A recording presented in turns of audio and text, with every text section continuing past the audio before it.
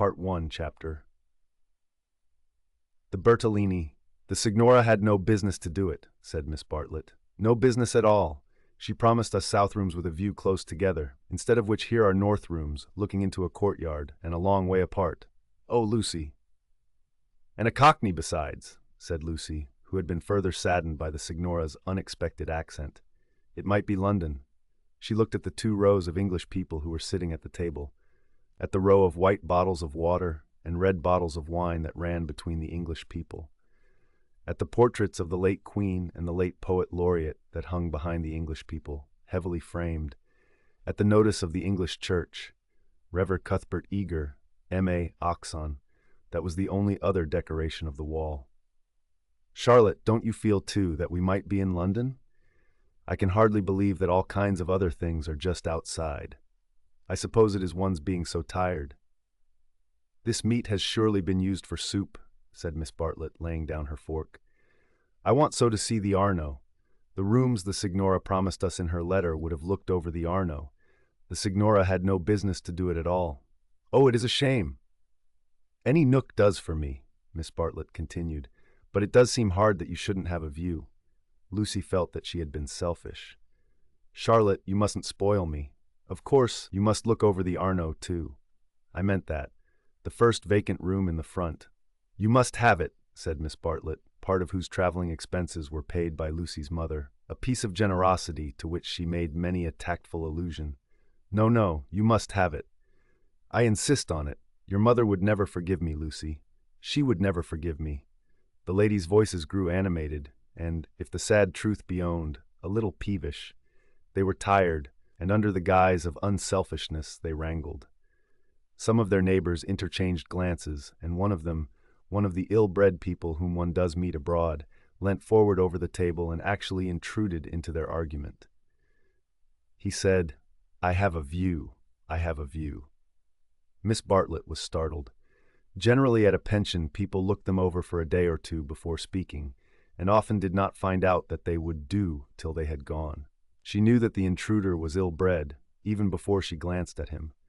He was an old man, of heavy build, with a fair, shaven face and large eyes. There was something childish in those eyes, though it was not the childishness of senility. What exactly it was, Miss Bartlett did not stop to consider, for her glance passed on to his clothes. These did not attract her. He was probably trying to become acquainted with them before they got into the swim. So she assumed a dazed expression when he spoke to her, and then said, A view? Oh, a view! How delightful a view is! This is my son, said the old man. His name's George. He has a view, too. Ah, said Miss Bartlett, repressing Lucy, who was about to speak. What I mean, he continued, is that you can have our rooms and we'll have yours. We'll change. The better class of tourist was shocked at this and sympathized with the newcomers. Miss Bartlett, in reply, opened her mouth as little as possible and said, Thank you very much indeed. That is out of the question. Why? Said the old man with both fists on the table. Because it is quite out of the question, thank you. You see, we don't like to take, began Lucy. Her cousin again repressed her. But why? He persisted. Women like looking at a view, men don't. And he thumped with his fists like a naughty child and turned to his son, saying, George, persuade them. It's so obvious they should have the rooms, said the son. There's nothing else to say. He did not look at the ladies as he spoke, but his voice was perplexed and sorrowful. Lucy, too, was perplexed, but she saw that they were in for what is known as quite a scene, and she had an odd feeling that whenever these ill-bred tourists spoke, the contest widened and deepened till it dealt not with rooms and views, but with, well, with something quite different, whose existence she had not realized before. Now the old man attacked Miss Bartlett almost violently. Why should she not change? What possible objection had she? They would clear out in half an hour. Miss Bartlett, though skilled in the delicacies of conversation, was powerless in the presence of brutality.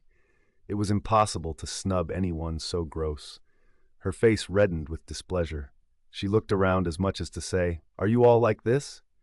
And 2 little old ladies who were sitting further up the table, with shawls hanging over the backs of the chairs, looked back, clearly indicating, We are not.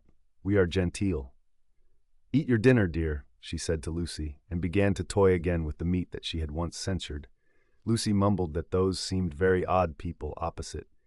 "Eat your dinner, dear. This pension is a failure. Tomorrow we will make a change." Hardly had she announced this fell decision when she reversed it. The curtains at the end of the room parted and revealed a clergyman, stout but attractive, who hurried forward to take his place at the table, cheerfully apologizing for his lateness.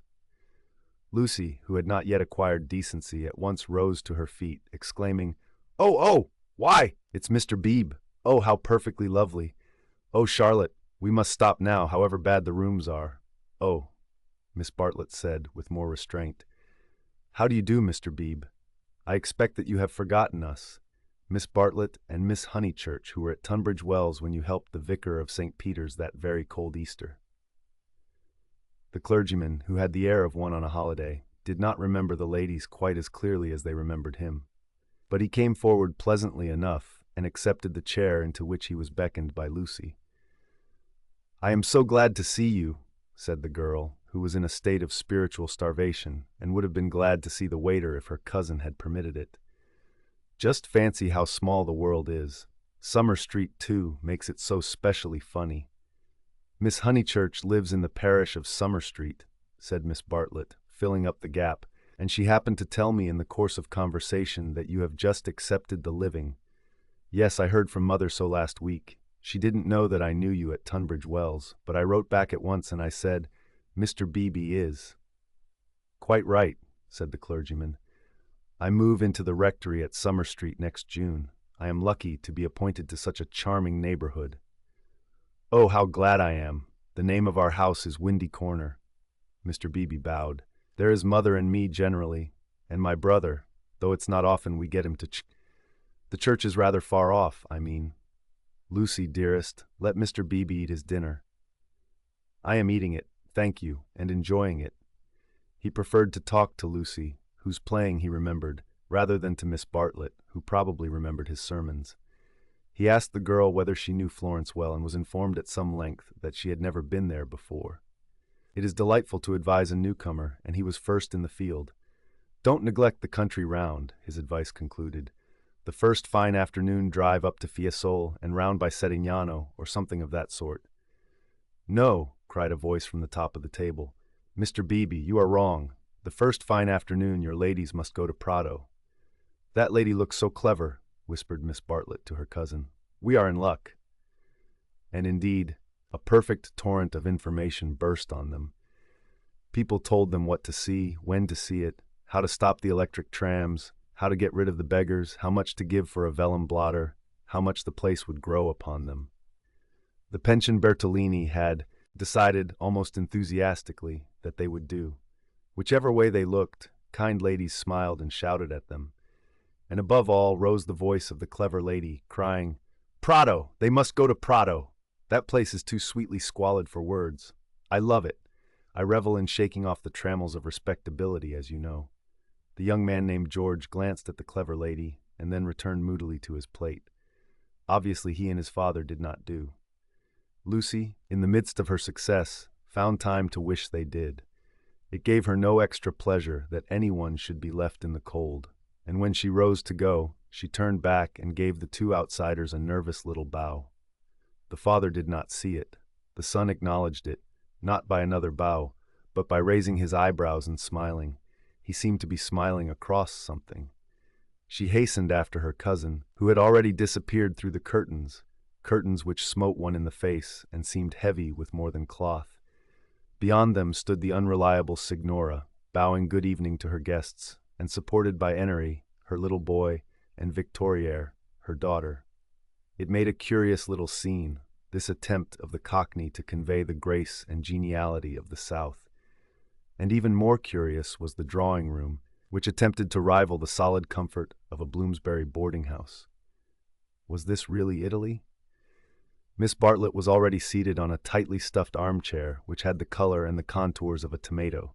She was talking to Mr. Beebe, and as she spoke, her long, narrow head drove backwards and forwards, slowly, regularly, as though she were demolishing some invisible obstacle.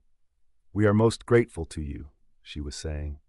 "The first evening means so much. When you arrived, we were in for a peculiarly mauvaise quart d'heure. He expressed his regret. Do you by any chance know the name of an old man who sat opposite us at dinner? Emerson. Is he a friend of yours? We are friendly, as one is in pensions. Then I will say no more. He pressed her very slightly, and she said more. I am, as it were, she concluded, the chaperon of my young cousin, Lucy, and it would be a serious thing if I put her under an obligation to people of whom we know nothing. His manner was somewhat unfortunate. I hope I acted for the best. You acted very naturally, said he. He seemed thoughtful, and after a few moments added, all the same, I don't think much harm would have come of accepting. No harm, of course, but we could not be under an obligation. He is rather a peculiar man. Again he hesitated, and then said gently, I think he would not take advantage of your acceptance, nor expect you to show gratitude. He has the merit, if it is one, of saying exactly what he means. He has rooms he does not value, and he thinks you would value them. He no more thought of putting you under an obligation than he thought of being polite. It is so difficult, at least I find it difficult, to understand people who speak the truth. Lucy was pleased and said, I was hoping that he was nice. I do so always hope that people will be nice. I think he is, nice and tiresome. I differ from him on almost every point of any importance, and so I expect, I may say I hope, you will differ. But his is a type one disagrees with rather than deplores. When he first came here, he not unnaturally put people's backs up. He has no tact and no manners. I don't mean by that he has bad manners, and he will not keep his opinions to himself. We nearly complained about him to our depressing signora, but I am glad to say we thought better of it. Am I to conclude, said Miss Bartlett, that he is a socialist?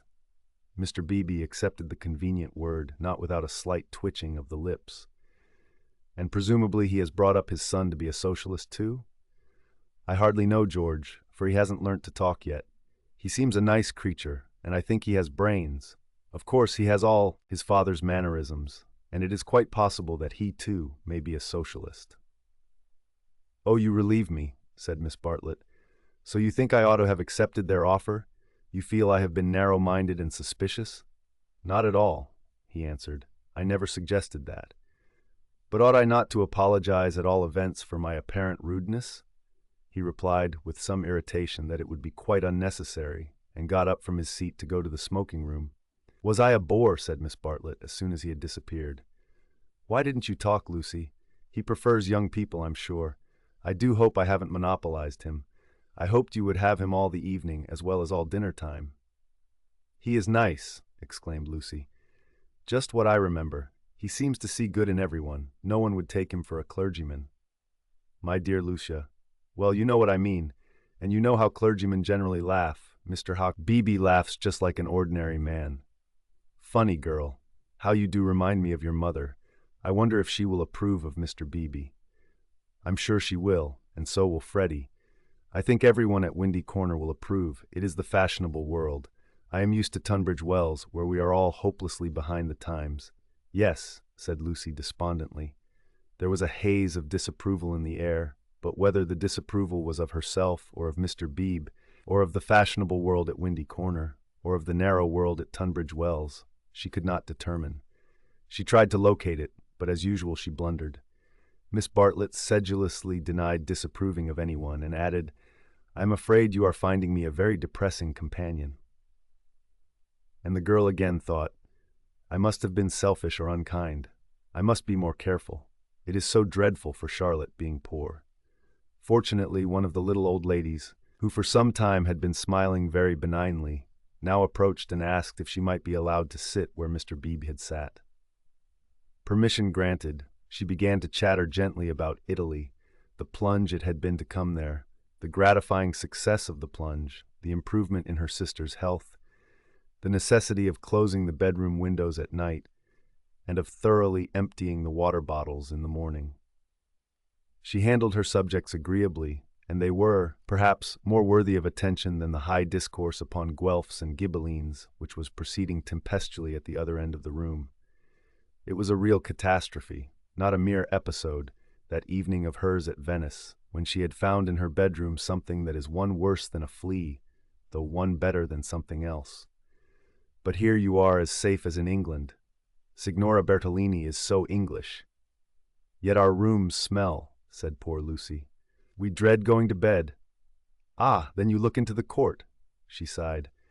If only Mr. Emerson was more tactful. We were so sorry for you at dinner. I think he was meaning to be kind. Undoubtedly he was, said Miss Bartlett. Mr. Beebe has just been scolding me for my suspicious nature. Of course I was holding back on my cousin's account. Of course, said the little old lady, and they murmured that one could not be too careful with a young girl. Lucy tried to look demure, but could not help feeling a great fool. No one was careful with her at home, or at all events, she had not noticed it.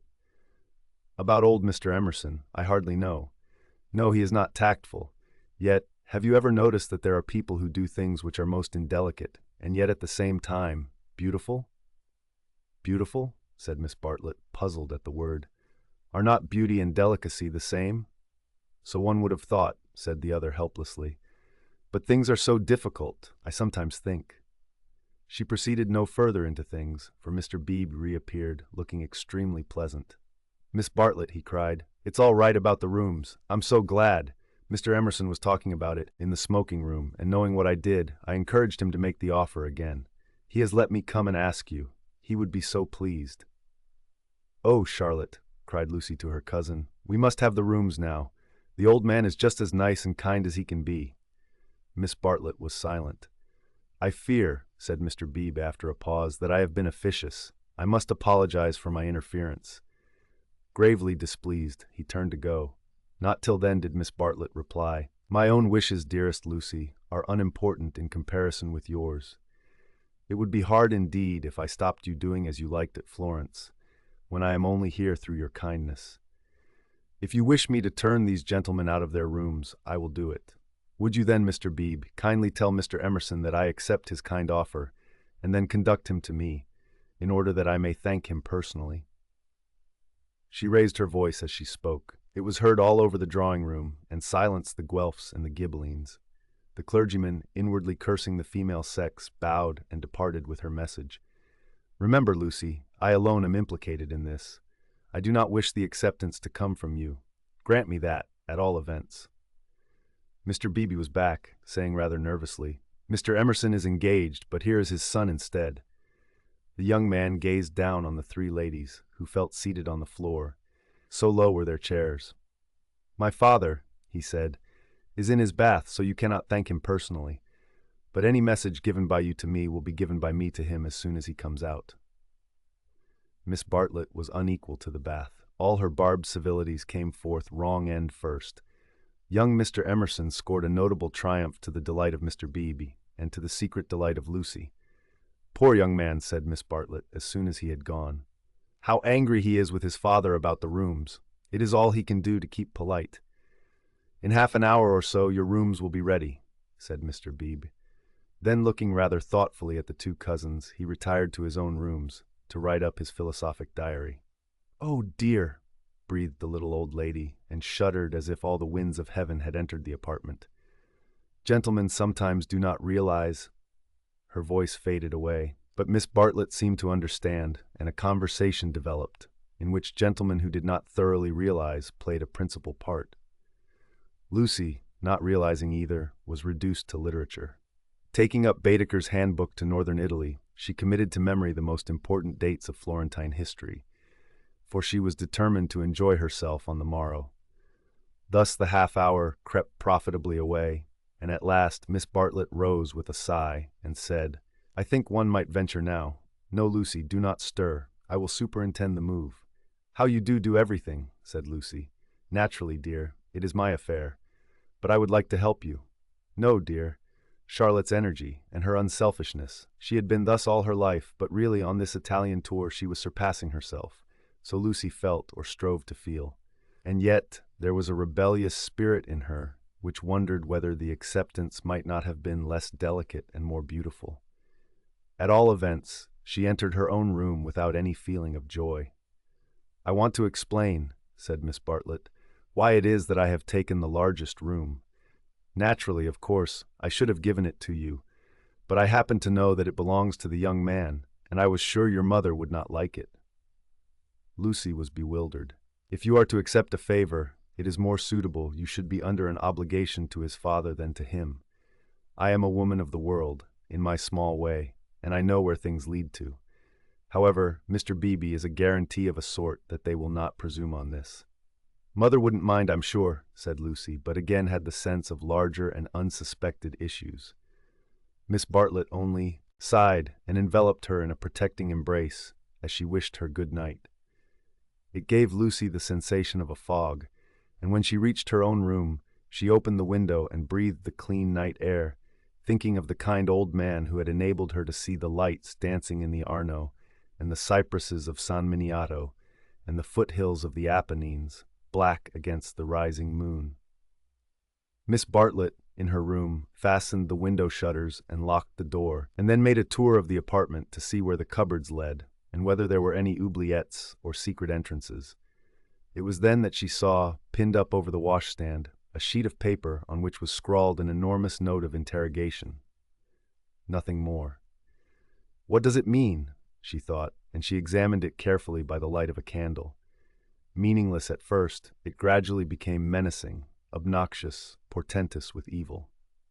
She was seized with an impulse to destroy it, but fortunately remembered that she had no right to do so, since it must be the property of young Mr. Emerson. So she unpinned it carefully and put it between two pieces of blotting paper to keep it clean for him. Then she completed her inspection of the room, sighed heavily according to her habit, and went to bed. Chapter 2. In Santa Croce with no Baedeker. It was pleasant to wake up in Florence, to open the eyes upon a bright bare room, with a floor of red tiles which look clean, though they are not, with a painted ceiling whereon pink griffins and blue amorini sport in a forest of yellow violins and bassoons. It was pleasant, too, to fling wide the windows, pinching the fingers in unfamiliar fastenings, to lean out into sunshine with beautiful hills and trees and marble churches opposite, and close below, the Arno, gurgling against the embankment of the road. Over the river men were at work with spades and sieves on the sandy foreshore, and on the river was a boat, also diligently employed for some mysterious end. An electric tram came rushing underneath the window. No one was inside it, except one tourist, but its platforms were overflowing with Italians, who preferred to stand.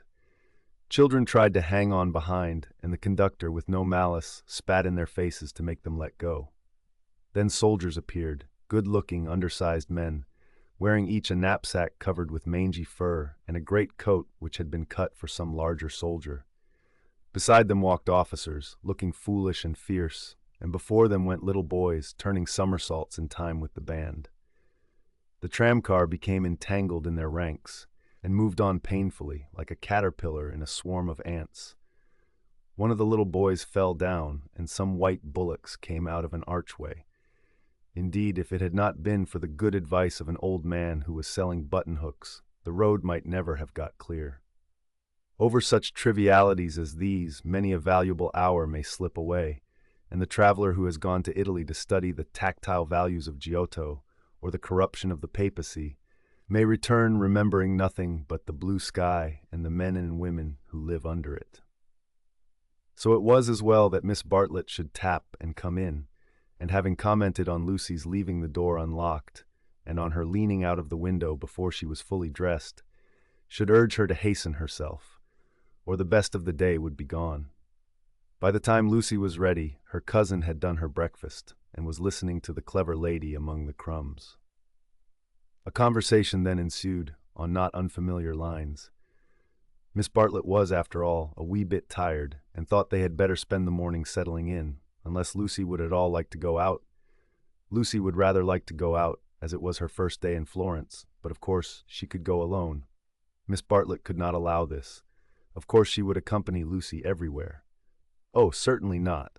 Lucy would stop with her cousin. Oh no, that would never do. Oh yes. At this point the clever lady broke in. If it is Mrs. Grundy who is troubling you, I do assure you that you can neglect the good person. Being English, Miss Honeychurch will be perfectly safe. Italians understand. A dear friend of mine, Contessa Baroncelli, has 2 daughters, and when she cannot send a maid to school with them, she lets them go in sailor hats instead. Everyone takes them for English, you see. especially if their hair is strained tightly behind. Miss Bartlett was unconvinced by the safety of Contessa Baroncelli's daughters. She was determined to take Lucy herself, her head not being so very bad.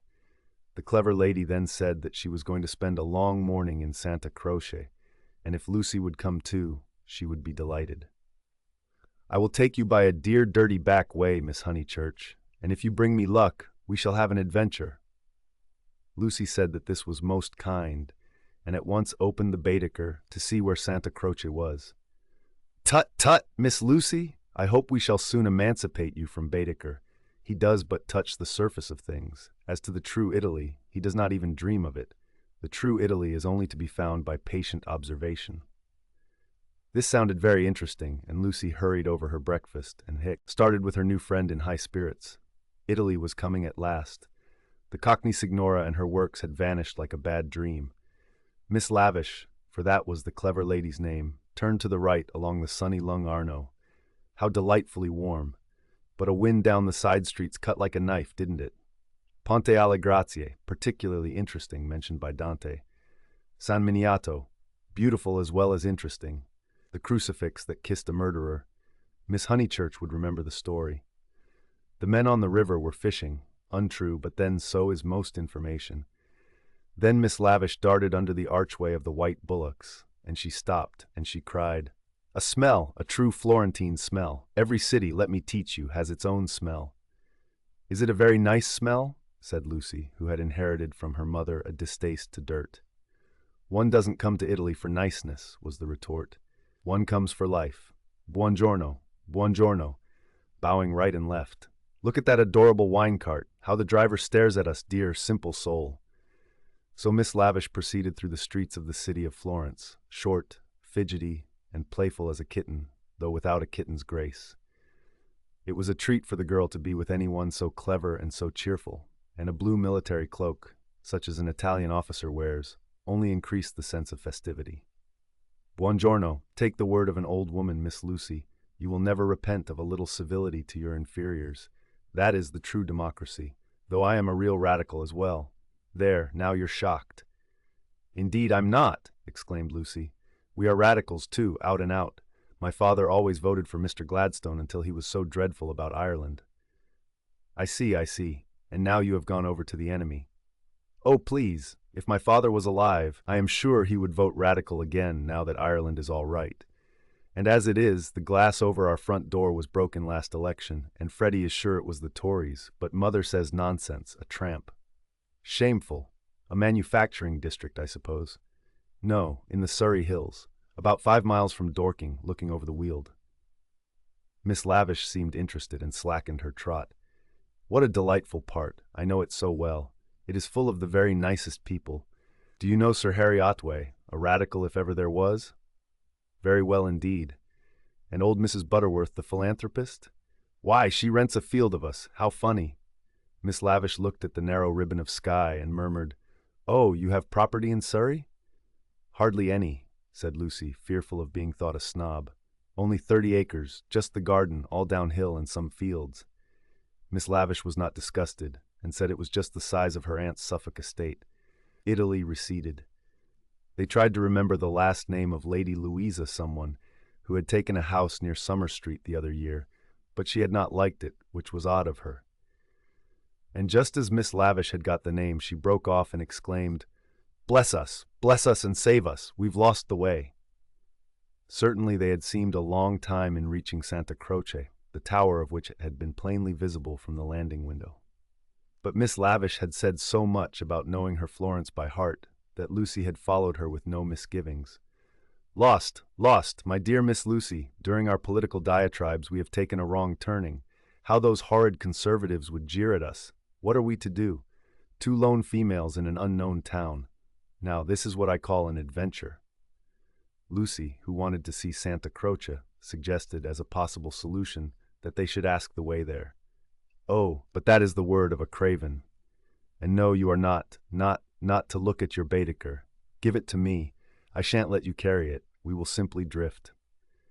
Accordingly, they drifted through a series of those gray-brown streets, neither commodious nor picturesque, in which the eastern quarter of the city abounds. Lucy soon lost interest in the discontent of Lady Louisa and became discontented herself. For one ravishing moment, Italy appeared. She stood in the square of the Annunziata and saw in the living terracotta those divine babies whom no cheap reproduction can ever stale. There they stood, with their shining limbs bursting from the garments of charity, and their strong white arms extended against circlets of heaven. Lucy thought she had never seen anything more beautiful, but Miss Lavish, with a shriek of dismay, dragged her forward, declaring that they were out of their path now, by at least a mile. The hour was approaching at which the continental breakfast begins, or rather ceases to tell, and the ladies bought some hot chestnut paste out of a little shop, because it looked so typical. It tasted partly of the paper in which it was wrapped, partly of hair oil, partly of the great unknown, but it gave them strength to drift into another piazza, large and dusty, on the farther side of which rose a black and white facade of surpassing ugliness. Miss Lavish spoke to it dramatically. It was Santa Croce. The adventure was over. "Stop a minute. Let those two people go on, or I shall have to speak to them. I do detest conventional intercourse. Nasty. They are going into the church too. Oh, the British are abroad. We sat opposite them at dinner last night. They have given us their rooms. They were so very kind." "Look at their figures," laughed Miss Lavish. "They walk through my Italy like a pair of cows. It's very naughty of me, but I would like to set an examination paper at Dover and turn back every tourist who couldn't pass it." "What would you ask us?" Miss Lavish laid her hand pleasantly on Lucy's arm, as if to suggest that she, at all events, would get full marks. In this exalted mood, they reached the steps of the great church, and were about to enter it when Miss Lavish stopped, squeaked, flung up her arms, and cried, "There goes my local color box! I must have a word with him!" And in a moment she was away over the piazza, her military cloak flapping in the wind, nor did she slacken speed till she caught up an old man with white whiskers and nipped him playfully upon the arm. Lucy waited for nearly 10 minutes. Then she began to get tired. The beggars worried her, the dust blew in her eyes, and she remembered that a young girl ought not to loiter in public places. She descended slowly into the piazza with the intention of rejoining Miss Lavish, who was really almost too original. But at that moment Miss Lavish and her local color box moved also, and disappeared down a side street, both gesticulating largely. Tears of indignation came to Lucy's eyes, partly because Miss Lavish had jilted her, partly because she had taken her Baedeker. How could she find her way home? How could she find her way about in Santa Croce? Her first morning was ruined, and she might never be in Florence again. A few minutes ago she had been all high spirits, talking as a woman of culture, and half persuading herself that she was full of originality. Now she entered the church depressed and humiliated, not even able to remember whether it was built by the Franciscans or the Dominicans. Of course, it must be a wonderful building, but how like a barn, and how very cold.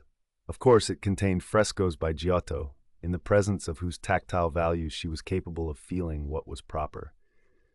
But who was to tell her which they were? She walked about disdainfully, unwilling to be enthusiastic over monuments of uncertain authorship or date. There was no one even to tell her which, of all the sepulchral slabs that paved the nave and transepts, was the one that was really beautiful, the one that had been most praised by Mr. Ruskin. Then the pernicious charm of Italy worked on her, and, instead of acquiring information, she began to be happy. She puzzled out the Italian notices, the notices that forbade people to introduce dogs into the church, the notice that prayed people, in the interest of health and out of respect to the sacred edifice in which they found themselves, not to spit. She watched the tourists. Their noses were as red as their Baedekers, so cold was Santa Croce. She beheld the horrible fate that overtook 3 papists, 2 he-babies and a she-baby, who began their career by sousing each other with the holy water, and then proceeded to the Machiavelli memorial, dripping but hallowed.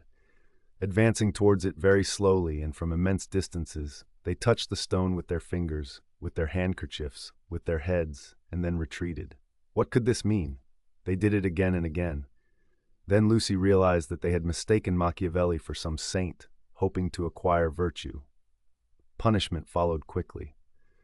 The smallest he-baby stumbled over one of the sepulchral slabs so much admired by Mr. Ruskin and entangled his feet in the features of a recumbent bishop. Protestant as she was, Lucy darted forward. She was too late. He fell heavily upon the prelate's upturned toes. "Hateful bishop!" exclaimed the voice of old Mr. Emerson, who had darted forward also. "Hard in life, hard in death. Go out into the sunshine, little boy, and kiss your hand to the sun, for that is where you ought to be.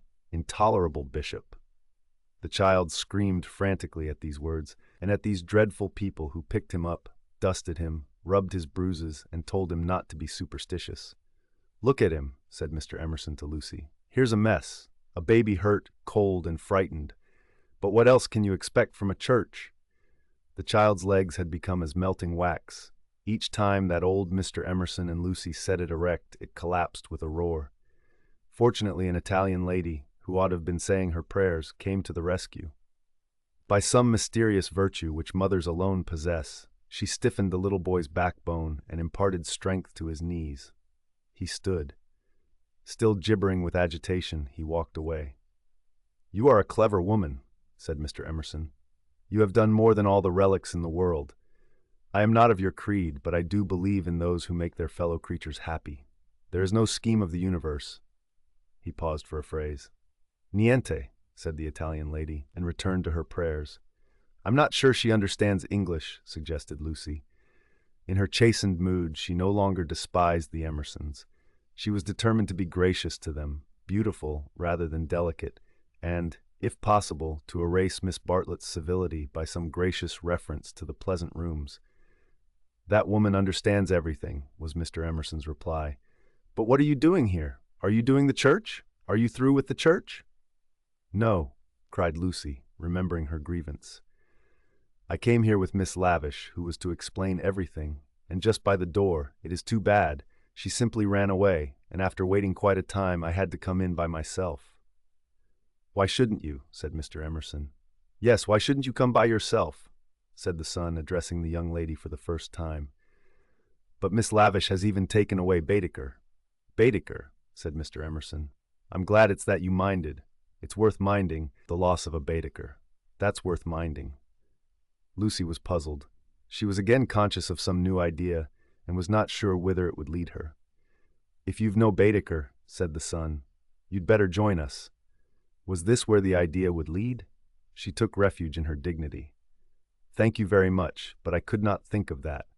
I hope you do not suppose that I came to join on to you. I really came to help with the child, and to thank you for so kindly giving us your rooms last night. I hope that you have not been put to any great inconvenience." "My dear," said the old man gently, "I think that you are repeating what you have heard older people say. You are pretending to be touchy, but you are not really. Stop being so tiresome, and tell me instead what part of the church you want to see. To take you to it will be a real pleasure."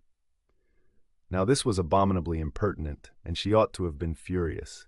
But it is sometimes as difficult to lose one's temper as it is difficult at other times to keep it. Lucy could not get cross. Mr. Emerson was an old man, and surely a girl might humor him. On the other hand, his son was a young man, and she felt that a girl ought to be offended with him, or at all events be offended before him. It was at him that she gazed before replying. "I am not touchy, I hope. It is the Giottos that I want to see, if you will kindly tell me which they are." The son nodded. With a look of somber satisfaction, he led the way to the Peruzzi chapel. There was a hint of the teacher about him. She felt like a child in school who had answered a question rightly. The chapel was already filled with an earnest congregation, and out of them rose the voice of a lecturer, directing them how to worship Giotto, not by tactful valuations, but by the standards of the spirit. "Remember," he was saying, "the facts about this church of Santa Croce, how it was built by faith in the full fervor of medievalism, before any taint of the Renaissance had appeared. Observe how Giotto in these frescoes, now unhappily ruined by restoration, is untroubled by the snares of anatomy and perspective. Could anything be more majestic, more pathetic, beautiful, true? How little, we feel, avails knowledge and technical cleverness against a man who truly feels." "No," exclaimed Mr. Emerson, in much too loud a voice for church. "Remember nothing of the sort. Built by faith indeed, That simply means the workmen weren't paid properly. And as for the frescoes, I see no truth in them. Look at that fat man in blue. He must weigh as much as I do, and he is shooting into the sky like an air balloon. He was referring to the fresco of the Ascension of St. John. Inside, the lecturer's voice faltered, as well it might. The audience shifted uneasily, and so did Lucy. She was sure that she ought not to be with these men, but they had cast a spell over her. They were so serious and so strange that she could not remember how to behave. Now, did this happen, or didn't it? Yes or no? George replied, "It happened like this, if it happened at all. I would rather go up to heaven by myself than be pushed by cherubs, and if I got there I should like my friends to lean out of it, just as they do here." "You will never go up," said his father. "You and I, dear boy, will lie at peace in the earth that bore us, and our names will disappear as surely as our work survives."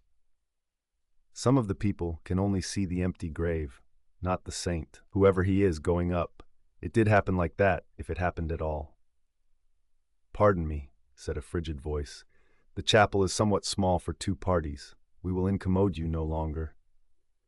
The lecturer was a clergyman, and his audience must be also his flock, for they held prayer books as well as guidebooks in their hands. They filed out of the chapel in silence. Amongst them were the 2 little old ladies of the Pension Bertolini, Miss Teresa and Miss Catherine Allen. "Stop!" cried Mr. Emerson. "There's plenty of room for us all. Stop!" The procession disappeared without a word. Soon the lecturer could be heard in the next chapel, describing the life of St. Francis. "George, I do believe that clergyman is the Brixton curate." George went into the next chapel and returned saying, "Perhaps he is. I don't remember. Then I had better speak to him and remind him who I am. It's that Mr. Eager. Why did he go? Did we talk too loud? How vexatious. I shall go and say we are sorry. Hadn't I better? Then perhaps he will come back." "He will not come back," said George.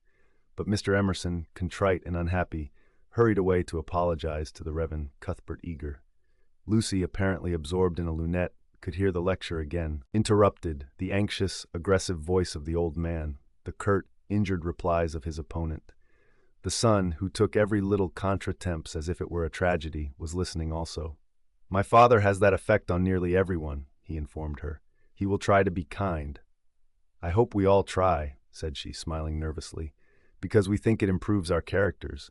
But he is kind to people because he loves them, and they find him out and are offended or frightened." "How silly of them," said Lucy, though in her heart she sympathized. "I think that a kind action done tactfully—" "Tact!" He threw up his head in disdain. Apparently she had given the wrong answer.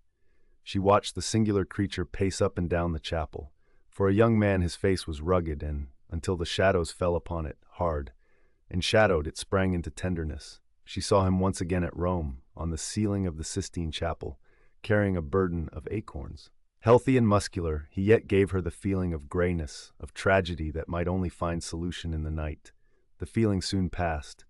It was unlike her to have entertained anything so subtle. Born of silence and of unknown emotion, it passed when Mr. Emerson returned, and she could re-enter the world of rapid talk, which was alone familiar to her. "Were you snubbed?" asked his son tranquilly. "But we have spoilt the pleasure of abode." "I don't know how many people. They won't come back."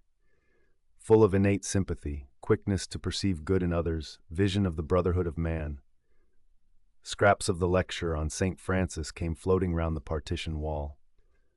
"Don't let us spoil yours," he continued to Lucy. "Have you looked at those saints?" "Yes," said Lucy. "They are lovely. Do you know which is the tombstone that is praised in Ruskin?" He did not know, and suggested that they should try to guess it. George, rather to her relief, refused to move, and she and the old man wandered not unpleasantly about Santa Croce, which, though it is like a barn, has harvested many beautiful things inside its walls. There were also beggars to avoid, and guides to dodge round the pillars, and an old lady with her dog, and here and there a priest modestly edging to his mass through the groups of tourists. But Mr. Emerson was only half interested. He watched the lecturer, whose success he believed he had impaired, and then he anxiously watched his son. "Why will he look at that fresco?" he said uneasily. "I saw nothing in it." "I like Giotto," she replied. "It is so wonderful what they say about his tactile values, though I like things like the Della Robbia babies better. So you ought. A baby is worth a dozen saints, and my baby's worth the whole of paradise, and as far as I can see he lives in hell. Lucy again felt that this did not do. In hell, he repeated. He's unhappy. Oh dear, said Lucy. How can he be unhappy when he is strong and alive? What more is one to give him? And think how he has been brought up, free from all the superstition and ignorance that lead men to hate one another in the name of God. With such an education as that, I thought he was bound to grow up happy. She was no theologian, but she felt that here was a very foolish old man, as well as a very irreligious one. She also felt that her mother might not like her talking to that kind of person, and that Charlotte would object most strongly. "What are we to do with him?" he asked. "He comes out for his holiday to Italy, and behaves like that, like the little child who ought to have been playing, and who hurt himself upon the tombstone." "Eh? What did you say?" Lucy had made no suggestion. Suddenly he said, "Now don't be stupid over this. I don't require you to fall in love with my boy, but I do think you might try and understand him. You are nearer his age, and if you let yourself go, I am sure you are sensible. You might help me. He has known so few women, and you have the time. You stop here several weeks, I suppose? But let yourself go. You are inclined to get muddled, if I may judge from last night. Let yourself go. Pull out from the depths those thoughts that you do not understand, and spread them out in the sunlight and know the meaning of them. By understanding George, you may learn to understand yourself. It will be good for both of you." To this extraordinary speech, Lucy found no answer. "I only know what it is that's wrong with him, not why it is." "And what is it?"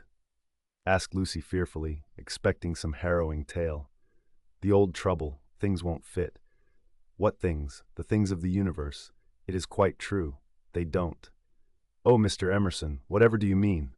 In his ordinary voice, so that she scarcely realized he was quoting poetry, he said, "From far, from eve and morning, and yon 12-winded sky, the stuff of life to knit me blew hither. Here am I.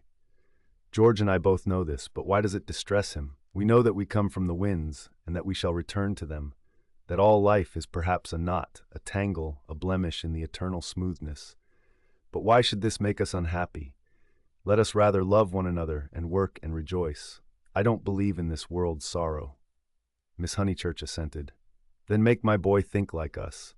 Make him realize that by the side of the everlasting yes, why there is a yes, a transitory yes if you like, but a yes." Suddenly she laughed.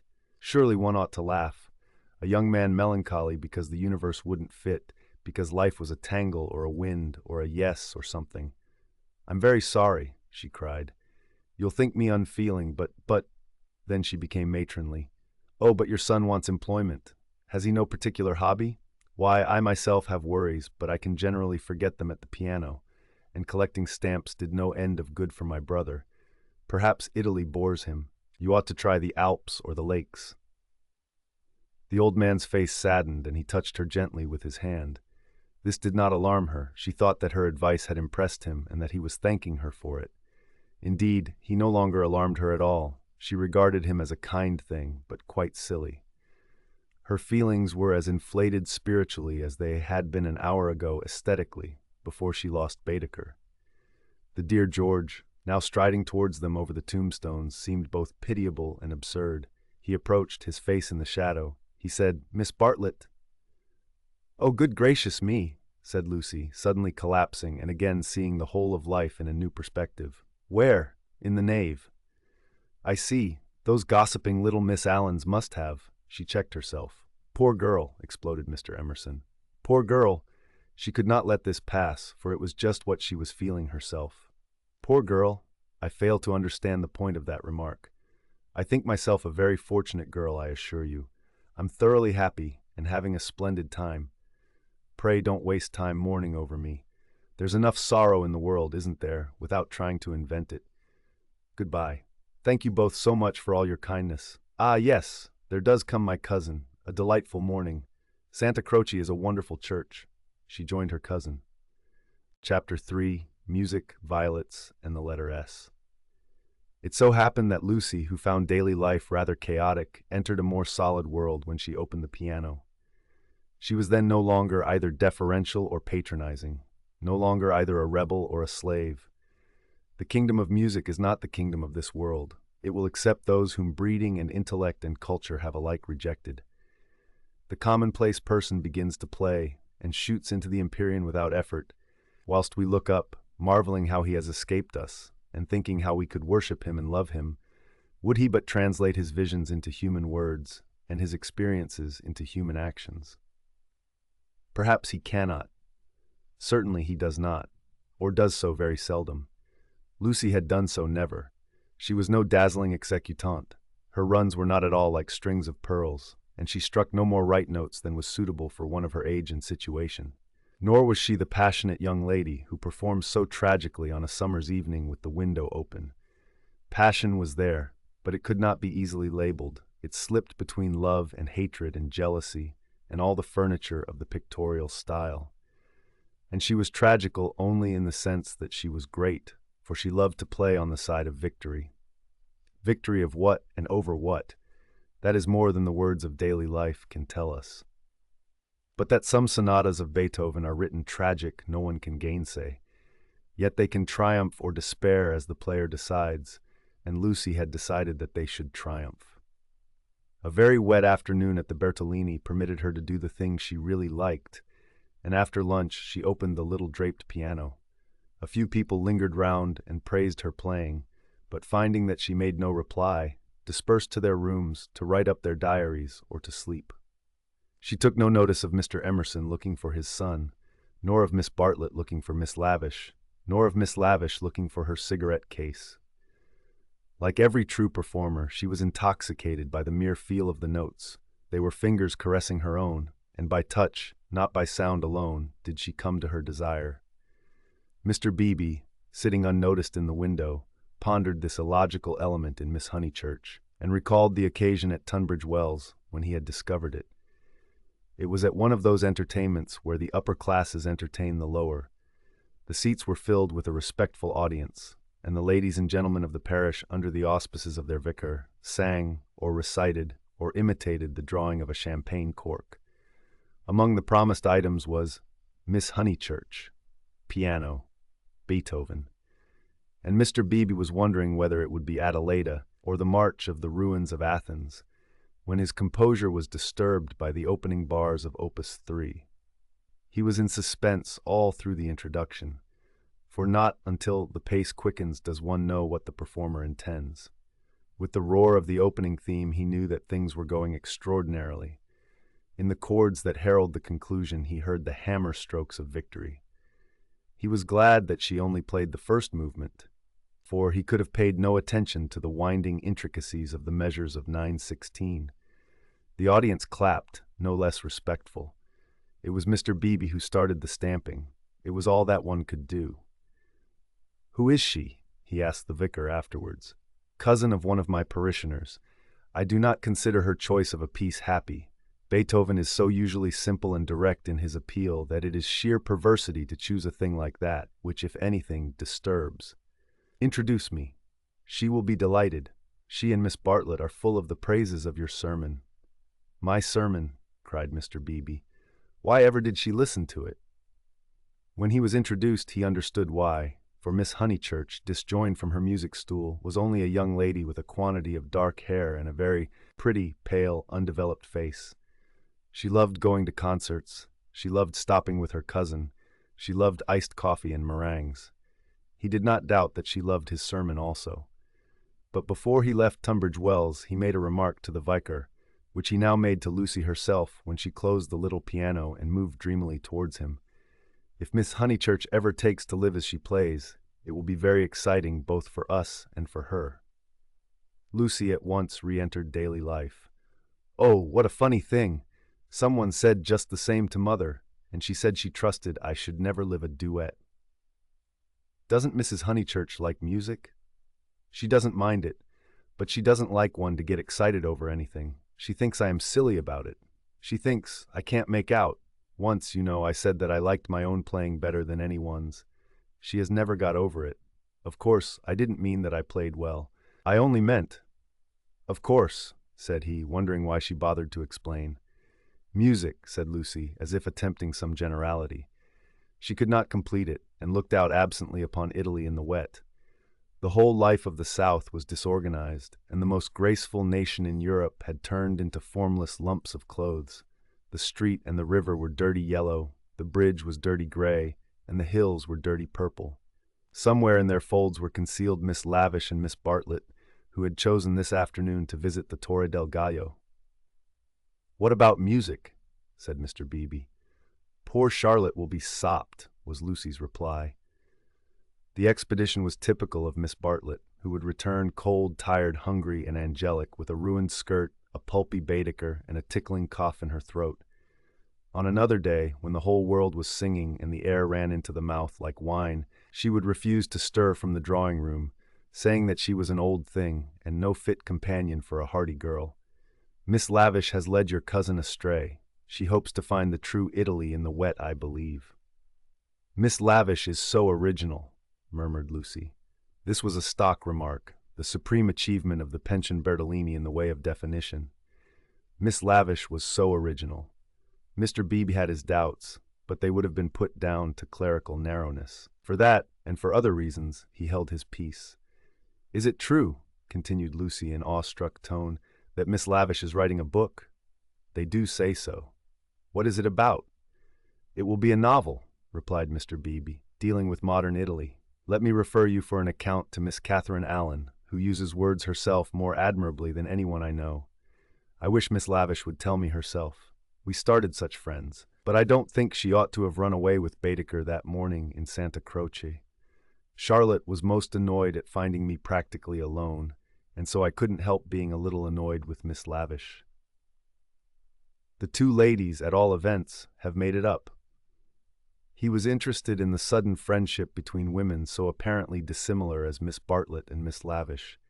They were always in each other's company, with Lucy a slighted third. Miss Lavish he believed he understood, but Miss Bartlett might reveal unknown depths of strangeness, though not, perhaps, of meaning. Was Italy deflecting her from the path of prim chaperon, which he had assigned to her at Tunbridge Wells? All his life he had loved to study maiden ladies. They were his specialty, and his profession had provided him with ample opportunities for the work. Girls like Lucy were charming to look at, but Mr. Beebe was, from rather profound reasons, somewhat chilly in his attitude towards the other sex, and preferred to be interested rather than enthralled. Lucy, for the third time, said that poor Charlotte would be sopped.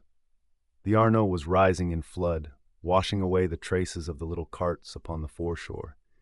But in the southwest there had appeared a dull haze of yellow, which might mean better weather if it did not mean worse.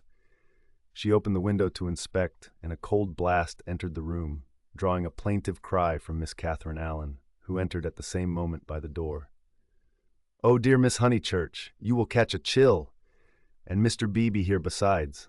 Who would suppose this is Italy? There is my sister actually nursing the hot water can. No comforts or proper provisions." She sidled towards them and sat down, self-conscious as she always was on entering a room which contained one man, or a man and one woman. "I could hear your beautiful playing, Miss Honeychurch, though I was in my room with the door shut. Doors shut, indeed, most necessary. No one has the least idea of privacy in this country, and one person catches it from another." Lucy answered suitably. Mr. Beebe was not able to tell the ladies of his adventure at Modena, where the chambermaid burst in upon him in his bath, exclaiming cheerfully, "Fa niente, sono vecchia." He contented himself with saying, "I quite agree with you, Miss Allen. The Italians are a most unpleasant people. They pry everywhere, they see everything, and they know what we want before we know it ourselves. We are at their mercy. They read our thoughts, they foretell our desires. From the cab driver down to Giotto, they turn us inside out, and I resent it. Yet in their heart of hearts they are, how superficial. They have no conception of the intellectual life. How right is Signora Bertolini, who exclaimed to me the other day, 'Oh, Mr. Beebe, if you knew what I suffer over the children's education. Hi won't ave my little Victoriere taught by a hignorant Italian what can't explain nothink.'" Miss Allen did not follow, but gathered that she was being mocked in an agreeable way. Her sister was a little disappointed in Mr. Beebe, having expected better things from a clergyman whose head was bald and who wore a pair of russet whiskers. Indeed, Who would have supposed that tolerance, sympathy, and a sense of humor would inhabit that militant form? In the midst of her satisfaction, she continued to sidle, and at last the cause was disclosed. From the chair beneath her, she extracted a gunmetal cigarette case, on which were powdered in turquoise the initials E.L. "That belongs to Lavish," said the clergyman. "A good fellow, Lavish, but I wish she'd start a pipe." "Oh, Mr. Beebe," said Miss Allen, divided between awe and mirth. "Indeed, though it is dreadful for her to smoke, it is not quite as dreadful as you suppose. She took to it, practically in despair, after her life's work was carried away in a landslip. Surely that makes it more excusable." "What was that?" asked Lucy. Mr. Beebe sat back complacently, and Miss Allen began as follows. "It was a novel, and I am afraid, from what I can gather, not a very nice novel. It is so sad when people who have abilities misuse them, and I must say they nearly always do. Anyhow, she left it almost finished in the grotto of the Calvary at the Cappuccini Hotel at Amalfi, while she went for a little ink. She said, "Can I have a little ink, please?" But you know what Italians are, and meanwhile the grotto fell roaring onto the beach, and the saddest thing of all is that she cannot remember what she has written. The poor thing was very ill after it, and so got tempted into cigarettes. It is a great secret, but I am glad to say that she is writing another novel. She told Teresa and Miss Pole the other day that she had got up all the local color. This novel is to be about modern Italy, the other was historical, but that she could not start till she had an idea. First she tried Perugia for an inspiration, then she came here. This must on no account get round, and so cheerful through it all. I cannot help thinking that there is something to admire in everyone, even if you do not approve of them. Miss Allen was always thus being charitable against her better judgment. A delicate pathos perfumed her disconnected remarks, giving them unexpected beauty, just as in the decaying autumn woods there sometimes rise odors reminiscent of spring.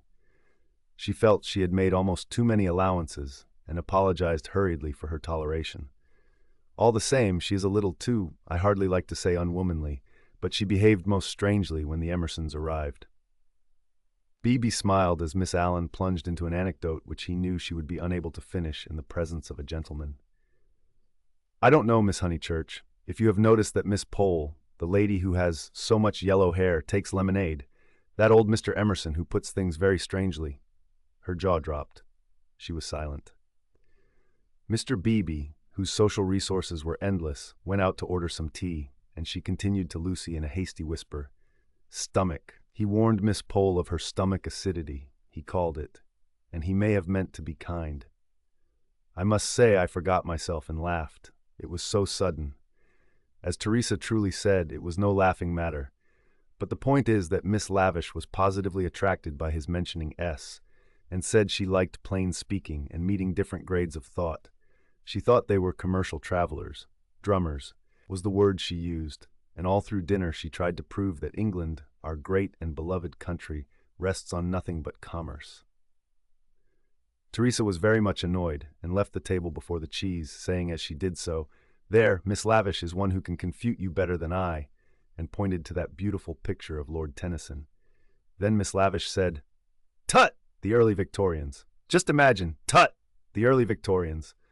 My sister had gone, and I felt bound to speak. I said, "Miss Lavish, I am an early Victorian, at least that is to say, I will hear no breath of censure against our dear Queen." It was horrible speaking. I reminded her how the Queen had been to Ireland when she did not want to go, and I must say she was dumbfounded and made no reply. But unluckily, Mr. Emerson overheard this part and called in his deep voice, "Quite so, quite so. I honor the woman for her Irish visit." The woman. I tell things so badly, but you see what a tangle we were in by this time, all on account of S having been mentioned in the first place. But that was not all. After dinner, Miss Lavish actually came up and said, "Miss Allen, I'm going into the smoking room to talk to those two nice men. Come too." Needless to say, I refused such an unsuitable invitation, and she had the impertinence to tell me that it would broaden my ideas, and said that she had 4 brothers, all university men except one who was in the army, who always made a point of talking to commercial travelers. "Let me finish the story," said Mr. Beebe, who had returned. Miss Lavish tried Miss Pole, myself, everyone, and finally said, "I shall go alone." She went. At the end of 5 minutes she returned unobtrusively with a green baize board and began playing Patience. "Whatever happened?" cried Lucy. "No one knows. No one will ever know. Miss Lavish will never dare to tell, and Mr. Emerson does not think it worth telling." "Mr. Beebe, old Mr. Emerson, is he nice or not nice? I do so want to know." Mr. Beebe laughed and suggested that she should settle the question for herself. "No, but it is so difficult. Sometimes he is so silly, and then I do not mind him. Miss Allen, what do you think? Is he nice?" The little old lady shook her head and sighed disapprovingly. Mr. Beebe, whom the conversation amused, stirred her up by saying, "I consider that you are bound to class him as nice, Miss Allen, after that business of the violets." "Violets, oh dear. Who told you about the violets? How do things get round? A pension is a bad place for gossips. No, I cannot forget how they behaved at Mr. Eager's lecture at Santa Croce. Oh, poor Miss Honeychurch, it really was too bad. No, I have quite changed. I do not like the Emersons. They are not nice." Mr. Beebe smiled nonchalantly. He had made a gentle effort to introduce the Emersons into Bertolini society, and the effort had failed. He was almost the only person who remained friendly to them.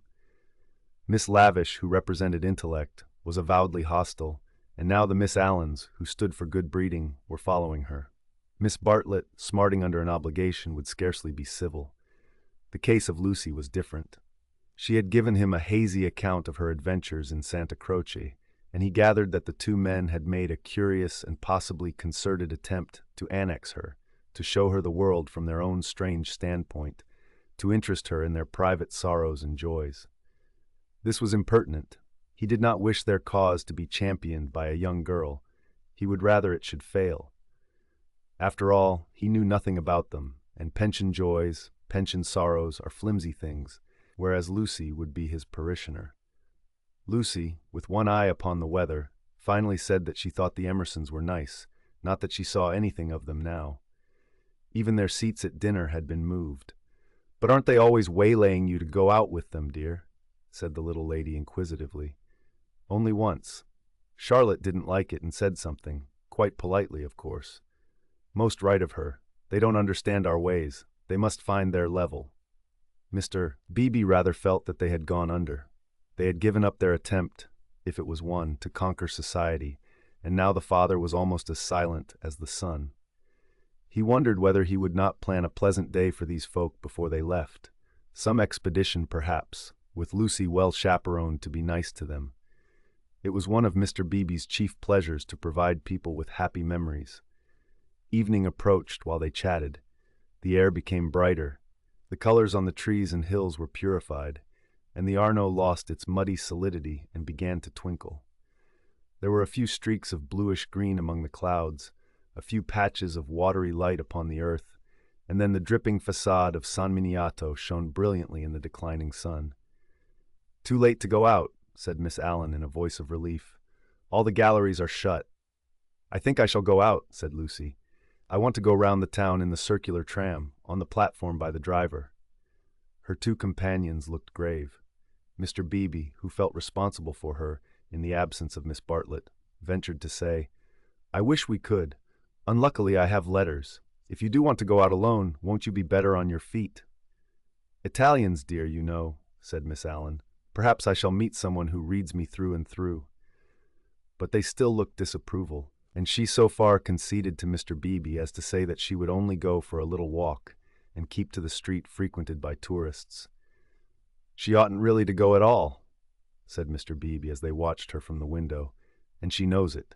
I put it down to too much Beethoven." Chapter 4, Fourth Chapter. Mr. Beebe was right. Lucy never knew her desires so clearly as after music. She had not really appreciated the clergyman's wit, nor the suggestive twitterings of Miss Allen. Conversation was tedious. She wanted something big, and she believed that it would have come to her on the wind-swept platform of an electric tram. This she might not attempt. It was unladylike. Why? Why were most big things unladylike? Charlotte had once explained to her why. It was not that ladies were inferior to men. It was that they were different. Their mission was to inspire others to achievement, rather than to achieve themselves. Indirectly, by means of tact and a spotless name, a lady could accomplish much. But if she rushed into the fray herself, she would be first censured, then despised, and finally ignored. Poems had been written to illustrate this point. There is much that is immortal in this medieval lady. The dragons have gone, and so have the knights, but still she lingers in our midst. She reigned in many an early Victorian castle, and was queen of much early Victorian song. It is sweet to protect her in the intervals of business, sweet to pay her honor when she has cooked our dinner well. But alas, the creature grows degenerate. In her heart also there are springing up strange desires. She too is enamored of heavy winds, and vast panoramas and green expanses of the sea. She has marked the kingdom of this world, how full it is of wealth and beauty and war, a radiant crust built around the central fires spinning towards the receding heavens. Men, declaring that she inspires them to it, move joyfully over the surface, having the most delightful meetings with other men, happy, not because they are masculine, but because they are alive. Before the show breaks up, she would like to drop the august title of the eternal woman and go there as her transitory self. Lucy does not stand for the medieval lady, who was rather an ideal to which she was bidden to lift her eyes when feeling serious. Nor has she any system of revolt. Here and there a restriction annoyed her particularly, and she would transgress it, and perhaps be sorry that she had done so. This afternoon she was peculiarly restive. She would really like to do something of which her well-wishers disapproved. As she might not go on the electric tram, she went to Alinari's shop. There she bought a photograph of Botticelli's Birth of Venus. Venus, being a pity, spoilt the picture, otherwise so charming, and Miss Bartlett had persuaded her to do without it. A pity in art, of course, signified the nude. Giorgione's Tempesta, the Idolino, some of the Sistine frescoes, and the Apoxyomenos were added to it. She felt a little calmer then, and bought Fra Angelico's Coronation, Giotto's Ascension of St. John, some Della Robbia babies, and some Guido Reni Madonnas. For her taste was Catholic, and she extended uncritical approval to every well-known name. But though she spent nearly 7 lire, the gates of liberty seemed still unopened. She was conscious of her discontent. It was new to her to be conscious of it. The world, she thought, is certainly full of beautiful things, if only I could come across them. It was not surprising that Mrs. Honeychurch disapproved of music, declaring that it always left her daughter peevish, unpractical, and touchy. Nothing ever happens to me, she reflected, as she entered the Piazza Signoria and looked nonchalantly at its marvels, now fairly familiar to her. The great square was in shadow. The sunshine had come too late to strike it. Neptune was already unsubstantial in the twilight, half god, half ghost, and his fountain plashed dreamily to the men and satyrs who idled together on its marge. The loggia showed as the triple entrance of a cave, wherein many a deity, shadowy, but immortal, looking forth upon the arrivals and departures of mankind. It was the hour of unreality, the hour, that is, when unfamiliar things are real. An older person at such an hour and in such a place might think that sufficient was happening to him, and rest content. Lucy desired more. She fixed her eyes wistfully on the tower of the palace, which rose out of the lower darkness like a pillar of roughened gold. It seemed no longer a tower, no longer supported by earth, but some unattainable treasure throbbing in the tranquil sky. Its brightness mesmerized her, still dancing before her eyes when she bent them to the ground and started towards home. Then something did happen. 2 Italians by the loggia had been bickering about a debt. "Cinque lire," they had cried. "Cinque lire." They sparred at each other, and one of them was hit lightly upon the chest. He frowned. He bent towards Lucy with a look of interest, as if he had an important message for her.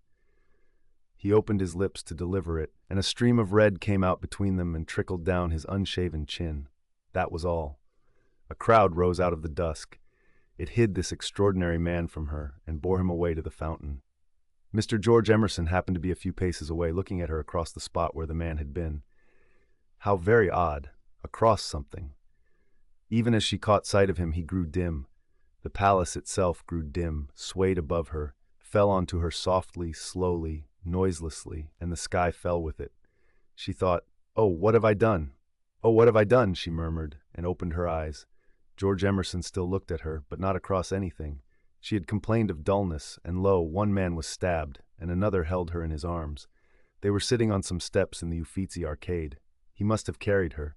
He rose when she spoke and began to dust his knees. She repeated, "Oh, what have I done?" "You fainted." "I am very sorry." "How are you now?" "Perfectly well. Absolutely well." And she began to nod and smile.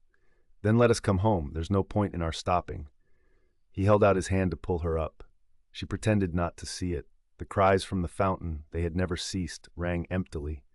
The whole world seemed pale and void of its original meaning. "How very kind you have been. I might have hurt myself falling, but now I am well. I can go alone, thank you." His hand was still extended. "Oh, my photographs," she exclaimed suddenly. "What photographs?" "I bought some photographs at Alinari's. I must have dropped them out there in the square." She looked at him cautiously.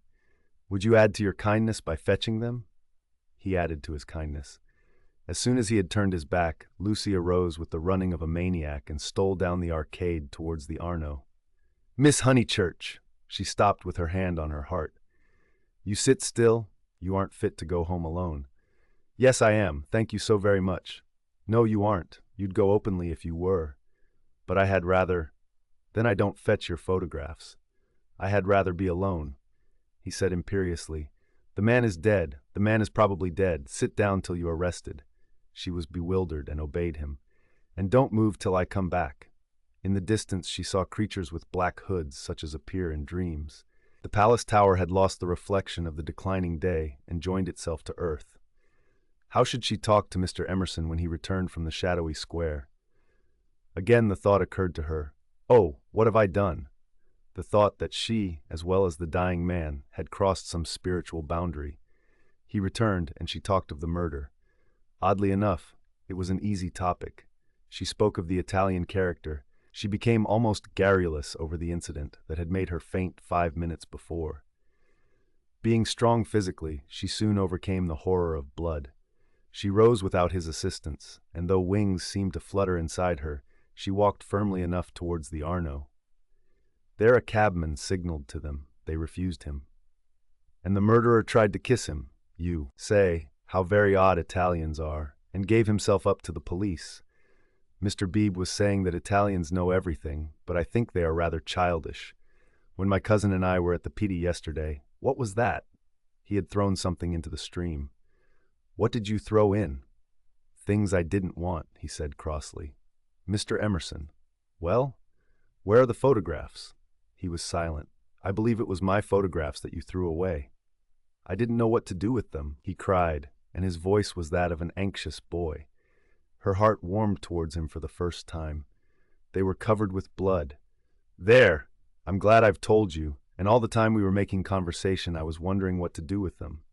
He pointed downstream. They've gone. The river swirled under the bridge. I did mind them so, and one is so foolish, it seemed better that they should go out to the sea. I don't know. I may just mean that they frightened me. Then the boy verged into a man. For something tremendous has happened. I must face it without getting muddled. It isn't exactly that a man has died. Something warned Lucy that she must stop him. It has happened, he repeated, and I mean to find out what it is. Mr. Emerson, he turned towards her frowning as if she had disturbed him in some abstract quest. I want to ask you something before we go in. They were close to their pension. She stopped and leant her elbows against the parapet of the embankment. He did likewise. There is at times a magic in identity of position. It is one of the things that have suggested to us eternal comradeship. She moved her elbows before saying, I have behaved ridiculously. He was following his own thoughts. I was never so much ashamed of myself in my life. I cannot think what came over me. I nearly fainted myself, he said, but she felt that her attitude repelled him. Well, I owe you 1,000 apologies. Oh, all right. And this is the real point. You know how silly people are gossiping, ladies especially, I'm afraid. You understand what I mean? I'm afraid I don't. I mean, would you not mention it to anyone, my foolish behavior? Your behavior? Oh, yes, all right, all right. Thank you so much, and would you— She could not carry her request any further. The river was rushing below them, almost black in the advancing night. He had thrown her photographs into it, and then he had told her the reason. It struck her that it was hopeless to look for chivalry in such a man. He would do her no harm by idle gossip. He was trustworthy, intelligent, and even kind. He might even have a high opinion of her. But he lacked chivalry. His thoughts, like his behavior, would not be modified by awe. It was useless to say to him, "And would you?" and hope that he would complete the sentence for himself, averting his eyes from her nakedness, like the knight in that beautiful picture. She had been in his arms, and he remembered it, just as he remembered the blood on the photographs that she had bought in Alinari's shop. It was not exactly that a man had died. Something had happened to the living. They had come to a situation where character tells, and where childhood enters upon the branching paths of youth. "Well, thank you so much," she repeated. "How quickly these accidents do happen, and then one returns to the old life." "I don't." Anxiety moved her to question him. His answer was puzzling. "I shall probably want to live."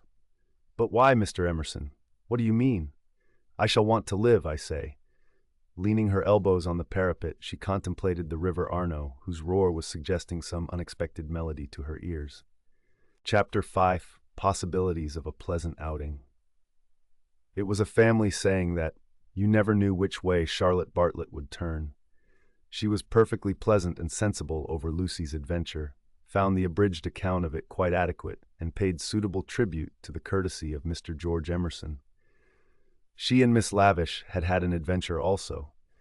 They had been stopped at the Dazio coming back, and the young officials there, who seemed impudent and désoeuvré, had tried to search their reticules for provisions. It might have been most unpleasant. Fortunately, Miss Lavish was a match for anyone. For good or for evil, Lucy was left to face her problem alone. None of her friends had seen her, either in the piazza or, later on, by the embankment. Mr. Beebe, indeed, noticing her startled eyes at dinner time, had again passed to himself the remark of too much Beethoven, but he only supposed that she was ready for an adventure, not that she had encountered it. This solitude oppressed her. She was accustomed to have her thoughts confirmed by others, or, at all events, contradicted. It was too dreadful not to know whether she was thinking right or wrong. At breakfast next morning, she took decisive action. There were two plans between which she had to choose. Mr. Beebe was walking up to the Torre del Gallo with the Emersons and some American ladies. Would Miss Bartlett and Miss Honeychurch join the party? Charlotte declined for herself. She had been there in the rain the previous afternoon. But she thought it an admirable idea for Lucy, who hated shopping, changing money, fetching letters, and other irksome duties, all of which Miss Bartlett must accomplish this morning and could easily accomplish alone. "No, Charlotte," cried the girl, with real warmth. "It's very kind of Mr. Beebe, but I am certainly coming with you. I had much rather."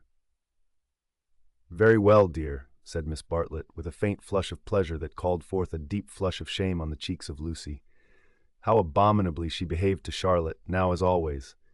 But now she should alter. All morning she would be really nice to her. She slipped her arm into her cousin's, and they started off along the Lung Arno.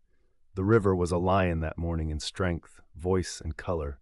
Miss Bartlett insisted on leaning over the parapet to look at it. She then made her usual remark, which was, "How I do wish Freddie and your mother could see this too." Lucy fidgeted. It was tiresome of Charlotte to have stopped exactly where she did.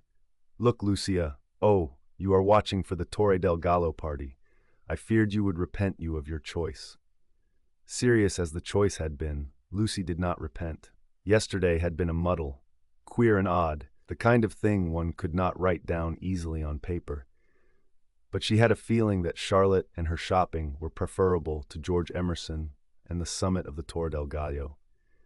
Since she could not unravel the tangle, she must take care not to re-enter it. She could protest sincerely against Miss Bartlett's insinuations. But though she had avoided the chief actor, the scenery unfortunately remained. Charlotte, with the complacency of fate, led her from the river to the Piazza Signoria. She could not have believed that stones, a loggia, a fountain, a palace tower would have such significance. For a moment she understood the nature of ghosts. The exact site of the murder was occupied, not by a ghost, but by Miss Lavish, who had the morning newspaper in her hand. She hailed them briskly. The dreadful catastrophe of the previous day had given her an idea which she thought would work up into a book. "Oh, let me congratulate you," said Miss Bartlett. "After your despair of yesterday, what a fortunate thing."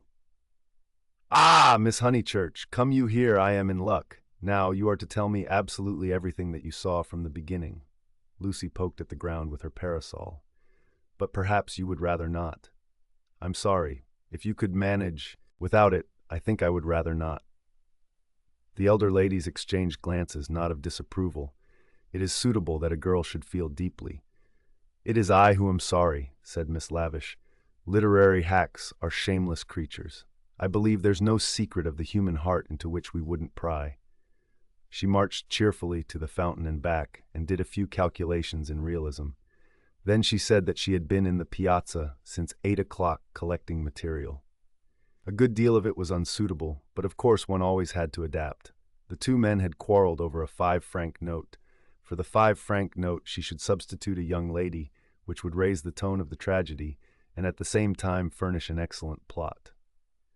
"What is the heroine's name?" asked Miss Bartlett. "Leonora," said Miss Lavish. Her own name was Eleanor. "I do hope she's nice." That desideratum would not be omitted. "And what is the plot?" Love, murder, abduction, revenge was the plot. But it all came while the fountain plashed to the satyrs in the morning sun. "I hope you will excuse me for boring on like this," Miss Lavish concluded. "It is so tempting to talk to really sympathetic people. Of course, this is the barest outline. There will be a deal of local coloring, descriptions of Florence and the neighborhood, and I shall also introduce some humorous characters. And let me give you all fair warning, I intend to be unmerciful to the British tourist." "Oh, you wicked woman," cried Miss Bartlett. "I am sure you are thinking of the Emersons." Miss Lavish gave a Machiavellian smile. "I confess that in Italy my sympathies are not with my own countrymen. It is the neglected Italians who attract me, and whose lives I am going to paint so far as I can. For I repeat and I insist, and I have always held most strongly, that a tragedy such as yesterday's is not the less tragic because it happened in humble life." There was a fitting silence when Miss Lavish had concluded. Then the cousins wished success to her labors and walked slowly away across the square. "She is my idea of a really clever woman," said Miss Bartlett. "That last remark struck me as so particularly true. It should be a most pathetic novel." Lucy assented. At present, her great aim was not to get put into it. Her perceptions this morning were curiously keen, and she believed that Miss Lavish had her on trial for an ingenue.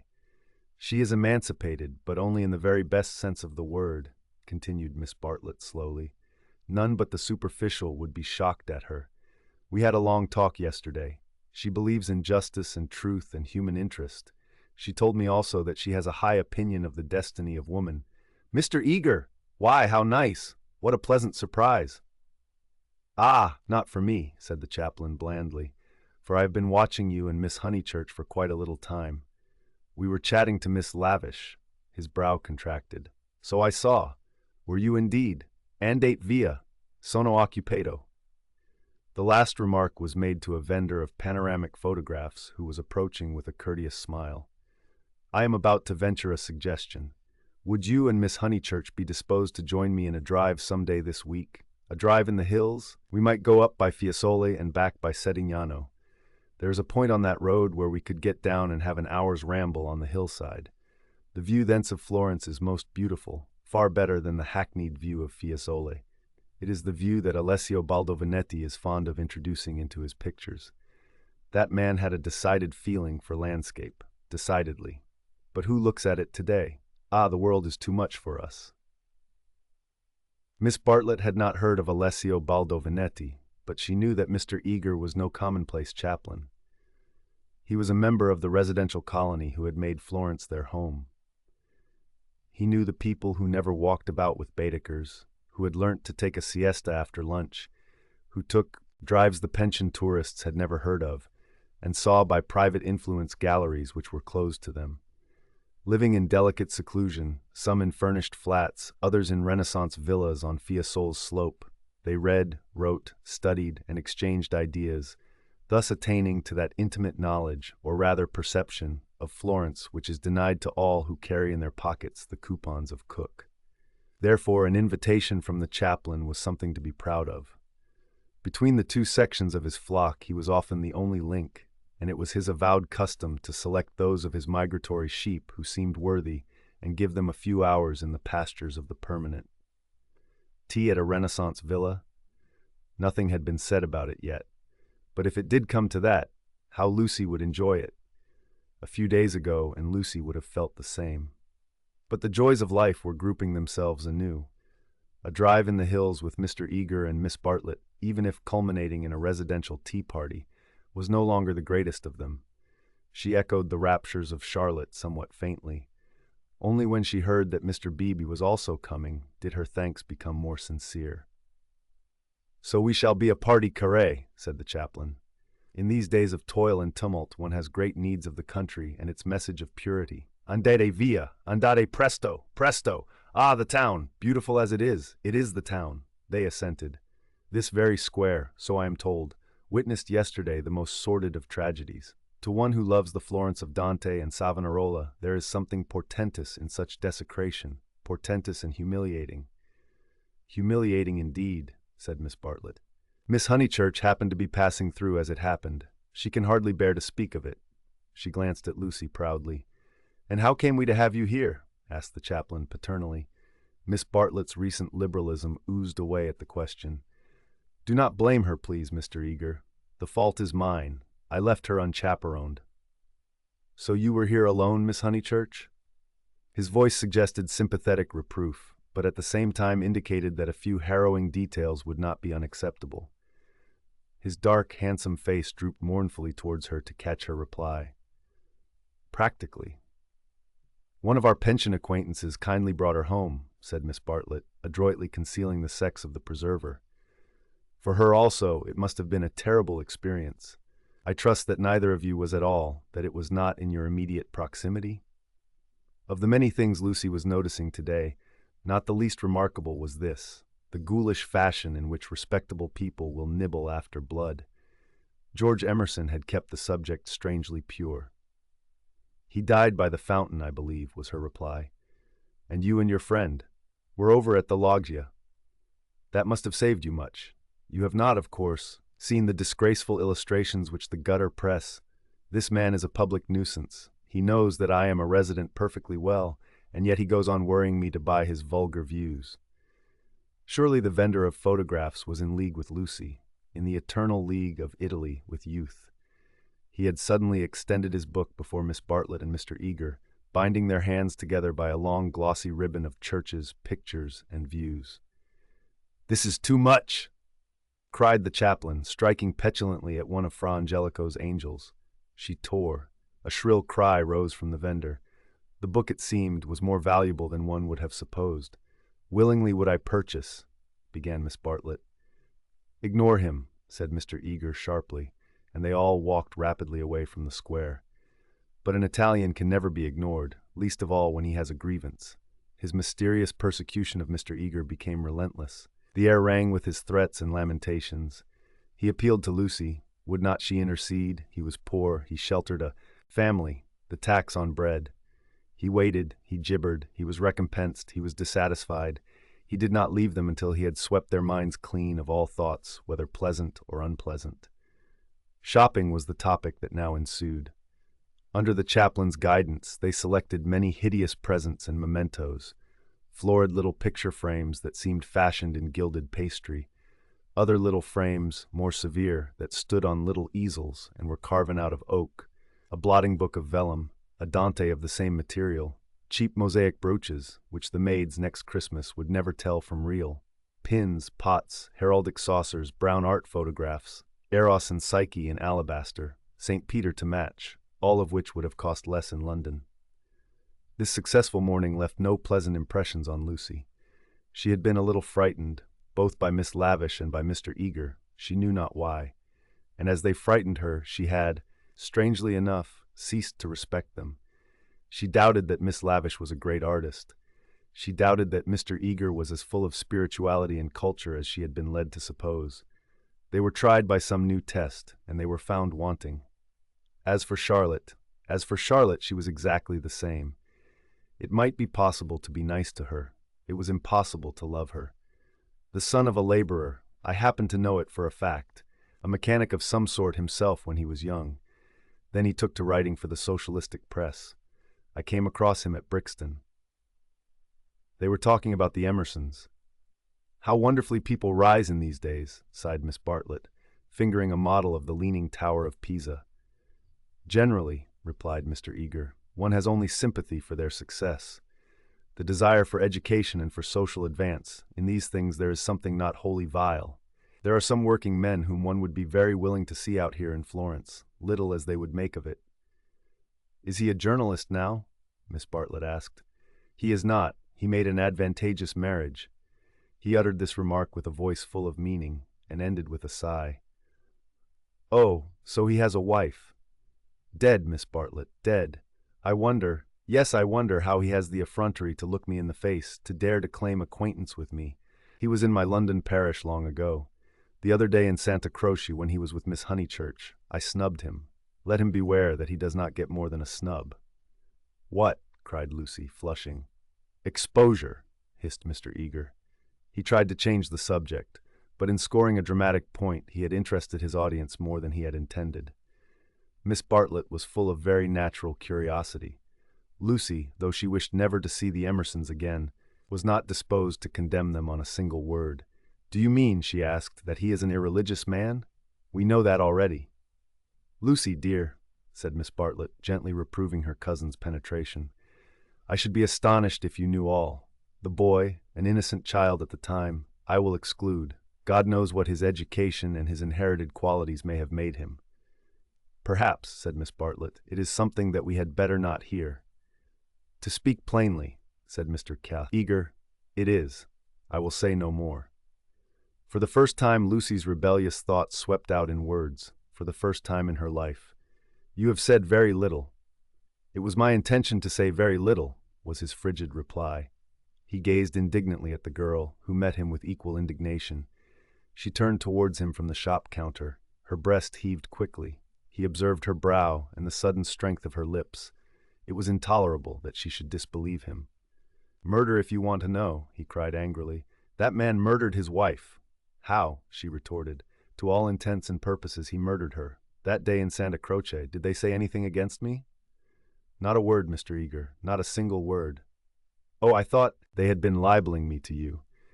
But I suppose it is only their personal charms that makes you defend them. I'm not defending them, said Lucy, losing her courage and relapsing into the old chaotic methods. They're nothing to me. How could you think she was defending them? Said Miss Bartlett, much discomfited by the unpleasant scene. The shopman was possibly listening. She will find it difficult, for that man has murdered his wife in the sight of God. The addition of God was striking, but the chaplain was really trying to qualify a rash remark. A silence followed which might have been impressive, but was merely awkward. Then Miss Bartlett hastily purchased the Leaning Tower and led the way into the street. I must be going, said he, shutting his eyes and taking out his watch. Miss Bartlett thanked him for his kindness and spoke with enthusiasm of the approaching drive. Drive? Oh, is our drive to come off? Lucy was recalled to her manners, and after a little exertion the complacency of Mr. Eager was restored. Bother the drive, exclaimed the girl as soon as he had departed. It is just the drive we had arranged with Mr. Beebe without any fuss at all. Why should he invite us in that absurd manner? We might as well invite him. We are each paying for ourselves. Miss Bartlett, who had intended to lament over the Emersons, was launched by this remark into unexpected thoughts. If that is so, dear, if the drive we and Mr. Beebe are going with Mr. Eager is really the same as the one we are going with Mr. Beebe, then I foresee a sad kettle of fish. How? Because Mr. Beebe has asked Eleanor Lavish to come too. That will mean another carriage. Far worse.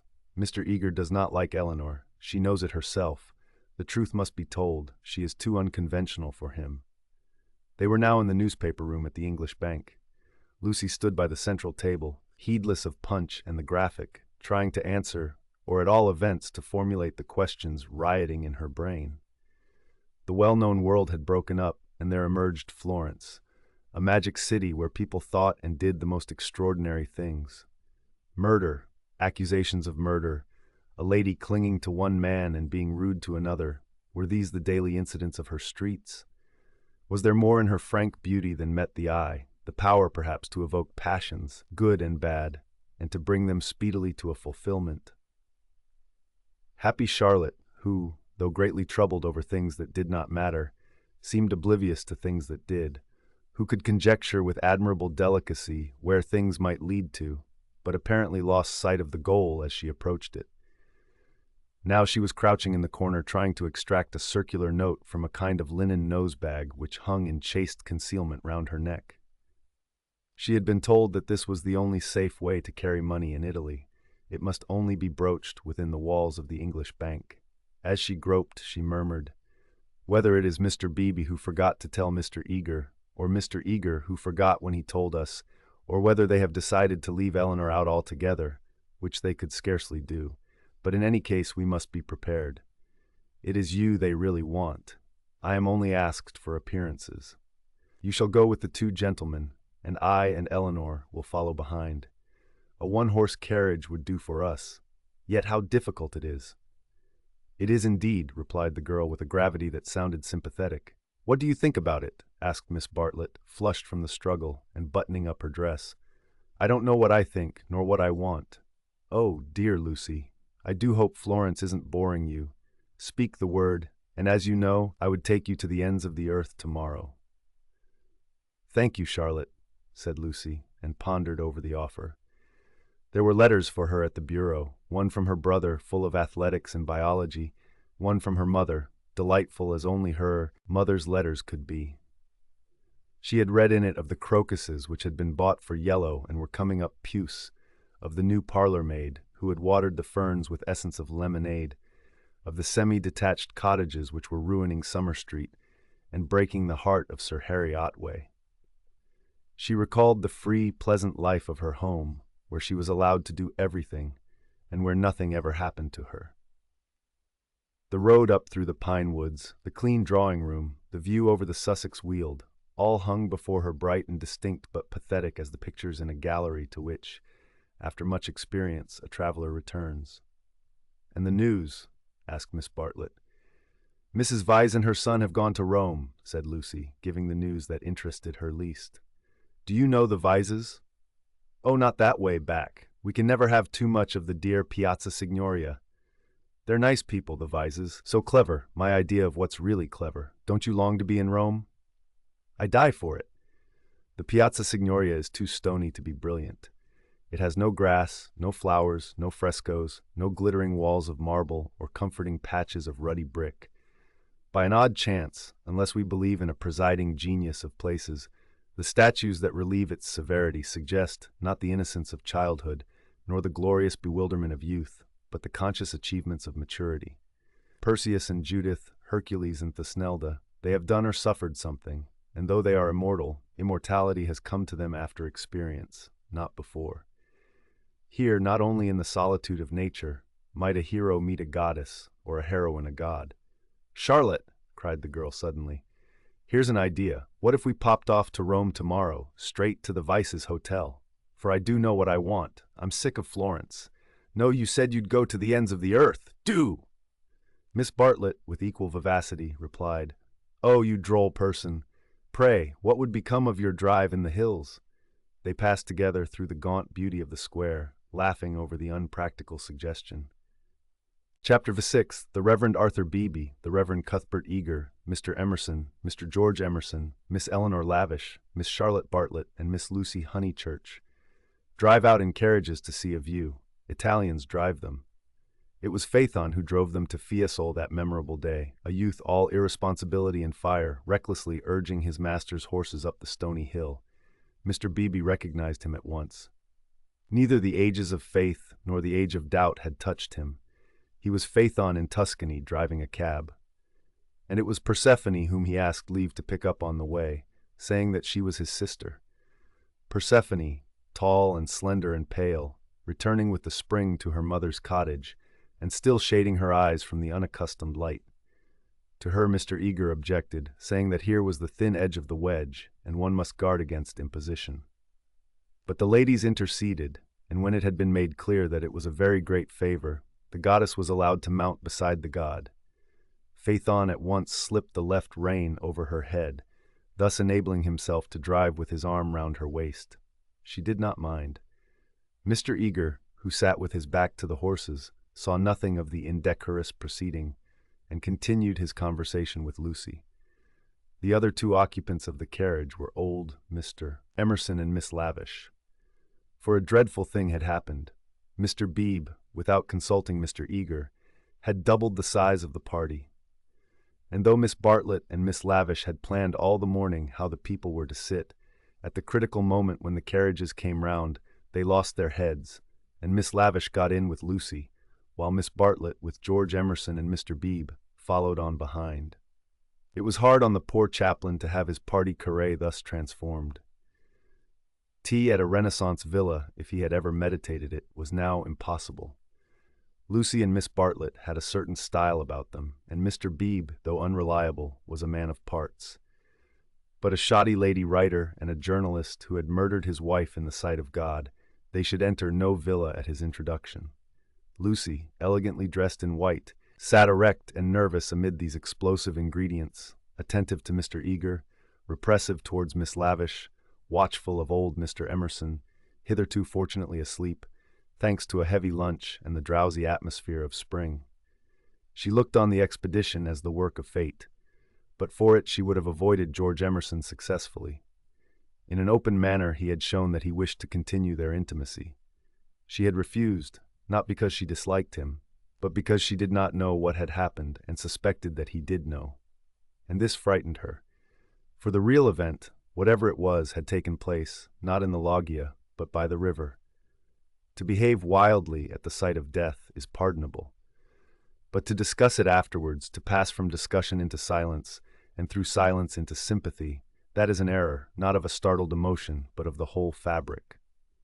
There was really something blameworthy, she thought, in their joint contemplation of the shadowy stream, in the common impulse which had turned them to the house without the passing of a look or word. This sense of wickedness had been slight at first. She had nearly joined the party to the Torre del Gallo. But each time that she avoided George, it became more imperative that she should avoid him again. And now celestial irony, working through her cousin and two clergymen, did not suffer her to leave Florence till she had made this expedition with him through the hills. Meanwhile, Mr. Eager held her in civil converse. Their little tiff was over. "So, Miss Honeychurch, you are traveling? As a student of art?" "Oh, dear me, no. Oh, no. Perhaps as a student of human nature," interposed Miss Lavish, "like myself." "Oh, no, I am here as a tourist." "Oh, indeed," said Mr. Eager. "Are you indeed? If you will not think me rude, we residents sometimes pity you poor tourists, not a little, handed about like a parcel of goods from Venice to Florence, from Florence to Rome, living herded together in pensions or hotels, quite unconscious of anything that is outside Baedeker, their one anxiety to get done or through, and go on somewhere else. The result is, they mix up towns, rivers, palaces, in one inextricable whirl.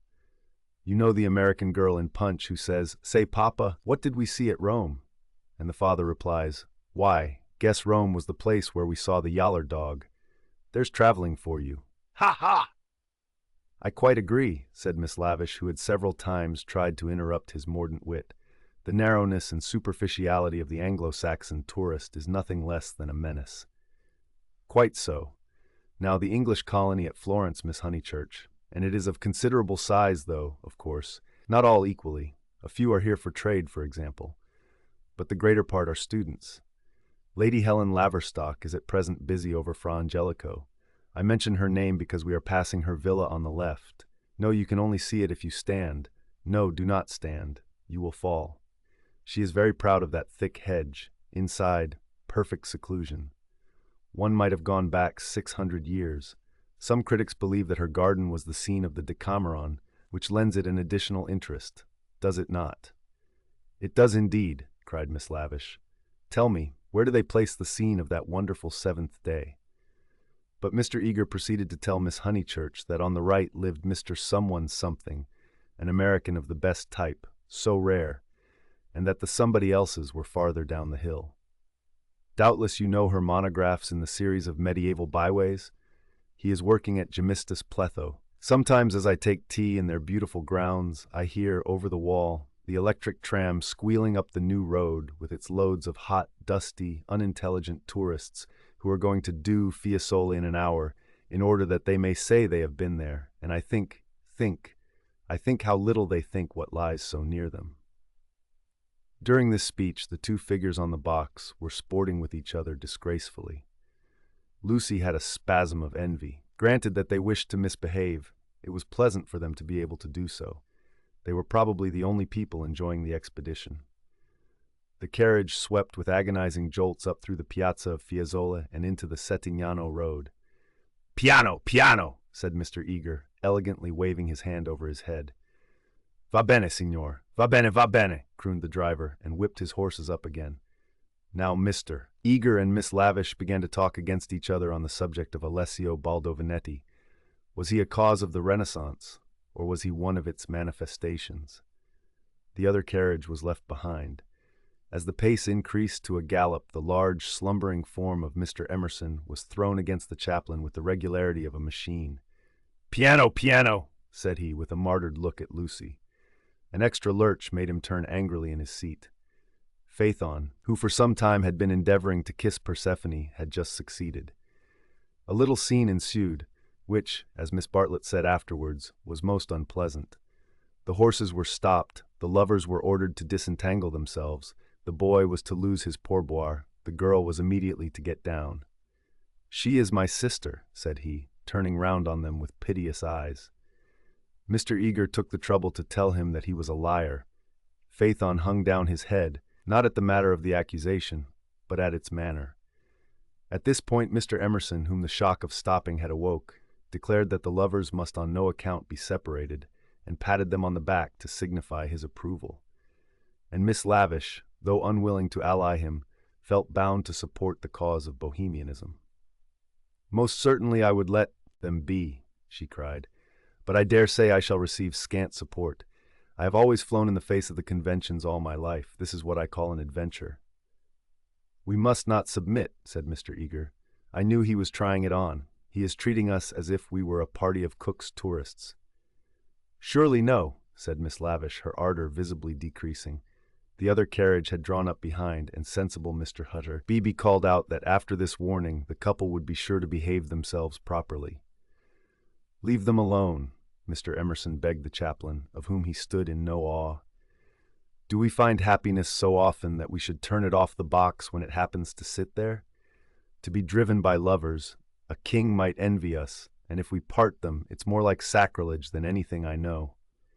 Here the voice of Miss Bartlett was heard saying that a crowd had begun to collect. Mr. Eager, who suffered from an overfluent tongue rather than a resolute will, was determined to make himself heard. He addressed the driver again. Italian in the mouth of Italians is a deep-voiced stream, with unexpected cataracts and boulders to preserve it from monotony. In Mr. Eager's mouth it resembled nothing so much as an acid-whistling fountain which played ever higher and quicker and more shrilly, till abruptly it was turned off with a click. "Signorina," said the man to Lucy when the display had ceased. Why should he appeal to Lucy? "Signorina," echoed Persephone in her glorious contralto. She pointed at the other carriage. "Why?" For a moment the two girls looked at each other. Then Persephone got down from the box. "Victory at last," said Mr. Eager, smiting his hands together as the carriages started again. "It is not victory," said Mr. Emerson. "It is defeat. You have parted two people who were happy." Mr. Eager shut his eyes. He was obliged to sit next to Mr. Emerson, but he would not speak to him. The old man was refreshed by sleep and took up the matter warmly. He commanded Lucy to agree with him. He shouted for support to his son. "We have tried to buy what cannot be bought with money. He has bargained to drive us, and he is doing it. We have no rights over his soul." Miss Lavish frowned. It is hard when a person you have classed as typically British speaks out of his character. "He was not driving us well," she said. "He jolted us." "That I deny. It was as restful as sleeping." "Aha, he is jolting us now. Can you wonder? He would like to throw us out, and most certainly he is justified. And if I were superstitious, I'd be frightened of the girl too. It doesn't do to injure young people. Have you ever heard of Lorenzo de' Medici?" Miss Lavish bristled. Most certainly I have. Do you refer to Lorenzo il Magnifico, or to Lorenzo, Duke of Urbino, or to Lorenzo surnamed Lorenzino on account of his diminutive stature? The Lord knows. Possibly he does know, for I refer to Lorenzo the poet. He wrote a line, so I heard yesterday, which runs like this: "Don't go fighting against the spring." Mr. Eager could not resist the opportunity for erudition. "Non fate guerra al maggio," he murmured. "War not with the May," would render a correct meaning. "The point is, we have warred with it. Look." He pointed to the Val d'Arno, which was visible far below them through the budding trees. 50 miles of spring, and we've come up to admire them. Do you suppose there's any difference between spring in nature and spring in man? But there we go, praising the one and condemning the other as improper, ashamed that the same laws work eternally through both. No one encouraged him to talk.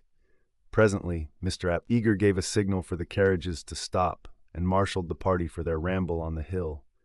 A hollow like a great amphitheater, full of terraced steps and misty olives, now lay between them and the heights of Fasola, and the road, still following its curve, was about to sweep on to a promontory which stood out in the plain. It was this promontory, uncultivated, wet, covered with bushes and occasional trees, which had caught the fancy of Alessio Baldovinetti nearly 500 years before. He had ascended it, that diligent and rather obscure master, possibly with an eye to business, possibly for the joy of ascending. Standing there, he had seen that view of the Val d'Arno and distant Florence, which he afterwards had introduced not very effectively into his work. But where exactly had he stood? That was the question which Mr. Eager hoped to solve now. And Miss Lavish, whose nature was attracted by anything problematical, had become equally enthusiastic.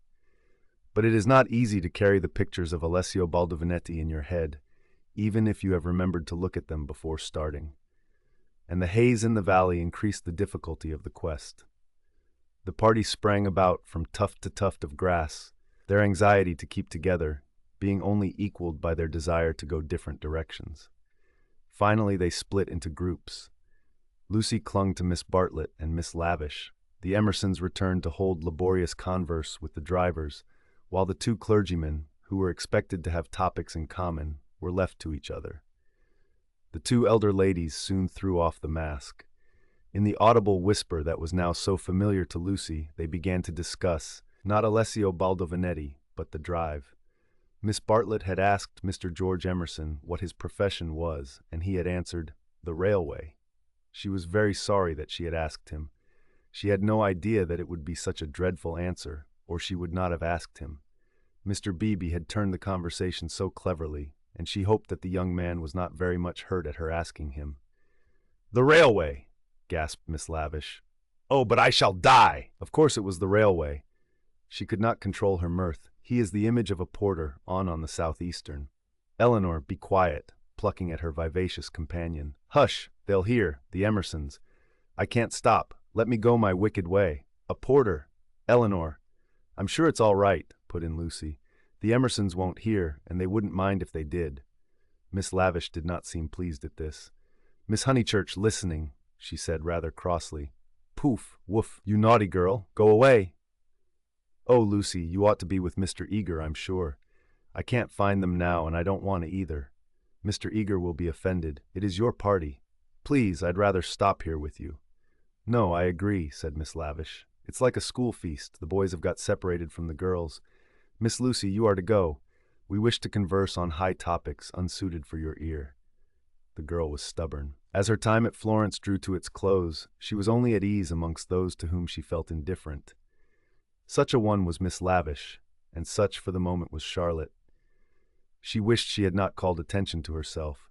They were both annoyed at her remark and seemed determined to get rid of her. "How tired one gets," said Miss Bartlett. "Oh, I do wish Freddie and your mother could be here." Unselfishness with Miss Bartlett had entirely usurped the functions of enthusiasm. Lucy did not look at the view either. She would not enjoy anything till she was safe at Rome. "Then sit you down," said Miss Lavish. "Observe my foresight." With many a smile she produced two of those mackintosh squares that protect the frame of the tourist from damp grass or cold marble steps. She sat on one. Who was to sit on the other? Lucy, Without a moment's doubt, Lucy. The ground will do for me. Really, I have not had rheumatism for years. If I do feel it coming on, I shall stand. Imagine your mother's feelings if I let you sit in the wet in your white linen." She sat down heavily where the ground looked particularly moist. "Here we are, all settled delightfully. Even if my dress is thinner, it will not show so much, being brown. Sit down, dear. You are too unselfish. You don't assert yourself enough." She cleared her throat. "Now don't be alarmed. This isn't a cold. It's the tiniest cough, and I have had it 3 days. It's nothing to do with sitting here at all." There was only one way of treating the situation. At the end of 5 minutes, Lucy departed in search of Mr. Beebe and Mr. Eager, vanquished by the Mackintosh Square. She addressed herself to the drivers who were sprawling in the carriages, perfuming the cushions with cigars. The miscreant, a bony young man scorched black by the sun, rose to greet her with the courtesy of a host and the assurance of a relative. "Dove?" said Lucy, after much anxious thought. His face lit up. Of course he knew where. Not so far, either. His arm swept 3/4 of the horizon. He should just think he did know where. He pressed his fingertips to his forehead and then pushed them towards her, as if oozing with visible extract of knowledge. More seemed necessary. What was the Italian for clergyman? "Dove buoni uomini," said she at last. Good, scarcely the adjective for those noble beings. He showed her his cigar.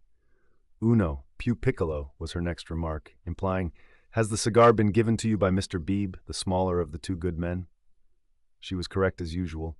He tied the horse to a tree, kicked it to make it stay quiet, dusted the carriage, arranged his hair, remolded his hat, encouraged his moustache, and in rather less than a quarter of a minute was ready to conduct her. Italians are born knowing the way. It would seem that the whole earth lay before them, not as a map, but as a chessboard, whereon they continually behold the changing pieces as well as the squares. Anyone can find places, but the finding of people is a gift from God. He only stopped once, to pick her some great blue violets. She thanked him with real pleasure. In the company of this common man, the world was beautiful and direct. For the first time she felt the influence of spring. His arm swept the horizon gracefully. Violets, like other things, existed in great profusion there. Would she like to see them? "Ma buoni uomini." He bowed. "Certainly. Good men first, violets afterwards." They proceeded briskly through the undergrowth, which became thicker and thicker. They were nearing the edge of the promontory, and the view was stealing round them, but the brown network of the bushes shattered it into countless pieces. He was occupied in his cigar and in holding back the pliant boughs. She was rejoicing in her escape from dullness. Not a step, not a twig, was unimportant to her. "What is that?" There was a voice in the wood, in the distance behind them. The voice of Mr. Eager? He shrugged his shoulders. An Italian's ignorance is sometimes more remarkable than his knowledge. She could not make him understand that perhaps they had missed the clergyman. The view was forming at last. She could discern the river, the golden plain, other hills. "Eccolo!" he exclaimed. At the same moment the ground gave way, and with a cry she fell out of the wood. Light and beauty enveloped her. She had fallen onto a little open terrace, which was covered with violets from end to end. "Courage!" cried her companion, now standing some 6 feet above. "Courage and love." She did not answer. From her feet the ground sloped sharply into view, and violets ran down in rivulets and streams and cataracts, irrigating the hillside with blue, eddying round the tree stems, collecting into pools in the hollows, covering the grass with spots of azure foam. But never again were they in such profusion. This terrace was the well-head, the primal source whence beauty gushed out to water the earth. Standing at its brink, like a swimmer who prepares, was the good man. But he was not the good man that she had expected, and he was alone. George had turned at the sound of her arrival. For a moment he contemplated her, as one who had fallen out of heaven. He saw radiant joy in her face. He saw the flowers beat against her dress in blue waves. The bushes above them closed. He stepped quickly forward and kissed her. Before she could speak, almost before she could feel, a voice called, "Lucy! Lucy! Lucy!" The silence of life had been broken by Miss Bartlett, who stood brown against the view. Chapter 7, they return. Some complicated game had been playing up and down the hillside all the afternoon. What it was and exactly how the players had sided, Lucy was slow to discover. Mr. Eager had met them with a questioning eye. Charlotte had repulsed him with much small talk. Mr. Emerson, seeking his son, was told whereabouts to find him. Mr. Beebe, who wore the heated aspect of a neutral, was bidden to collect the factions for the return home. There was a general sense of groping and bewilderment. Pan had been amongst them, not the great god Pan, who has been buried these 2,000 years, but the little god Pan, who presides over social contretemps and unsuccessful picnics. Mr. Beebe had lost everyone, and had consumed in solitude the tea basket which he had brought up as a pleasant surprise. Miss Lavish had lost Miss Bartlett. Lucy had lost Mr. Eager. Mr. Emerson had lost George. Miss Bartlett had lost a Mackintosh square. Phaethon had lost the game. That last fact was undeniable. He climbed onto the box shivering, with his collar up, prophesying the swift approach of bad weather. "Let us go immediately," he told them. "The Signorina will walk." "All the way? He will be ours," said Mr. Beebe. "Apparently. I told him it was unwise. He would look no one in the face. Perhaps defeat was particularly mortifying for him. He alone had played skillfully, using the whole of his instinct, while the others had used scraps of their intelligence. He alone had divined what things were and what he wished them to be. He alone had interpreted the message that Lucy had received 5 days before from the lips of a dying man. Persephone, who spends half her life in the grave, she could interpret it also. Not so these English. They gain knowledge slowly, and perhaps too late. The thoughts of a cab driver, however just, seldom affect the lives of his employers. He was the most competent of Miss Bartlett's opponents, but infinitely the least dangerous. Once back in the town, he and his insight and his knowledge would trouble English ladies no more. Of course, it was most unpleasant. She had seen his black head in the bushes. He might make a tavern story out of it. But after all, what have we to do with taverns? Real menace belongs to the drawing-room.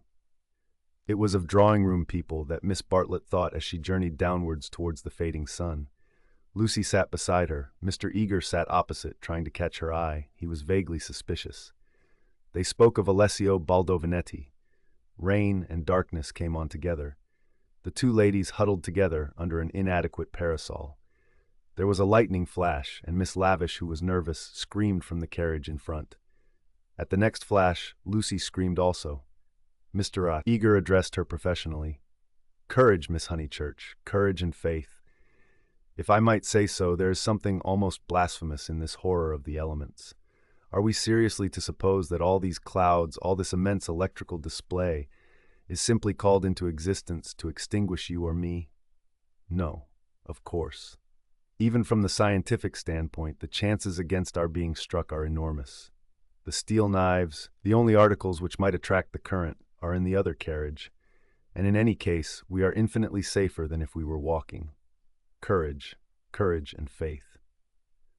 Under the rug, Lucy felt the kindly pressure of her cousin's hand.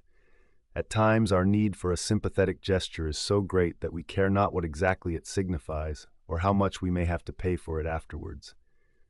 Miss Bartlett, by this timely exercise of her muscles, gained more than she would have got in hours of preaching or cross-examination. She renewed it when the two carriages stopped, half into Florence.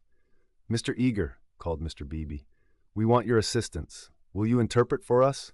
"George," cried Mr. Emerson, "ask your driver which way George went. The boy may lose his way. He may be killed." "Go, Mr. Eager," said Miss Bartlett. "Don't ask our driver. Our driver is no help. Go and support poor Mr. Beebe. He is nearly demented." "He may be killed," cried the old man. "He may be killed." "Typical behavior," said the chaplain as he quitted the carriage. "In the presence of reality, that kind of person invariably breaks down." "What does he know?" whispered Lucy as soon as they were alone. "Charlotte, how much does Mr. Eager know?" "Nothing, dearest. He knows nothing. But," she pointed at the driver, "he knows everything. Dearest, had we better? Shall I?" She took out her purse. "It is dreadful to be entangled with low-class people. He saw it all." Tapping Phaethon's back with her guidebook, she said, "Silenzio," and offered him a franc. "Va bene," he replied and accepted it. As well this ending to his day as any. But Lucy, a mortal maid, was disappointed in him. There was an explosion up the road. The storm had struck the overhead wire of the tram line, and one of the great supports had fallen. If they had not stopped, perhaps they might have been hurt. They chose to regard it as a miraculous preservation, and the floods of love and sincerity, which fructify every hour of life, burst forth in tumult. They descended from the carriages. They embraced each other. It was as joyful to be forgiven past unworthinesses as to forgive them. For a moment they realized vast possibilities of good. The older people recovered quickly. In the very height of their emotion, they knew it to be unmanly or unladylike. Miss Lavish calculated that, even if they had continued, they would not have been caught in the accident. Mr. Eager mumbled a temperate prayer, but the drivers, through miles of dark, squalid road, poured out their souls to the dryads and the saints, and Lucy poured out hers to her cousin. "Charlotte, dear Charlotte, kiss me. Kiss me again. Only you can understand me. You warned me to be careful. And I thought I was developing. Do not cry, dearest. Take your time. I have been obstinate and silly, worse than you know, far worse. Once by the river, oh, but he isn't killed. He wouldn't be killed, would he?" The thought disturbed her repentance. As a matter of fact, the storm was worst along the road, but she had been near danger, and so she thought it must be near to everyone. "I trust not. One would always pray against that. He is really, I think he was taken by surprise, just as I was before, but this time I'm not to blame. I want you to believe that. I simply slipped into those violets. No, I want to be really truthful. I am a little to blame. I had silly thoughts. The sky, you know, was gold, and the ground all blue, and for a moment he looked like someone in a book. In a book. Heroes, gods, the nonsense of schoolgirls. And then? But, Charlotte, you know what happened then." Miss Bartlett was silent. Indeed, she had little more to learn. With a certain amount of insight, she drew her young cousin affectionately to her. All the way back, Lucy's body was shaken by deep sighs which nothing could repress. "I want to be truthful," she whispered. "It is so hard to be absolutely truthful." "Don't be troubled, dearest. Wait till you are calmer. We will talk it over before bedtime in my room." So they re-entered the city with hands clasped.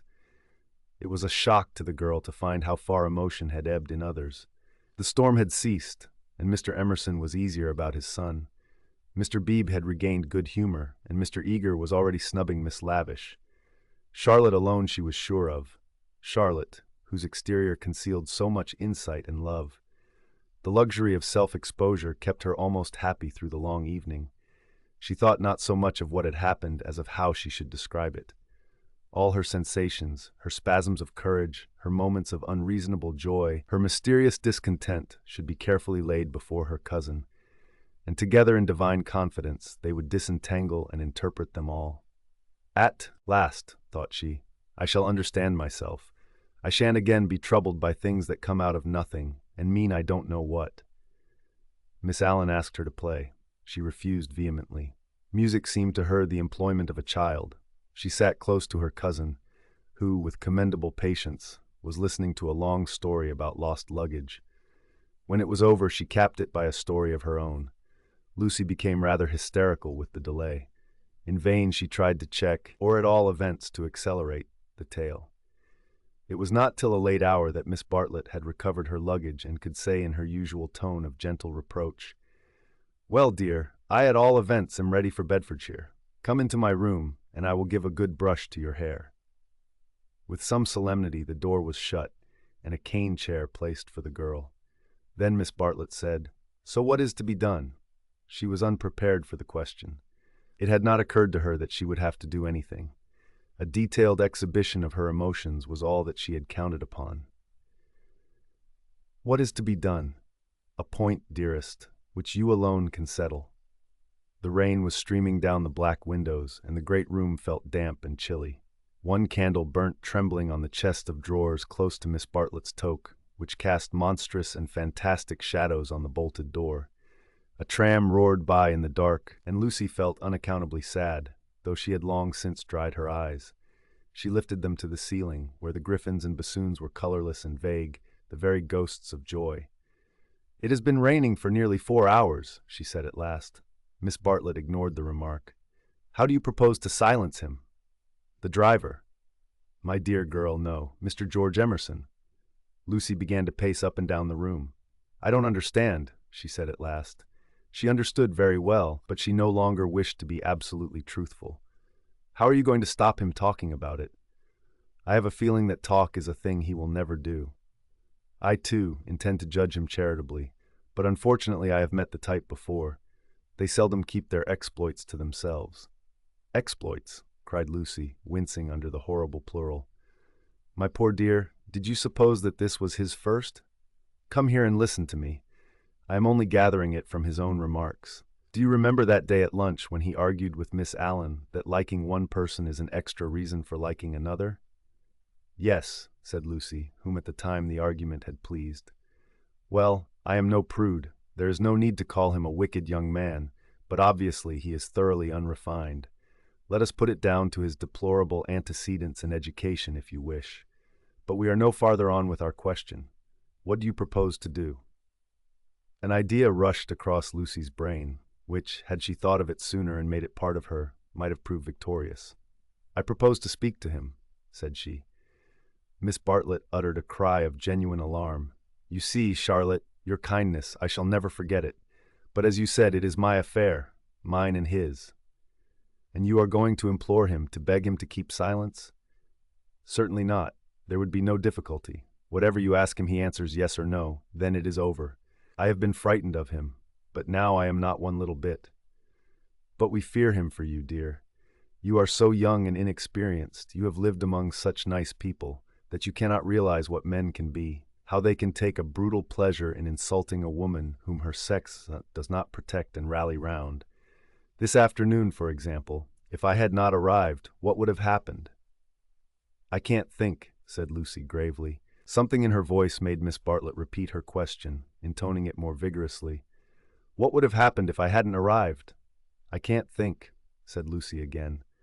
"When he insulted you, how would you have replied?" "I hadn't time to think. You came." "Yes, but won't you tell me now what you would have done?" "I should have—" She checked herself and broke the sentence off. She went up to the dripping window and strained her eyes into the darkness. She could not think what she would have done. "Come away from the window, dear," said Miss Bartlett. "You will be seen from the road." Lucy obeyed. She was in her cousin's power. She could not modulate out the key of self-abasement in which she had started. Neither of them referred again to her suggestion that she should speak to George and settle the matter, whatever it was, with him. Miss Bartlett became plaintive. "Oh, for a real man. We are only two women, you and I. Mr. Beebe is hopeless. There is Mr. Eager, but you do not trust him. Oh, for your brother.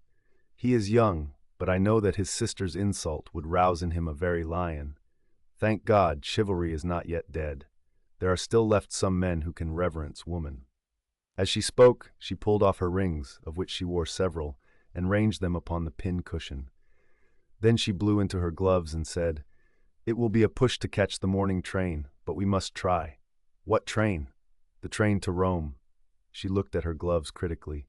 The girl received the announcement as easily as it had been given. "When does the train to Rome go?" "At 8. Signora Bertolini would be upset." "We must face that," said Miss Bartlett, not liking to say that she had given notice already. "She will make us pay for a whole week's pension." "I expect she will. However, we shall be much more comfortable at the Vice's Hotel. Isn't afternoon tea given there for nothing?" "Yes, but they pay extra for wine." After this remark she remained motionless and silent. To her tired eyes Charlotte throbbed and swelled like a ghostly figure in a dream. They began to sort their clothes for packing, for there was no time to lose if they were to catch the train to Rome. Lucy, when admonished, began to move to and fro between the rooms, more conscious of the discomforts of packing by candlelight than of a subtler ill.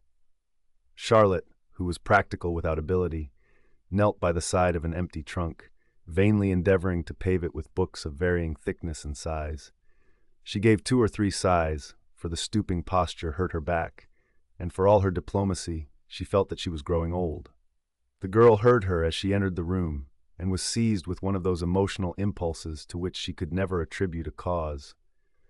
She only felt that the candle would burn better, the packing go easier, the world be happier, if she could give and receive some human love.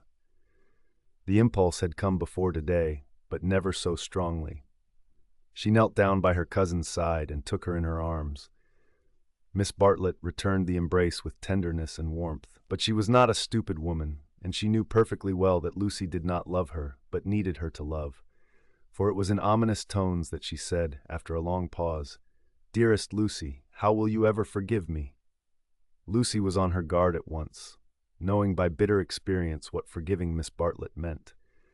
Her emotion relaxed, she modified her embrace a little, and she said, "Charlotte, dear, what do you mean? As if I have anything to forgive. You have a great deal, and I have a very great deal to forgive myself, too.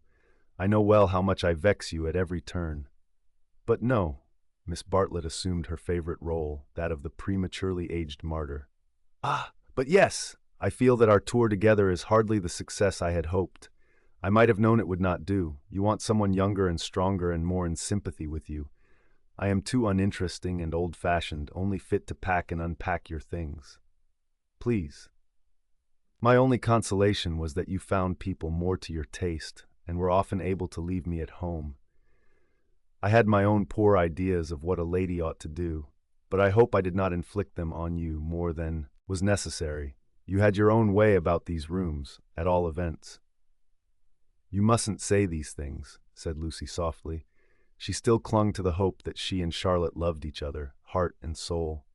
They continued to pack in silence.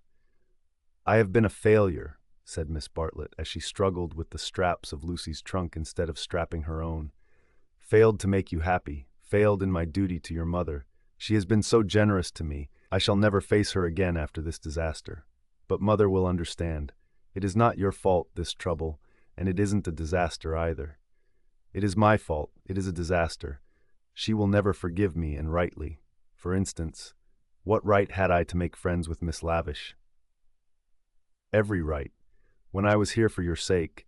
If I have vexed you, it is equally true that I have neglected you. Your mother will see this as clearly as I do when you tell her." Lucy, from a cowardly wish to improve the situation, said, "Why need Mother hear of it? But you tell her everything?" "I suppose I do generally. I dare not break your confidence. There is something sacred in it, unless you feel that it is a thing you could not tell her." The girl would not be degraded to this. "Naturally, I should have told her. But in case she should blame you in any way, I promise I will not.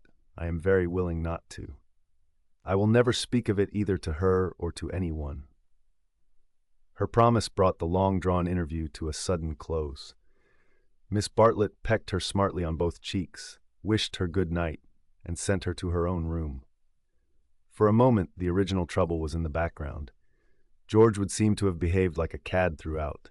Perhaps that was the view which one would take eventually. At present, she neither acquitted nor condemned him. She did not pass judgment. At the moment when she was about to judge him, her cousin's voice had intervened, and ever since, it was Miss Bartlett who had dominated. Miss Bartlett who, even now, could be heard sighing into a crack in the partition wall. Miss Bartlett, who had really been neither pliable nor humble nor inconsistent. She had worked like a great artist. For a time, indeed for years, she had been meaningless. But at the end there was presented to the girl the complete picture of a cheerless, loveless world in which the young rush to destruction until they learn better, a shamefaced world of precautions and barriers which may avert evil, but which do not seem to bring good, if we may judge from those who have used them most. Lucy was suffering from the most grievous wrong which this world has yet discovered. Diplomatic advantage had been taken of her sincerity, of her craving for sympathy and love. Such a wrong is not easily forgotten. Never again did she expose herself without due consideration and precaution against rebuff, and such a wrong may react disastrously upon the soul. The doorbell rang, and she started to the shutters. Before she reached them, she hesitated, turned, and blew out the candle. Thus it was that, though she saw someone standing in the wet below, he, though he looked up, did not see her. To reach his room he had to go by hers. She was still dressed. It struck her that she might slip into the passage and just say that she would be gone before he was up, and that their extraordinary intercourse was over. Whether she would have dared to do this was never proved. At the critical moment Miss Bartlett opened her own door, and her voice said, "I wish one word with you in the drawing-room, Mr. Emerson, please." Soon their footsteps returned, and Miss Bartlett said, "Good night, Mr. Emerson." His heavy, tired breathing was the only reply. The chaperone had done her work. Lucy cried aloud, "It isn't true. It can't all be true. I want not to be muddled. I want to grow older quickly." Miss Bartlett tapped on the wall. "Go to bed at once, dear. You need all the rest you can get." In the morning they left for Rome. Part 2, Chapter 8, Medieval.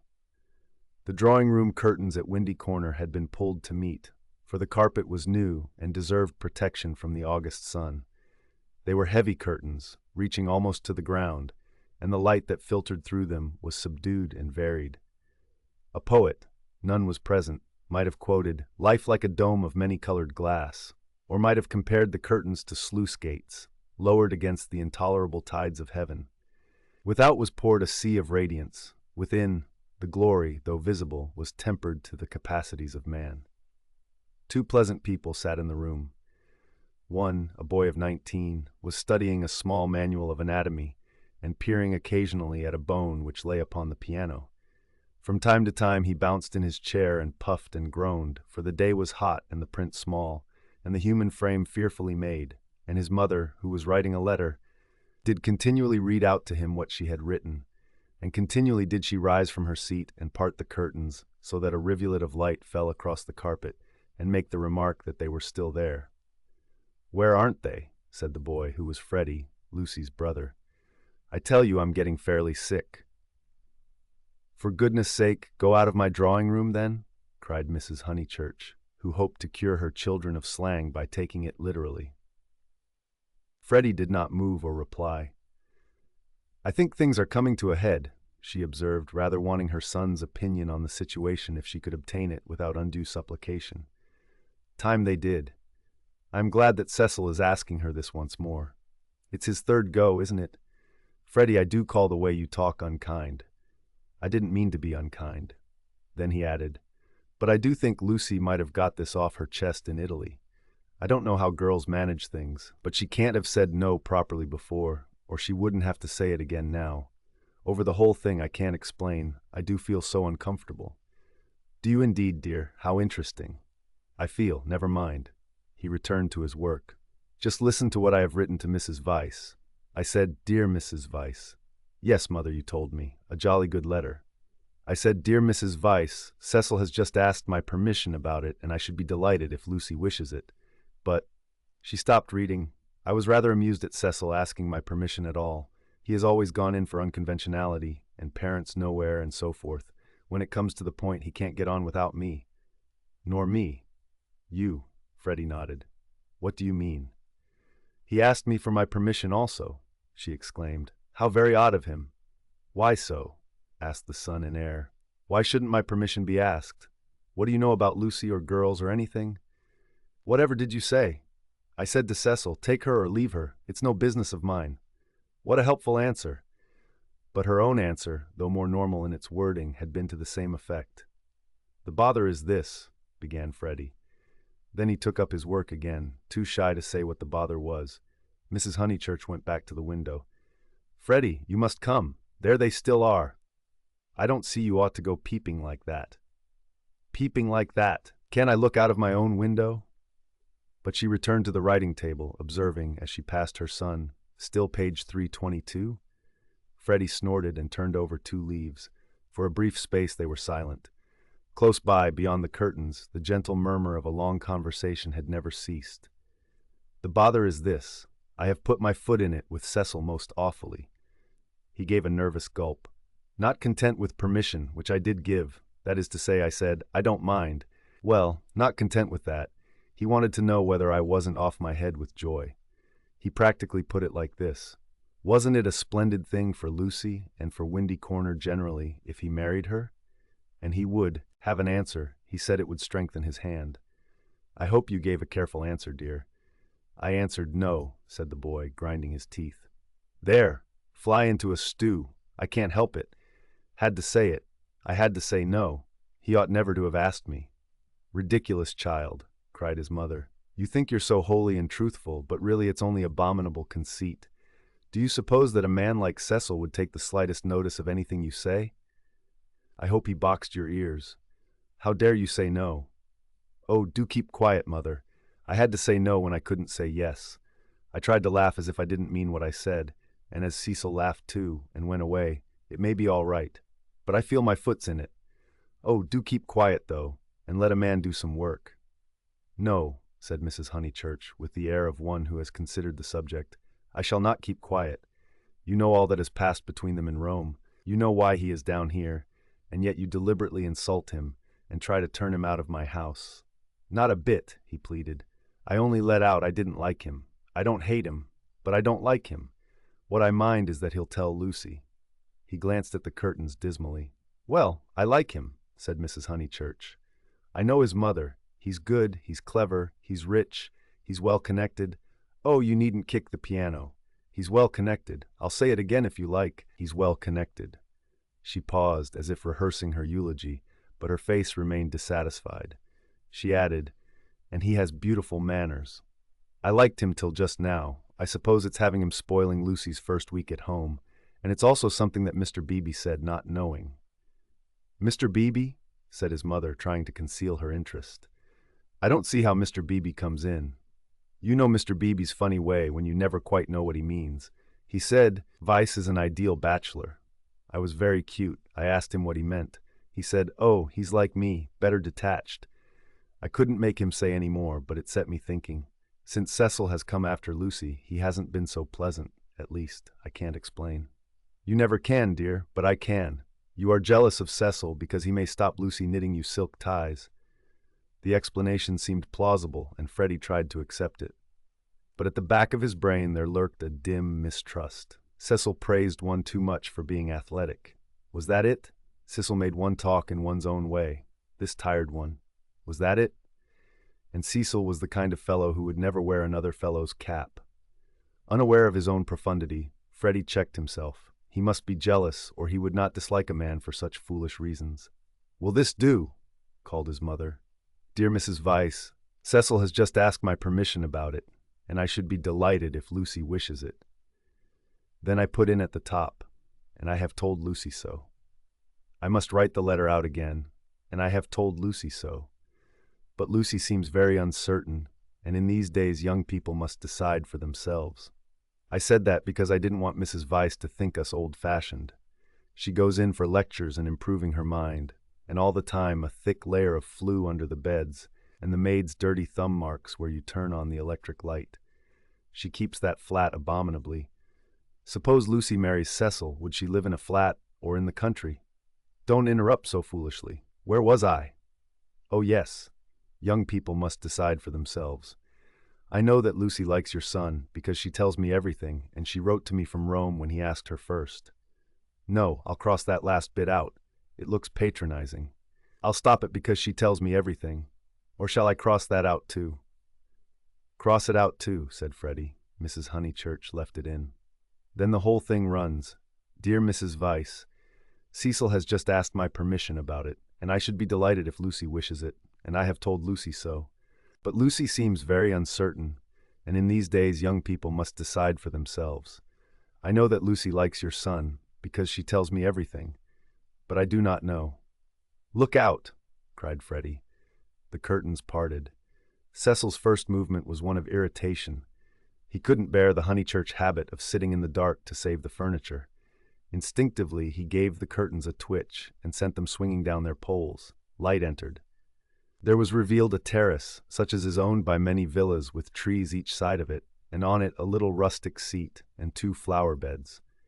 But it was transfigured by the view beyond, for Windy Corner was built on the range that overlooks the Sussex Weald. Lucy, who was in the little seat, seemed on the edge of a green magic carpet which hovered in the air above the tremulous world. Cecil entered. Appearing thus late in the story, Cecil must be at once described. He was medieval, like a Gothic statue, tall and refined, with shoulders that seemed braced square by an effort of the will, and a head that was tilted a little higher than the usual level of vision. He resembled those fastidious saints who guard the portals of a French cathedral. Well educated, well endowed, and not deficient physically, he remained in the grip of a certain devil whom the modern world knows as self-consciousness, and whom the medieval, with dimmer vision, worshipped as asceticism. A Gothic statue implies celibacy, just as a Greek statue implies fruition, and perhaps this was what Mr. Beebe meant. And Freddie, who ignored history and art, perhaps meant the same when he failed to imagine Cecil wearing another fellow's cap. Mrs. Honeychurch left her letter on the writing table and moved towards her young acquaintance.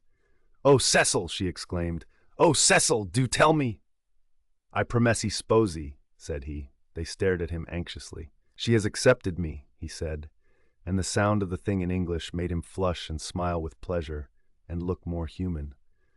"I am so glad," said Mrs. Honeychurch, while Freddie proffered a hand that was yellow with chemicals.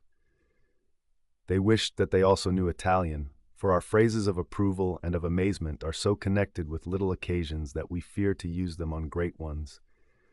We are obliged to become vaguely poetic or to take refuge in scriptural reminiscences. "Welcome as one of the family," said Mrs. Honeychurch, waving her hand at the furniture. "This is indeed a joyous day. I feel sure that you will make our dear Lucy happy." "I hope so," replied the young man, shifting his eyes to the ceiling. "We mothers," simpered Mrs. Honeychurch, and then realized that she was affected, sentimental, bombastic, all the things she hated most. Why could she not be Freddie, who stood stiff in the middle of the room, looking very cross and almost handsome? "I say, Lucy," called Cecil, for conversation seemed to flag. Lucy rose from the seat. She moved across the lawn and smiled in at them, just as if she was going to ask them to play tennis. Then she saw her brother's face. Her lips parted, and she took him in her arms. He said, "Steady on!" "Not a kiss for me?" asked her mother. Lucy kissed her also. "Would you take them into the garden and tell Mrs. Honeychurch all about it?" Cecil suggested, "and I'd stop here and tell my mother." "We go with Lucy?" said Freddie, as if taking orders. "Yes, you go with Lucy." They passed into the sunlight. Cecil watched them cross the terrace and descend out of sight by the steps. They would descend, he knew their ways, past the shrubbery and past the tennis lawn and the dahlia bed, until they reached the kitchen garden, and there, in the presence of the potatoes and the peas, the great event would be discussed. Smiling indulgently, he lit a cigarette and rehearsed the events that had led to such a happy conclusion.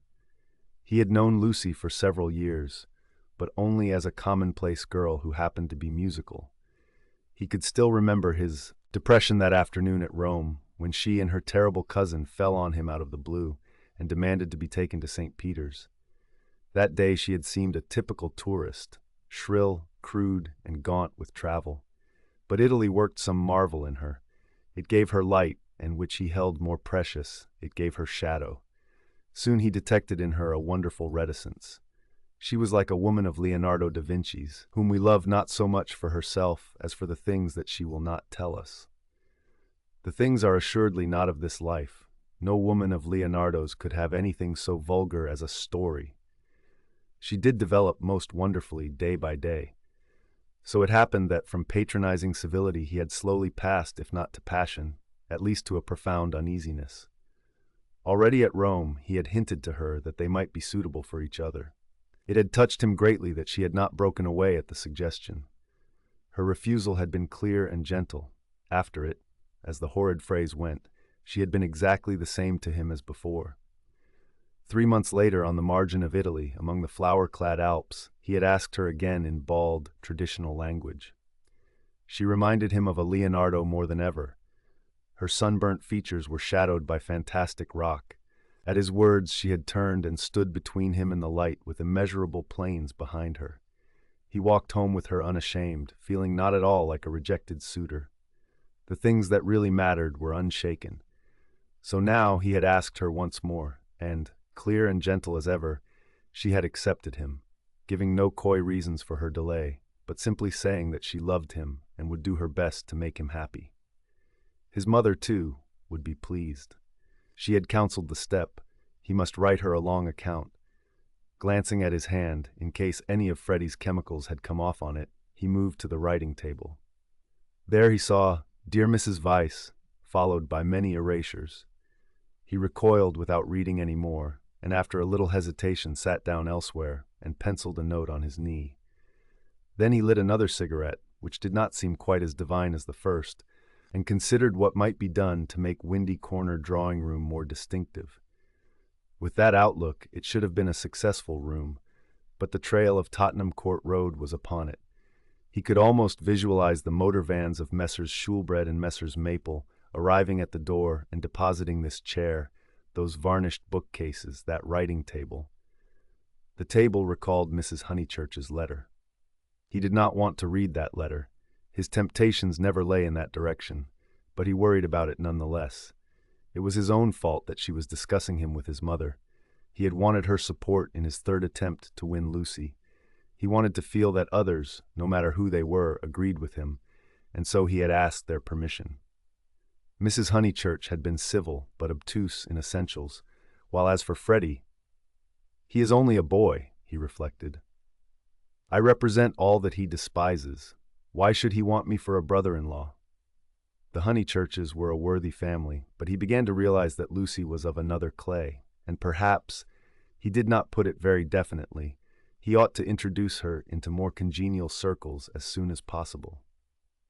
Mr. Beebe, said the maid, and the new rector of Summer Street was shown in. He had at once started on friendly relations, owing to Lucy's praise of him in her letters from Florence. Cecil greeted him rather critically. I've come for tea, Mr. Vyse. Do you suppose that I shall get it? I should say so. Food is the thing one does get here. Don't sit in that chair. Young Honeychurch has left a bone in it. Phooey! I know, said Cecil. I know. I can't think why Mrs. Honeychurch allows it. For Cecil considered the bone and the Maples furniture separately. He did not realize that, taken together, they kindled the room into the life that he desired. I've come for tea and for gossip. Isn't this news? News? I don't understand you, said Cecil. News? Mr. Beebe, whose news was of very different nature, prattled forward. I met Sir Harry Otway as I came up. I have every reason to hope that I am first in the field. He has bought Sissy and Albert from Mr. Flack. Has he indeed? Said Cecil, trying to recover himself. Into what a grotesque mistake had he fallen? Was it likely that a clergyman and a gentleman would refer to his engagement in a manner so flippant? But his stiffness remained, and though he asked who Sissy and Albert might be, he still thought Mr. Beebe rather a bounder. Unpardonable question.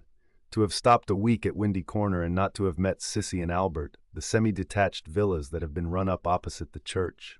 I'll set Mrs. Honeychurch after you. I'm shockingly stupid over local affairs, said the young man languidly. I can't even remember the difference between a parish council and a local government board. Perhaps there is no difference, or perhaps those aren't the right names. I only go into the country to see my friends and to enjoy the scenery.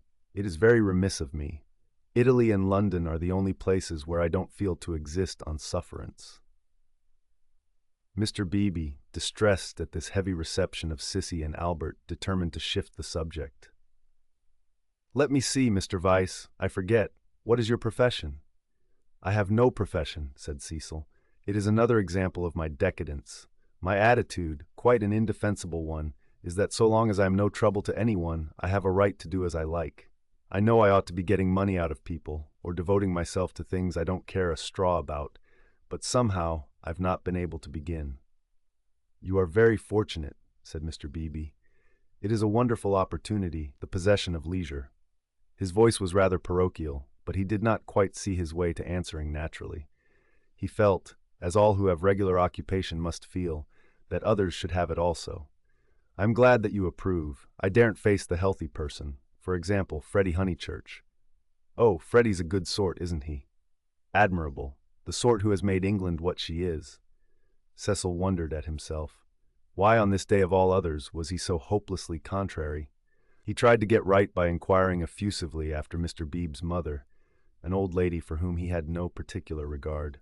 Then he flattered the clergyman, praised his liberal-mindedness, his enlightened attitude towards philosophy and science. Where are the others? Said Mr. Beebe at last. I insist on extracting tea before evening service.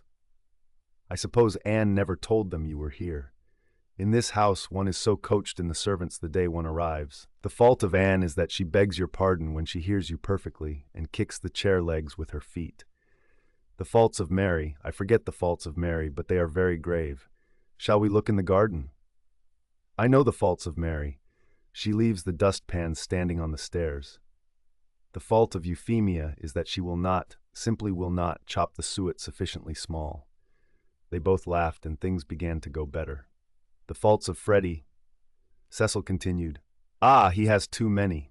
No one but his mother can remember the faults of Freddie. Try the faults of Miss Honeychurch. They are not innumerable. She has none, said the young man with grave sincerity. I quite agree. At present she has none. At present, I'm not cynical. I'm only thinking of my pet theory about Miss Honeychurch. Does it seem reasonable that she should play so wonderfully and live so quietly? I suspect that one day she will be wonderful in both. The watertight compartments in her will break down, and music and life will mingle. Then we shall have her heroically good, heroically bad, too heroic, perhaps, to be good or bad. Cecil found his companion interesting. And at present you think her not wonderful as far as life goes? Well, I must say I've only seen her at Tunbridge Wells, where she was not wonderful, and at Florence. Since I came to Summer Street, she has been away. You saw her, didn't you, at Rome and in the Alps? Oh, I forgot. Of course you knew her before. No, she wasn't wonderful in Florence either, but I kept on expecting that she would be. In what way? Conversation had become agreeable to them, and they were pacing up and down the terrace. I could as easily tell you what tune she'll play next. There was simply the sense that she had found wings and meant to use them. I can show you a beautiful picture in my Italian diary. Miss Honeychurch as a kite, Miss Bartlett holding the string. Picture number 2, the string breaks. The sketch was in his diary, but it had been made afterwards when he viewed things artistically. At the time he had given surreptitious tugs to the string himself. But the string never broke. No, I mightn't have seen Miss Honeychurch rise, but I should certainly have heard Miss Bartlett fall. It has broken now, said the young man in low, vibrating tones. Immediately he realized that of all the conceited, ludicrous, contemptible ways of announcing an engagement, this was the worst. He cursed his love of metaphor. Had he suggested that he was a star and that Lucy was soaring up to reach him? Broken? What do you mean? I meant, said Cecil stiffly, that she is going to marry me. The clergyman was conscious of some bitter disappointment which he could not keep out of his voice. I am sorry. I must apologize. I had no idea you were intimate with her, or I should never have talked in this flippant, superficial way. Mr. Vyse, you ought to have stopped me. And down the garden he saw Lucy herself. Yes, he was disappointed. Cecil, who naturally preferred congratulations to apologies, drew down his mouth at the corners. Was this the reception his action would get from the world? Of course, he despised the world as a whole. Every thoughtful man should. It is almost a test of refinement. But he was sensitive to the successive particles of it which he encountered. Occasionally he could be quite crude. I am sorry I have given you a shock, he said dryly. I fear that Lucy's choice does not meet with your approval. Not that, but you ought to have stopped me. I know Miss Honeychurch only a little as time goes. Perhaps I oughtn't to have discussed her so freely with anyone. Certainly not with you. You are conscious of having said something indiscreet? Mr. Beebe pulled himself together. Really, Mr. Vyse had the art of placing one in the most tiresome positions. He was driven to use the prerogatives of his profession. No, I have said nothing indiscreet. I foresaw at Florence that her quiet, uneventful childhood must end, and it has ended. I realized dimly enough that she might take some momentous step. She has taken it. She has learnt, you will let me talk freely, as I have begun freely, she has learnt what it is to love, the greatest lesson, some people will tell you, that our earthly life provides. It was now time for him to wave his hat at the approaching trio. He did not omit to do so. She has learnt through you, and if his voice was still clerical, it was now also sincere. Let it be your care that her knowledge is profitable to her. Grazie tante, said Cecil, who did not like parsons. Have you heard? Shouted Mrs. Honeychurch as she toiled up the sloping garden. Oh, Mr. Beebe, have you heard the news? Freddie, now full of geniality, whistled the wedding march. Youth seldom criticizes the accomplished fact. Indeed I have, he cried. He looked at Lucy. In her presence he could not act the parson any longer, at all events not without apology. Mrs. Honeychurch, I'm going to do what I am always supposed to do, but generally I'm too shy. I want to invoke every kind of blessing on them, grave and gay, great and small. I want them all their lives to be supremely good and supremely happy as husband and wife, as father and mother. and now I want my tea." "You only asked for it just in time," the lady retorted. "How dare you be serious at Windy Corner?" He took his tone from her. There was no more heavy beneficence, no more attempts to dignify the situation with poetry or the scriptures. None of them dared or was able to be serious any more. An engagement is so potent a thing that sooner or later it reduces all who speak of it to this state of cheerful awe. Away from it, in the solitude of their rooms, Mr. Beebe and even Freddie might again be critical. But in its presence, and in the presence of each other, they were sincerely hilarious. It has a strange power, for it compels not only the lips but the very heart. The chief parallel to compare one great thing with another is the power over us of a temple of some alien creed. Standing outside, we deride or oppose it, or at the most feel sentimental.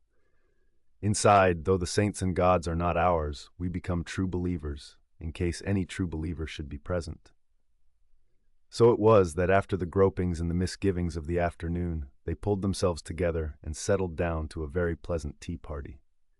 If they were hypocrites, they did not know it, and their hypocrisy had every chance of setting and of becoming true.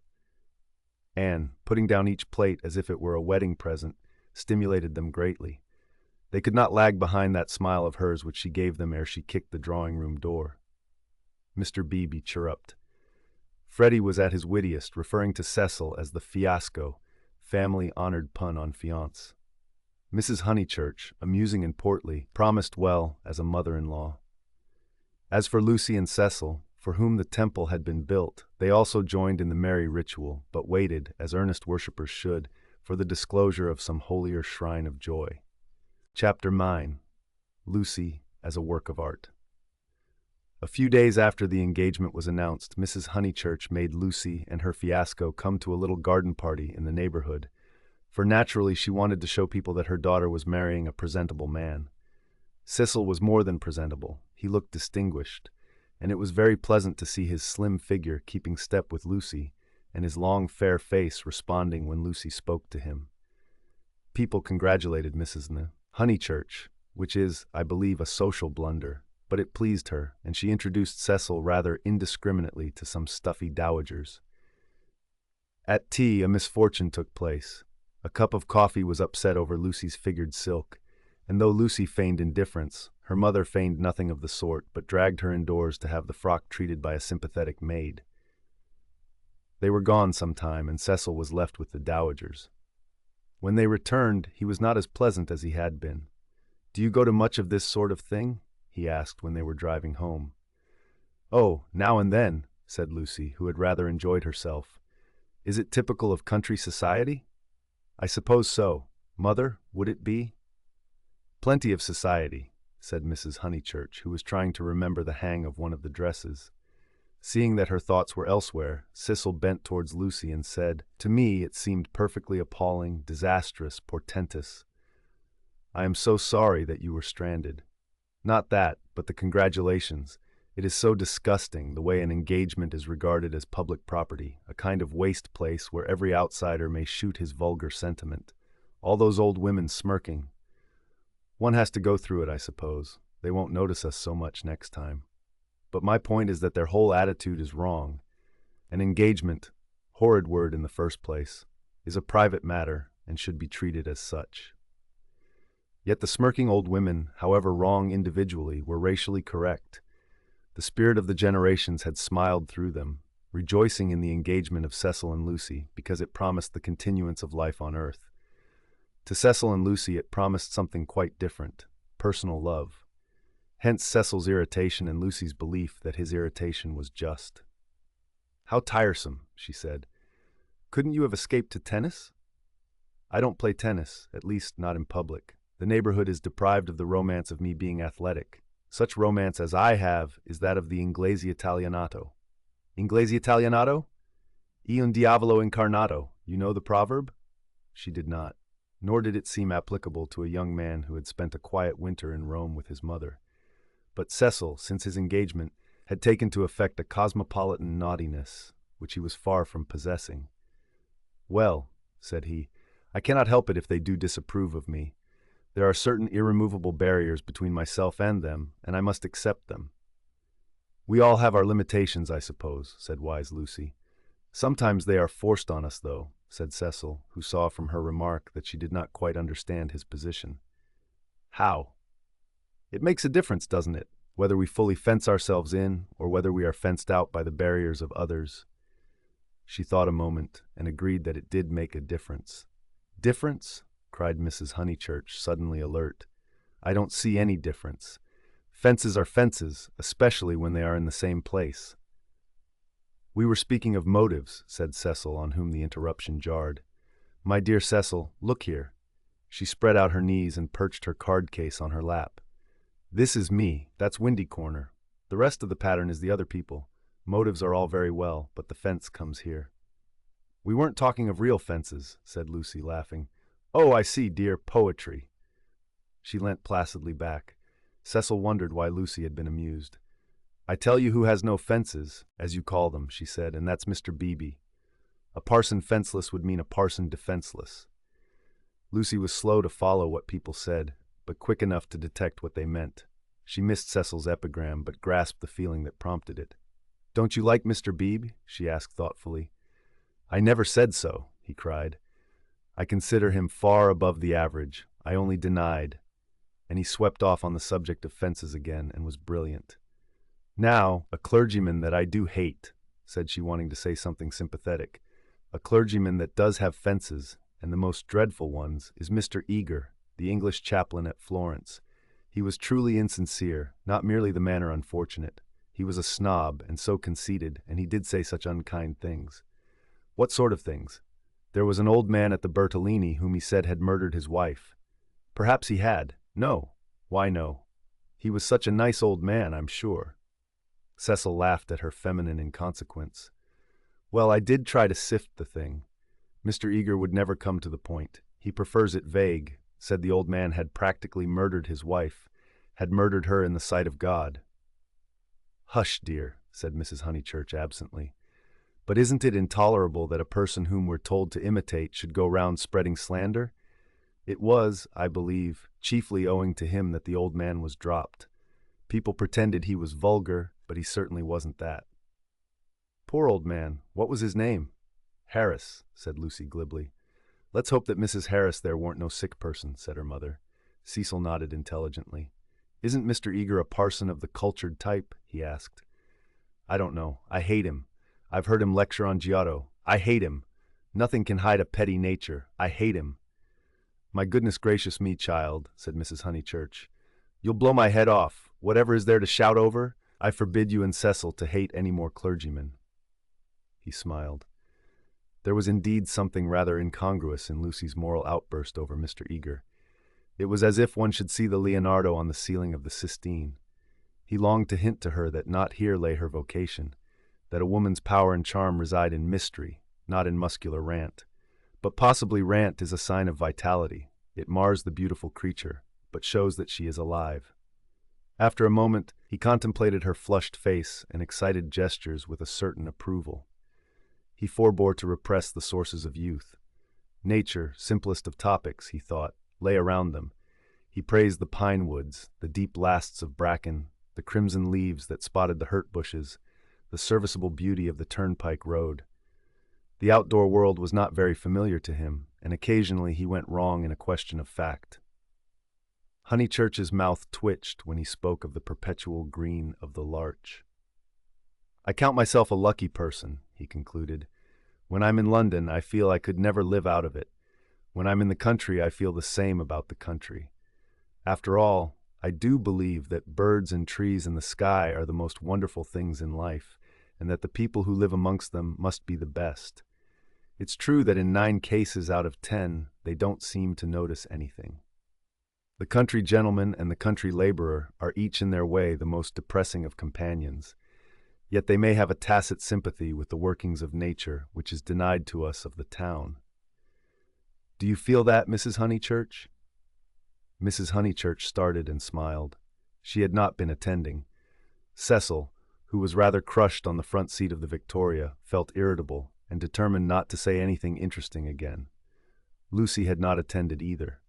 Her brow was wrinkled, and she still looked furiously cross, the result, he concluded, of too much moral gymnastics.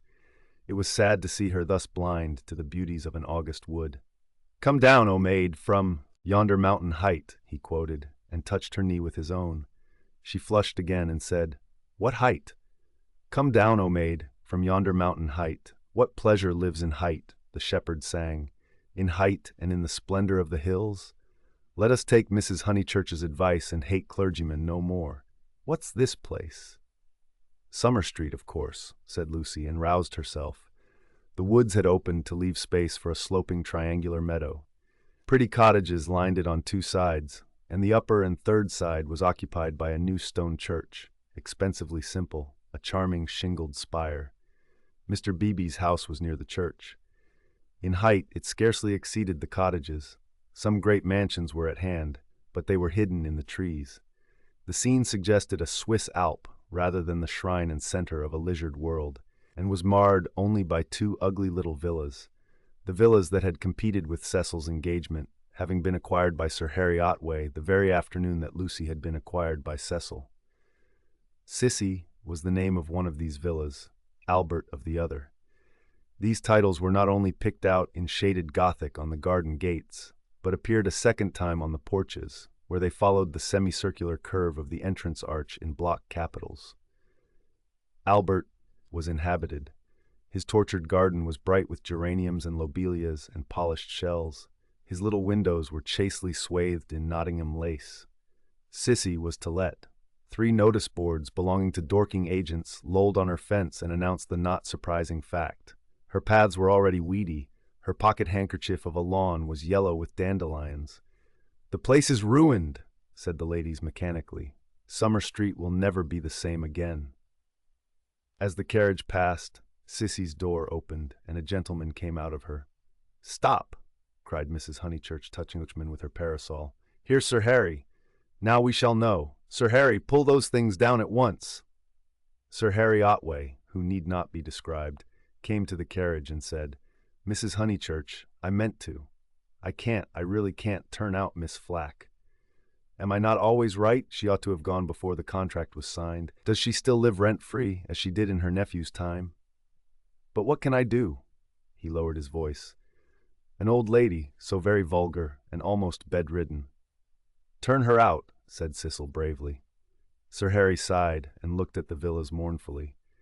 He had had full warning of Mr. Flack's intentions, and might have bought the plot before building commenced, but he was apathetic and dilatory. He had known Summer Street for so many years that he could not imagine it being spoilt. Not till Mrs. Flack had laid the foundation stone, and the apparition of red and cream brick began to rise, did he take alarm. He called on Mr. Flack, the local builder, a most reasonable and respectful man, who agreed that tiles would have made more artistic roof, but pointed out that slates were cheaper. He ventured to differ, however, about the Corinthian columns which were to cling like leeches to the frames of the bow windows, saying that, for his part, he liked to relieve the facade by a bit of decoration. Sir Harry hinted that a column, if possible, should be structural as well as decorative. Mr. Flack replied that all the columns had been ordered, adding, "and all the capitals different, one with dragons in the foliage, another approaching to the Ionian style, another introducing Mrs. Flack's initials, everyone different." For he had read his Ruskin. He built his villas according to his desire, and not until he had inserted an immovable ant into one of them did Sir Harry buy. This futile and unprofitable transaction filled the night with sadness as he leant on Mrs. Honeychurch's carriage. He had failed in his duties to the countryside, and the countryside was laughing at him as well. He had spent money, and yet Summer Street was spoilt as much as ever. All he could do now was to find a desirable tenant for Sissy, someone really desirable. "The rent is absurdly low," he told them, "and perhaps I am an easy landlord. But it is such an awkward size. It is too large for the peasant class and too small for any one the least like ourselves." Cecil had been hesitating whether he should despise the villas or despise Sir Harry for despising them. The latter impulse seemed the more fruitful. "You ought to find a tenant at once," he said maliciously. "It would be a perfect paradise for a bank clerk." "Exactly," said Sir Harry excitedly. "That is exactly what I fear, Mr. Vyse. It will attract the wrong type of people. The train service has improved, a fatal improvement to my mind. And what are 5 miles from a station in these days of bicycles? Rather a strenuous clerk it would be, said Lucy. Cecil, who had his full share of medieval mischievousness, replied that the physique of the lower middle classes was improving at a most appalling rate. She saw that he was laughing at their harmless neighbor, and roused herself to stop him. "Sir Harry," she exclaimed, "I have an idea. How would you like spinsters?" "My dear Lucy, it would be splendid. Do you know any such?" "Yes, I met them abroad."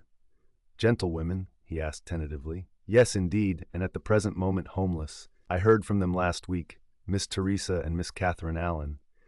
I'm really not joking. They are quite the right people. Mr. Beebe knows them too. May I tell them to write to you?" "Indeed you may," he cried. "Here we are with the difficulty solved already. How delightful it is. Extra facilities. Please tell them they shall have extra facilities, for I shall have no agent's fees." "Oh, the agents! The appalling people they have sent me. One woman, when I wrote a tactful letter, you know, asking her to explain her social position to me, replied that she would pay the rent in advance. As if one cares about that. And several references I took up were most unsatisfactory. People swindlers or not respectable. And oh, the deceit! I have seen a good deal of the seamy side this last week. The deceit of the most promising people. My dear Lucy, the deceit." She nodded. "My advice," put in Mrs. Honeychurch, "is to have nothing to do with Lucy and her decayed gentlewomen at all. I know the type. Preserve me from people who have seen better days, and bring heirlooms with them that make the house smell stuffy. It's a sad thing, but I'd far rather let to someone who is going up in the world than to someone who has come down." "I think I follow you," said Sir Harry, "but it is, as you say, a very sad thing." "The Misses Allen aren't that," cried Lucy. "Yes, they are," said Cecil. "I haven't met them, but I should say they were a highly unsuitable addition to the neighborhood." "Don't listen to him, Sir Harry. He's tiresome." "It's I who am tiresome," he replied. "I oughtn't to come with my troubles to young people, but really I am so worried, and Lady Otway will only say that I cannot be too careful, which is quite true, but no real help. Then may I write to my Mrs. Allen? Please." But his eye wavered when Mrs. Honeychurch exclaimed, "Beware, they are certain to have canaries. Sir Harry, beware of canaries. They spit the seed out through the bars of the cages, and then the mice come. Beware of women altogether. Only let to a man." "Really," he murmured gallantly, though he saw the wisdom of her remark. "Men don't gossip over teacups. If they get drunk, there's an end of them. They lie down comfortably and sleep it off. If they're vulgar, they somehow keep it to themselves. It doesn't spread so. Give me a man, of course, provided he's clean." Sir Harry blushed. Neither he nor Cecil enjoyed these open compliments to their sex. Even the exclusion of the dirty did not leave them much distinction. He suggested that Mrs. Honeychurch, if she had time, should descend from the carriage and inspect Sissy for herself. She was delighted. Nature had intended her to be poor and to live in such a house. Domestic arrangements always attracted her, especially when they were on a small scale. Cecil pulled Lucy back as she followed her mother. "Mrs. Honeychurch," he said, "what if we two walk home and leave you?" "Certainly," was her cordial reply. Sir Harry likewise seemed almost too glad to get rid of them. He beamed at them knowingly, said, "Aha, young people, and then hastened to unlock the house. "Hopeless vulgarian," exclaimed Cecil, almost before they were out of earshot. "Oh, Cecil, I can't help it. It would be wrong not to loathe that man. He isn't clever, but really he is nice. No, Lucy, he stands for all that is bad in country life. In London he would keep his place. He would belong to a brainless club, and his wife would give brainless dinner parties. But down here he acts the little god with his gentility, and his patronage, and his sham aesthetics, and everyone, even your mother, is taken in." "All that you say is quite true," said Lucy, though she felt discouraged. "I wonder whether it matters so very much." "It matters supremely. Sir Harry is the essence of that garden party. Oh goodness, how cross I feel. How I do hope he'll get some vulgar tenant in that villa, some woman so really vulgar that he'll notice it. Gentlefolks, with his bald head and retreating chin, but let's forget him." This Lucy was glad enough to do. If Cecil disliked Sir Harry Otway and Mr. Beebe, what guarantee was there that the people who really mattered to her would escape? For instance, Freddie. Freddie was neither clever, nor subtle, nor beautiful, and what prevented Cecil from saying, any minute, it would be wrong not to loathe Freddie? And what would she reply? Further than Freddie she did not go, but he gave her anxiety enough. She could only assure herself that Cecil had known Freddie some time, and that they had always got on pleasantly, except perhaps during the last few days, which was an accident, perhaps. "Which way shall we go?" she asked him. Nature, simplest of topics, she thought, was around them. Summer Street lay deep in the woods, and she had stopped where a footpath diverged from the high road. "Are there two ways? Perhaps the road is more sensible, as we're got up smart." "I'd rather go through the wood," said Cecil, with that subdued irritation that she had noticed in him all the afternoon. "Why is it, Lucy, that you always say the road? Do you know that you have never once been with me in the fields or the wood since we were engaged?" "Haven't I?" "The wood, then," said Lucy, startled at his queerness, but pretty sure that he would explain later. It was not his habit to leave her in doubt as to his meaning. She led the way into the whispering pines, and sure enough he did explain before they had gone a dozen yards. "I had got an idea, I dare say wrongly, that you feel more at home with me in a room." "A room," she echoed, hopelessly bewildered. "Yes, or at the most in a garden or on a road, never in the real country like this." "Oh, Cecil, whatever do you mean? I have never felt anything of the sort. You talk as if I was a kind of poetess sort of person." "I don't know that you aren't. I connect you with a view, a certain type of view. Why shouldn't you connect me with a room?" She reflected a moment and then said, laughing, "Do you know that you're right? I do. I must be a poetess after all. When I think of you, it's always as in a room. How funny." To her surprise, he seemed annoyed. "A drawing room, pray? With no view?" "Yes, with no view, I fancy. Why not?" "I'd rather," he said reproachfully, "that you connected me with the open air." She said again, "Oh, Cecil, whatever do you mean?" As no explanation was forthcoming, she shook off the subject as too difficult for a girl, and led him further into the wood, pausing every now and then at some particularly beautiful or familiar combination of the trees. She had known the wood between Summer Street and Windy Corner ever since she could walk alone. She had played at losing Freddie in it when Freddie was a purple-faced baby, and though she had been to Italy, it had lost none of its charm. Presently they came to a little clearing among the pines, another tiny green alp, solitary this time, and holding in its bosom a shallow pool. She exclaimed, "The sacred lake!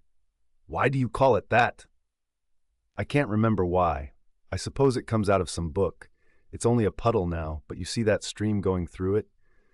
Well, a good deal of water comes down after heavy rains, and can't get away at once, and the pool becomes quite large and beautiful. Then Freddie used to bathe there. He is very fond of it." "And you?" he meant. "Are you fond of it?"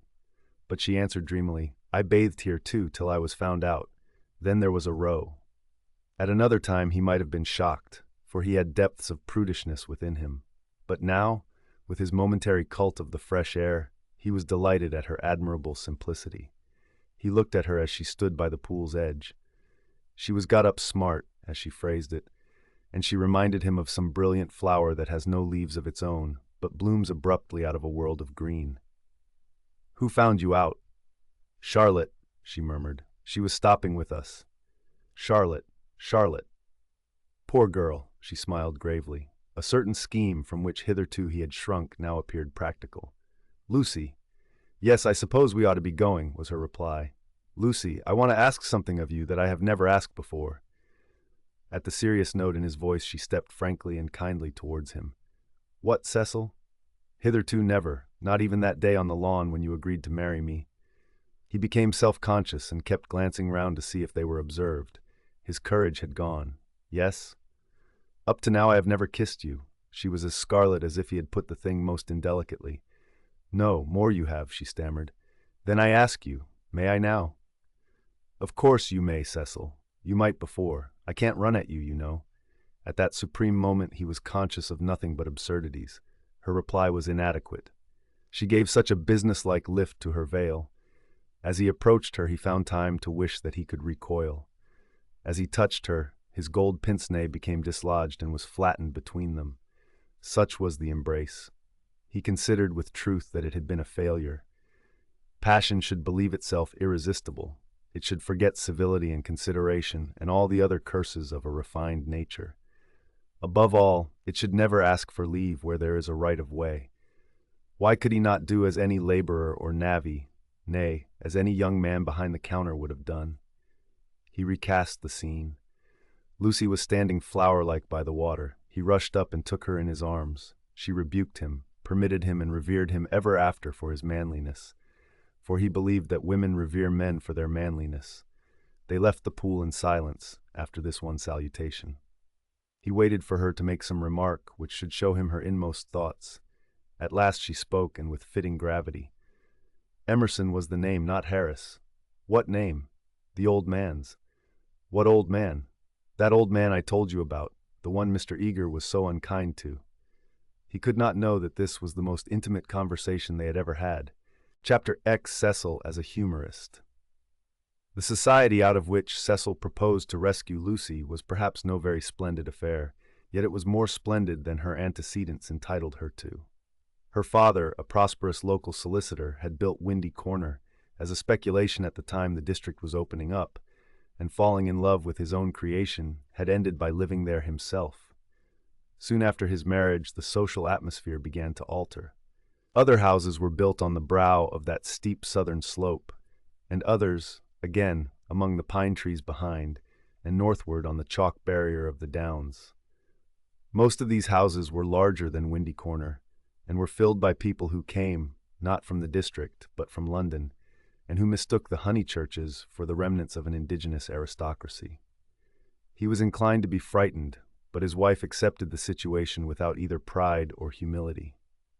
"I cannot think what people are doing," she would say, "but it is extremely fortunate for the children." She called everywhere. Her calls were returned with enthusiasm, and by the time people found out that she was not exactly of their milieu, they liked her, and it did not seem to matter. When Mr. Honeychurch died, he had the satisfaction, which few honest solicitors despise, of leaving his family rooted in the best society obtainable. The best obtainable. Certainly many of the immigrants were rather dull, and Lucy realized this more vividly since her return from Italy. Hitherto she had accepted their ideals without questioning, their kindly affluence, their inexplosive religion, their dislike of paper bags, orange peel, and broken bottles. A radical out and out, she learnt to speak with horror of suburbia. Life, so far as she troubled to conceive it, was a circle of rich, pleasant people, with identical interests and identical foes. In this circle, one thought, married, and died. Outside it were poverty and vulgarity forever trying to enter, just as the London fog tries to enter the pine woods pouring through the gaps in the northern hills. But in Italy, where anyone who chooses may warm himself in equality, as in the sun, this conception of life vanished. Her senses expanded. She felt that there was no one whom she might not get to like, that social barriers were irremovable, doubtless, but not particularly high. You jump over them just as you jump into a peasant's olive yard in the Apennines, and he is glad to see you. She returned with new eyes. So did Cecil. But Italy had quickened Cecil, not to tolerance, but to irritation. He saw that the local society was narrow, but instead of saying, "Does that very much matter?" he rebelled and tried to substitute for it the society he called broad. He did not realize that Lucy had consecrated her environment by the thousand little civilities that create a tenderness in time, and that though her eyes saw its defects, her heart refused to despise it entirely. Nor did he realize a more important point, that if she was too great for this society, she was too great for all society, and had reached the stage where personal intercourse would alone satisfy her. A rebel she was, but not of the kind he understood, a rebel who desired, not a wider dwelling room, but equality beside the man she loved. For Italy was offering her the most priceless of all possessions, her own soul. Playing bumble puppy with Minnie Beebe, niece to the rector, and aged 13, an ancient and most honorable game, which consists in striking tennis balls high into the air so that they fall over the net and immoderately bounce. Some hit Mrs. Honeychurch, others are lost. The sentence is confused, but the better illustrates Lucy's state of mind, for she was trying to talk to Mr. Beebe at the same time. "Oh, it has been such a nuisance. First he, then they. No one knowing what they wanted, and everyone so tiresome." But they really are coming now, said Mr. Beebe. I wrote to Miss Teresa a few days ago. She was wondering how often the butcher called, and my reply of once a month must have impressed her favorably. They are coming. I heard from them this morning. I shall hate those Miss Allens, Mrs. Honeychurch cried. Just because they're old and silly, one's expected to say how sweet. I hate their if-ing and butting and anding, and poor Lucy, serve her right, worn to a shadow. Mr. Beebe watched the shadow springing and shouting over the tennis court. Cecil was absent. One did not play bumble puppy when he was there. Well, if they are coming, no, Minnie, not Saturn. Saturn was a tennis ball whose skin was partially unsewn. When in motion, his orb was encircled by a ring.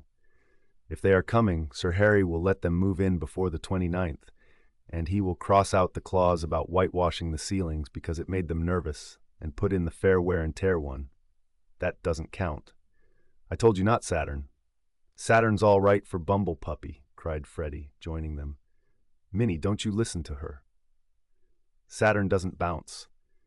Saturn bounces enough. No, he doesn't. Well, he bounces better than the beautiful white devil. Hush, dear, said Mrs. Honeychurch. But look at Lucy, complaining of Saturn, and all the time's got the beautiful white devil in her hand, ready to plug it in. That's right, Minnie. Go for her. Get her over the shins with the racket. Get her over the shins. Lucy fell. The beautiful white devil rolled from her hand. Mr. Beebe picked it up and said, The name of this ball is Vittoria Corombona, please. But his correction passed unheeded. Freddie possessed to a high degree the power of lashing little girls to fury, and in half a minute he had transformed Minnie from a well-mannered child into a howling wilderness. Up in the house Cecil heard them, and, though he was full of entertaining news, he did not come down to impart it, in case he got hurt. He was not a coward and bore necessary pain as well as any man, but he hated the physical violence of the young. How right it was! Sure enough, it ended in a cry. I wish the Miss Allens could see this, observed Mr. Beebe, just as Lucy, who was nursing the injured Minnie, was in turn lifted off her feet by her brother. Who are the Miss Allens? Freddie panted. They have taken Sissy Villa. That wasn't the name. Here his foot slipped, and they all fell most agreeably onto the grass. An interval elapses. Wasn't what name? Asked Lucy, with her brother's head in her lap. Allen wasn't the name of the people Sir Harry's let to. Nonsense, Freddie. You know nothing about it. Nonsense yourself. I've this minute seen him. He said to me, Ahem, Honeychurch. Freddie was an indifferent mimic. Ahem, ahem, I have at last procured really desire rebel tenants. I said, Hooray, old boy, and slapped him on the back. Exactly. The Miss Allens. Rather not. More like Anderson. Oh, good gracious, there isn't going to be another muddle, Mrs. Honeychurch exclaimed. Do you notice, Lucy, I'm always right? I said, don't interfere with Sissy Villa. I'm always right. I'm quite uneasy at being always right so often. It's only another muddle of Freddie's. Freddie doesn't even know the name of the people he pretends have taken it instead. Yes, I do. I've got it. Emerson. What name? Emerson. I'll bet you anything you like. What a weathercock Sir Harry is, said Lucy quietly. I wish I had never bothered over it at all. Then she lay on her back and gazed at the cloudless sky. Mr. Beebe, whose opinion of her rose daily, whispered to his niece that that was the proper way to behave if any little thing went wrong. Meanwhile, the name of the new tenants had diverted Mrs. Honeychurch from the contemplation of her own abilities. Emerson, Freddie? Do you know what Emersons they are? I don't know whether they're any Emersons, retorted Freddie, who was democratic. Like his sister, and like most young people, he was naturally attracted by the idea of equality, and the undeniable fact that there are different kinds of Emersons annoyed him beyond measure. I trust they are the right sort of person. All right, Lucy. She was sitting up again. I see you looking down your nose and thinking your mother's a snob. But there is a right sort and a wrong sort, and it's affectation to pretend there isn't. Emerson's a common enough name, Lucy remarked. She was gazing sideways. Seated on a promontory herself, she could see the pine-clad promontories descending one beyond another into the Weald. The further one descended the garden, the more glorious was this lateral view. I was merely going to remark, Freddie, that I trusted they were no relations of Emerson the philosopher, a most trying man. Pray, does that satisfy you? Oh, yes, he grumbled. And you will be satisfied too, for they're friends of Cecil. So, elaborate irony, you and the other country families will be able to call in perfect safety. Cecil? Exclaimed Lucy. Don't be rude, dear, said his mother placidly. Lucy, don't screech. It's a new bad habit you're getting into. But has Cecil? Friends of Cecil's, he repeated, and so really desirable. Ahem, Honeychurch. I have just telegraphed to them. She got up from the grass. It was hard on Lucy. Mr. Beebe sympathized with her very much. While she believed that her snub about the Miss Allens came from Sir Harry Otway, she had borne it like a good girl. She might well screech when she heard that it came partly from her lover. Mr. Vyse was a tease, something worse than a tease. He took a malicious pleasure in thwarting people. The clergyman, knowing this, looked at Miss Honeychurch with more than his usual kindness. When she exclaimed, "But Cecil's Emersons, they can't possibly be the same ones. There is that." He did not consider that the exclamation was strange, but saw in it an opportunity of diverting the conversation while she recovered her composure. He diverted it as follows. "The Emersons who were at Florence, do you mean? No, I don't suppose it will prove to be them. It is probably a long cry from them to friends of Mr. Vyse's. Oh, Mrs. Honeychurch, the oddest people, the queerest people. For our part, we liked them, didn't we?" He appealed to Lucy. There was a great scene over some violets. They picked violets and filled all the vases in the room of these very Miss Allens who have failed to come to Sissy Villa. Poor little ladies, so shocked and so pleased. It used to be one of Miss Catherine's great stories. "My dear sister loves flowers," it began. They found the whole room a mass of blue, vases and jugs, and the story ends with, "So ungentlemanly and yet so beautiful." It is all very difficult. Yes, I always connect those Florentine Emersons with violets. "Fiasco's done you this time," remarked Freddie, not seeing that his sister's face was very red. She could not recover herself. Mr. Beebe saw it and continued to divert the conversation. These particular Emersons consisted of a father and a son. The son a goodly, if not a good young man, not a fool, I fancy, but very immature, pessimism, etc.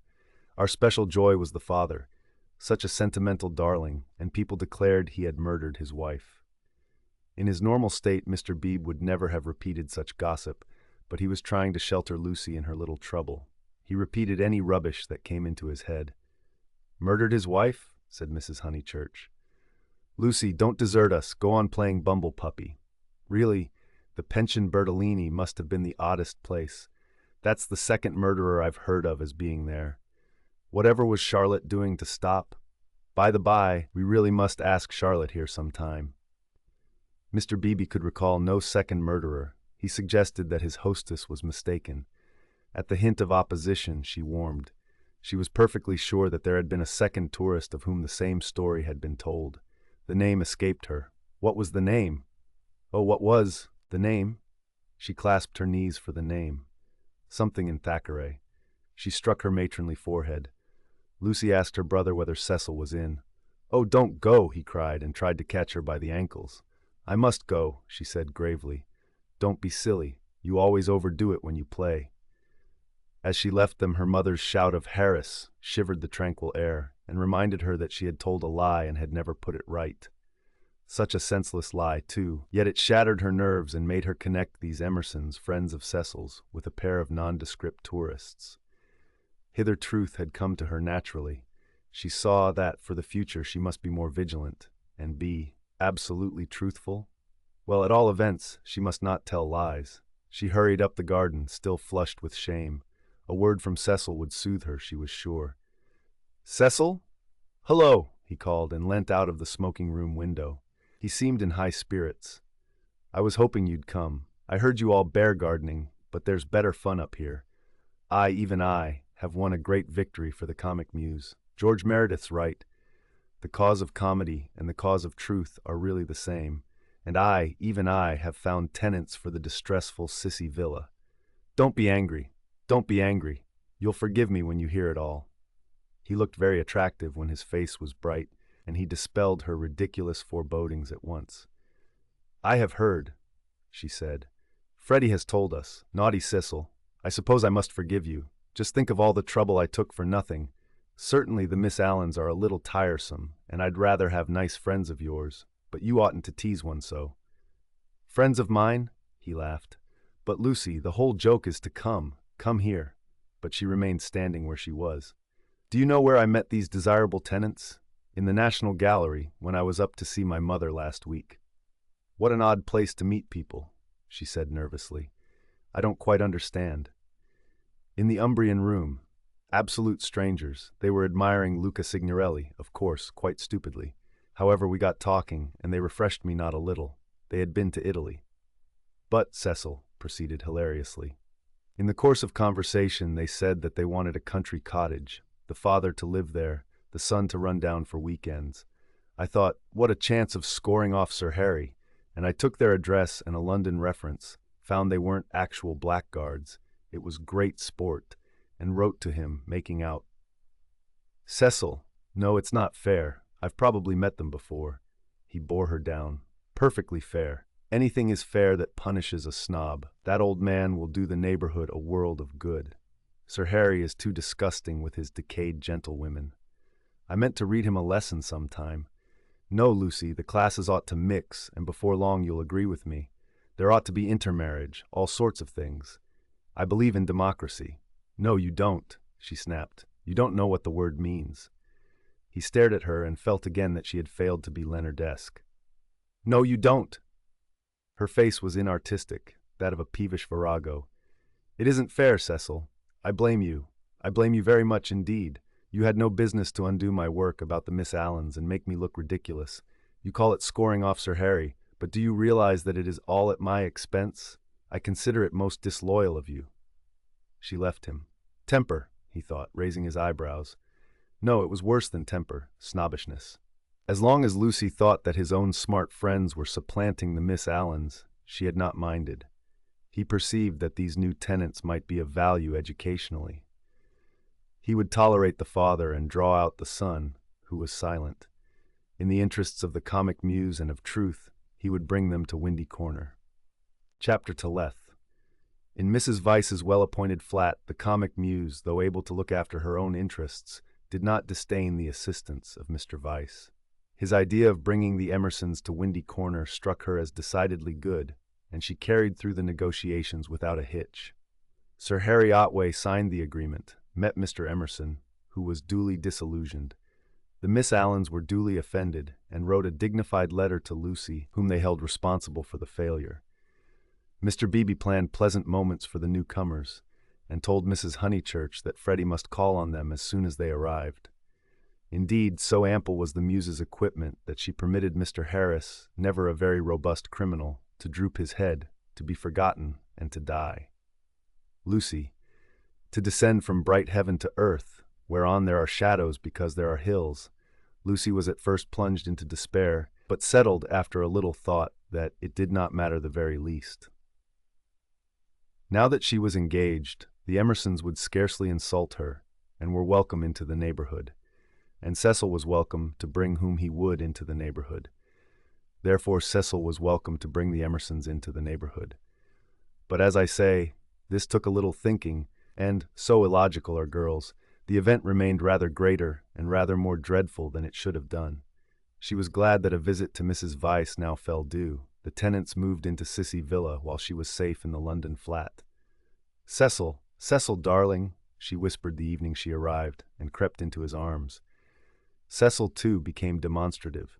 He saw that the needful fire had been kindled in Lucy. At last she longed for attention, as a woman should, and looked up to him because he was a man. "So you do love me, little thing?" he murmured. "Oh, Cecil, I do, I do. I don't know what I should do without you." Several days passed. Then she had a letter from Miss Bartlett. A coolness had sprung up between the two cousins, and they had not corresponded since they parted in August.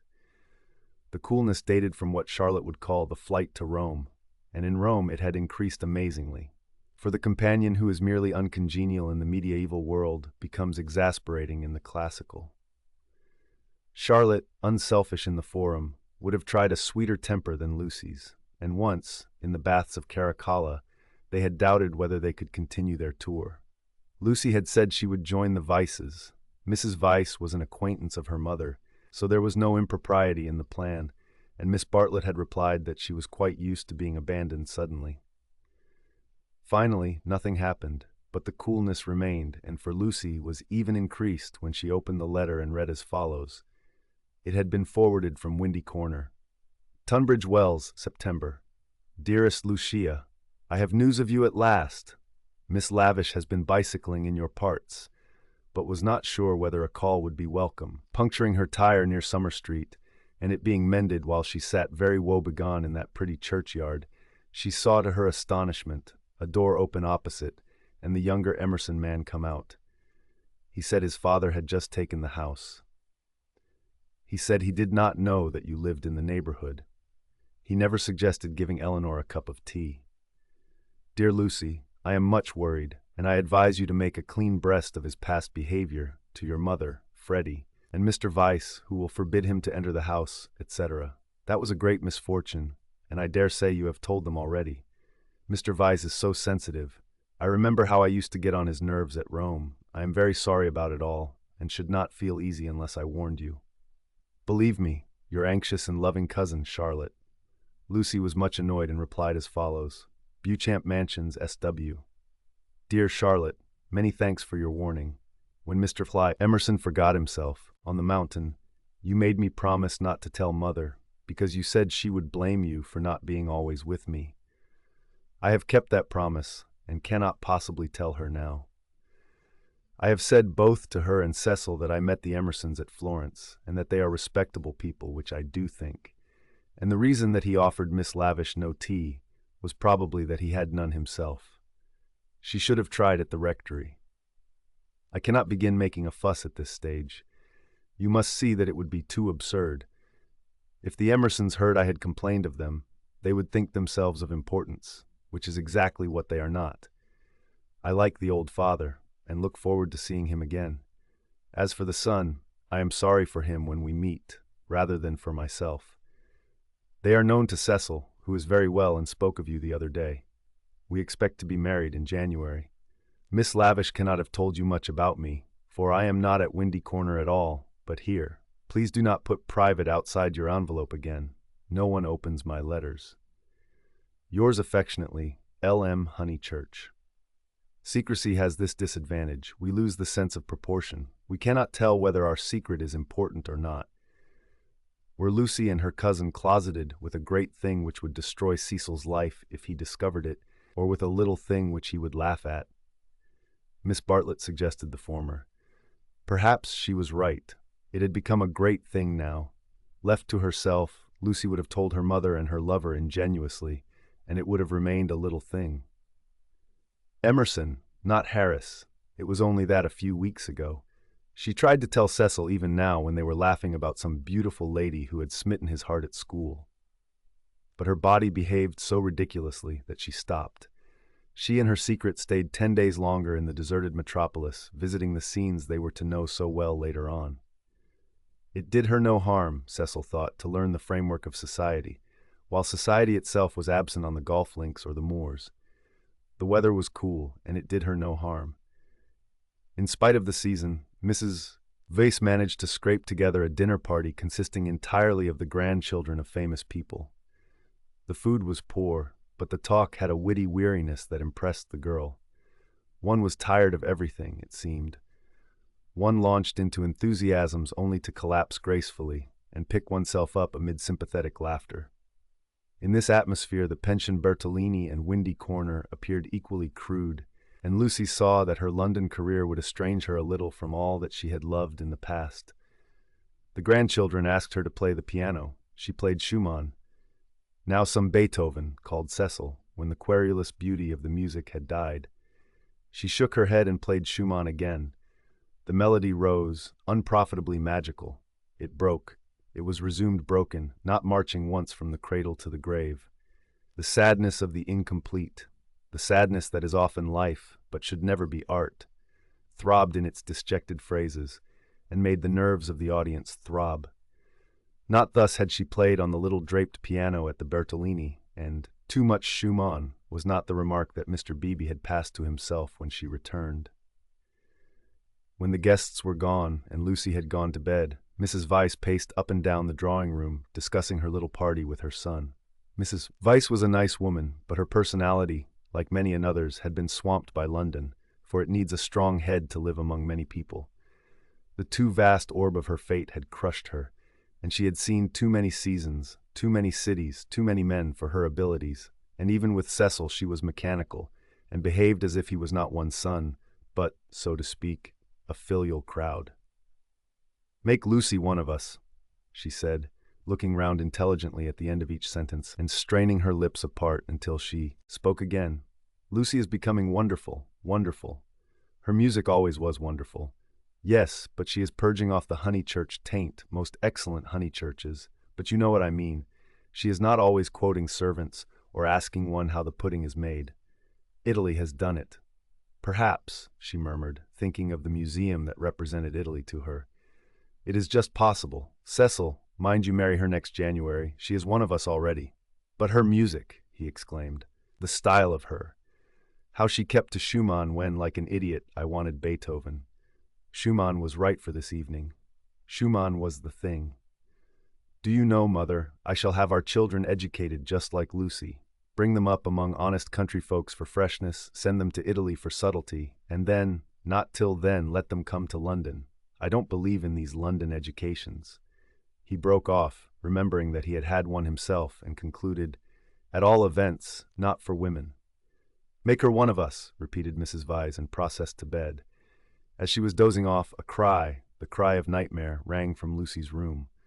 Lucy could ring for the maid if she liked, but Mrs. Vyse thought it kind to go herself.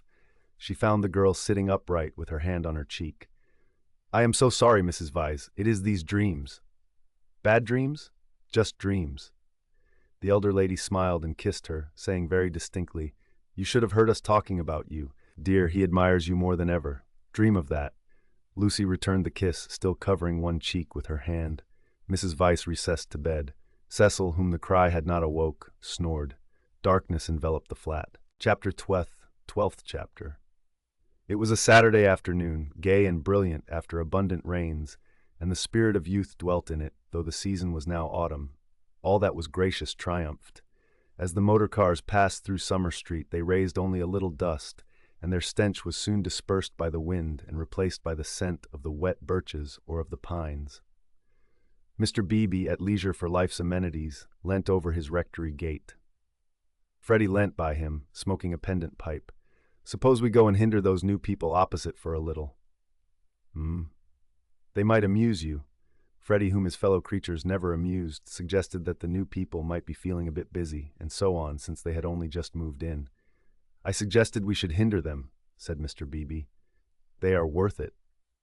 Unlatching the gate, he sauntered over the triangular green to Sissy Villa. "Hullo!" he cried, shouting in at the open door, through which much squalor was visible. A grave voice replied, "Hullo! I've brought someone to see you.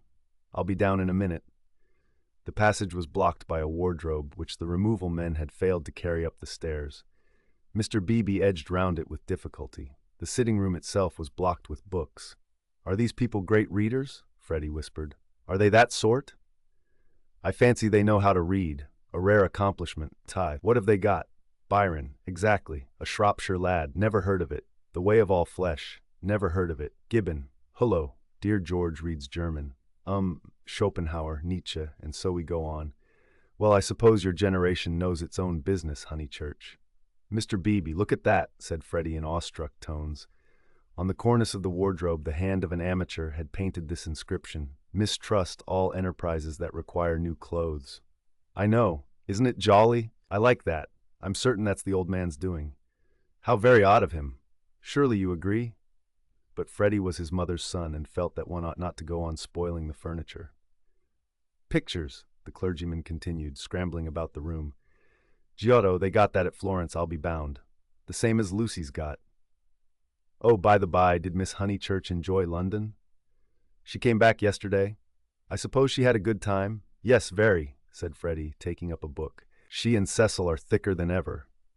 "That's good hearing. I wish I wasn't such a fool, Mr. Beebe." Mr. Beebe ignored the remark.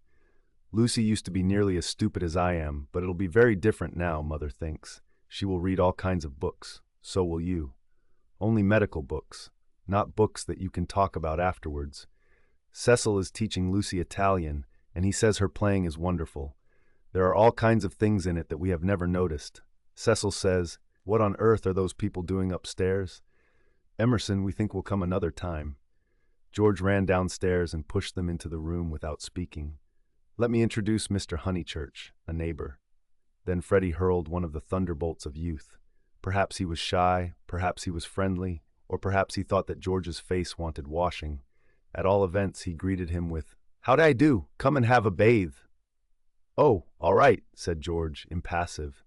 Mr. Beebe was highly entertained. "How'd I do? How'd I do? Come and have a bathe," he chuckled. "That's the best conversational opening I've ever heard, but I'm afraid it will only act between men. Can you picture a lady who has been introduced to another lady by a third lady opening civilities with 'How do you do? Come and have a bathe?' And yet you will tell me that the sexes are equal." "I tell you that they shall be," said Mr. Emerson, who had been slowly descending the stairs. "Good afternoon, Mr. Beebe. I tell you they shall be comrades, and George thinks the same." "We are to raise ladies to our level?" the clergyman inquired. "The Garden of Eden," pursued Mr. Emerson, still descending, "which you place in the past, is really yet to come. We shall enter it when we no longer despise our bodies." Mr. Beebe disclaimed placing the Garden of Eden anywhere. "In this, not in other things, we men are ahead. We despise the body less than women do. But not until we are comrades shall we enter the garden." "I say, what about this bathe?" murmured Freddie, appalled at the mass of philosophy that was approaching him. "I believed in a return to nature once, but how can we return to nature when we have never been with her? Today, I believe that we must discover nature. After many conquests, we shall attain simplicity. It is our heritage. Let me introduce Mr. Honeychurch, whose sister you will remember at Florence. How do you do? Very glad to see you, and that you are taking George for a bathe. Very glad to hear that your sister is going to marry. Marriage is a duty. I am sure that she will be happy, for we know Mr. Vyse, too. He has been most kind. He met us by chance in the National Gallery and arranged everything about this delightful house. Though I hope I have not vexed Sir Harry Otway. I have met so few liberal landowners, and I was anxious to compare his attitude towards the game laws with the conservative attitude. Ah, this wind! You do well to bathe. Yours is a glorious country, Honeychurch." "Not a bit," mumbled Freddie. "I must, that is to say, I have to, have the pleasure of calling on you later on, my mother says, I hope." "Call, my lad. Who taught us that drawing-room twaddle? Call on your grandmother. Listen to the wind among the pines. Yours is a glorious country." Mr. Beebe came to the rescue. "Mr. Emerson, he will call, I shall call. You or your son will return our calls before 10 days have elapsed. I trust that you have realized about the 10 days interval. It does not count that I helped you with the stare eyes yesterday. It does not count that they are going to bathe this afternoon." "Yes, go and bathe, George. Why do you dawdle talking? Bring them back to tea. Bring back some milk, cakes, honey. The change will do you good. George has been working very hard at his office. I can't believe he's well." George bowed his head, dusty and somber, exhaling the peculiar smell of one who has handled furniture. "Do you really want this bathe?" Freddie asked him. "It is only a pond, don't you know? I dare say you are used to something better." "Yes, I have said yes already." Mr. Beebe felt bound to assist his young friend, and led the way out of the house and into the pine woods. How glorious it was! For a little time the voice of old Mr. Emerson pursued them, dispensing good wishes and philosophy. It ceased, and they only heard the fair wind blowing the bracken and the trees. Mr. Beebe, who could be silent, but who could not bear silence, was compelled to chatter, since the expedition looked like a failure, and neither of his companions would utter a word. He spoke of Florence. George attended gravely, assenting or dissenting with slight but determined gestures that were as inexplicable as the motions of the tree-tops above their heads. "And what a coincidence that you should meet Mr. Vyse. Did you realize that you would find all the pension Bertolini down here?" "I did not. Miss Lavish told me. When I was a young man, I always meant to write a history of coincidence." No enthusiasm, though, as a matter of fact, coincidences are much rarer than we suppose. For example, it isn't purely coincidentally that you are here now when one comes to reflect. To his relief, George began to talk. "It is. I have reflected. It is fate. Everything is fate. We are flung together by fate, drawn apart by fate, flung together, drawn apart. The 12 winds blow us, we settle nothing. You have not reflected at all, rapped the clergyman. Let me give you a useful tip, Emerson. Attribute nothing to fate. Don't say I didn't do this, for you did it. 10 to bar 1. Now I'll cross-question you. Where did you first meet Miss Honeychurch and myself? Italy. And where did you meet Mr. Vyse, who is going to marry Miss Honeychurch? National Gallery. Looking at Italian art. There you are, and yet you talk of coincidence and fate. You naturally seek out things Italian, and so do we and our friends. This narrows the field immeasurably. We meet again in it. It is fate that I am here, persisted George. But you can call it Italy if it makes you less unhappy. Mr. Beebe slid away from such heavy treatment of the subject, but he was infinitely tolerant of the young and had no desire to snub George. And so for this and for other reasons my history of coincidence is still to write. Silence. Wishing to round off the episode, he added, We are all so glad that you have come. Silence. Here we are, called Freddie. Oh, good, exclaimed Mr. Beebe, mopping his brow. And there's the pond. I wish it was bigger, he added apologetically. They climbed down a slippery bank of pine needles. There lay the pond, set in its little alp of green. Only a pond, but large enough to contain the human body and pure enough to reflect the sky. On account of the rains, the waters had flooded the surrounding grass, which showed like a beautiful emerald path, tempting these feet towards the central pool. It's distinctly successful as ponds go, said Mr. Beebe. No apologies are necessary for the pond. George sat down where the ground was dry and drearily unlaced his boots. Aren't those masses of willow herb splendid? I love willow herb in seed. What's the name of this aromatic plant? No one knew or seemed to care. These abrupt changes of vegetation, this little spongious tract of water plants, and on either side of it all the growths are tough or brittle, heather, bracken, hurts, pines. Very charming, very charming. Mr. Beebe, aren't you bathing? Called Freddie, as he stripped himself. Mr. Beebe thought he was not. Water's wonderful, cried Freddie, prancing in. Water's water, murmured George. Wetting his hair first, a sure sign of apathy, he followed Freddie into the divine, as indifferent as if he were a statue and the pond a pail of soapsuds. It was necessary to use his muscles. It was necessary to keep clean. Mr. Beebe watched them, and watched the seeds of the willow herb dance chorically above their heads. A pushoo! A pushoo! A pushoo! Went Freddie, swimming for 2 strokes in either direction, and then becoming involved in reeds or mud. Is it worth it? Asked the other, Michelangelesque on the flooded margin. The bank broke away, and he fell into the pool before he had weighed the question properly. He poof! I've swallowed a pollywog, Mr. Beebe. Water's wonderful. Water's simply ripping. Water's not so bad, said George, reappearing from his plunge and sputtering at the sun. Water's wonderful, Miss Beebe. A poshu, coof. Mr. Beebe, who was hot and who always acquiesced where possible, looked around him.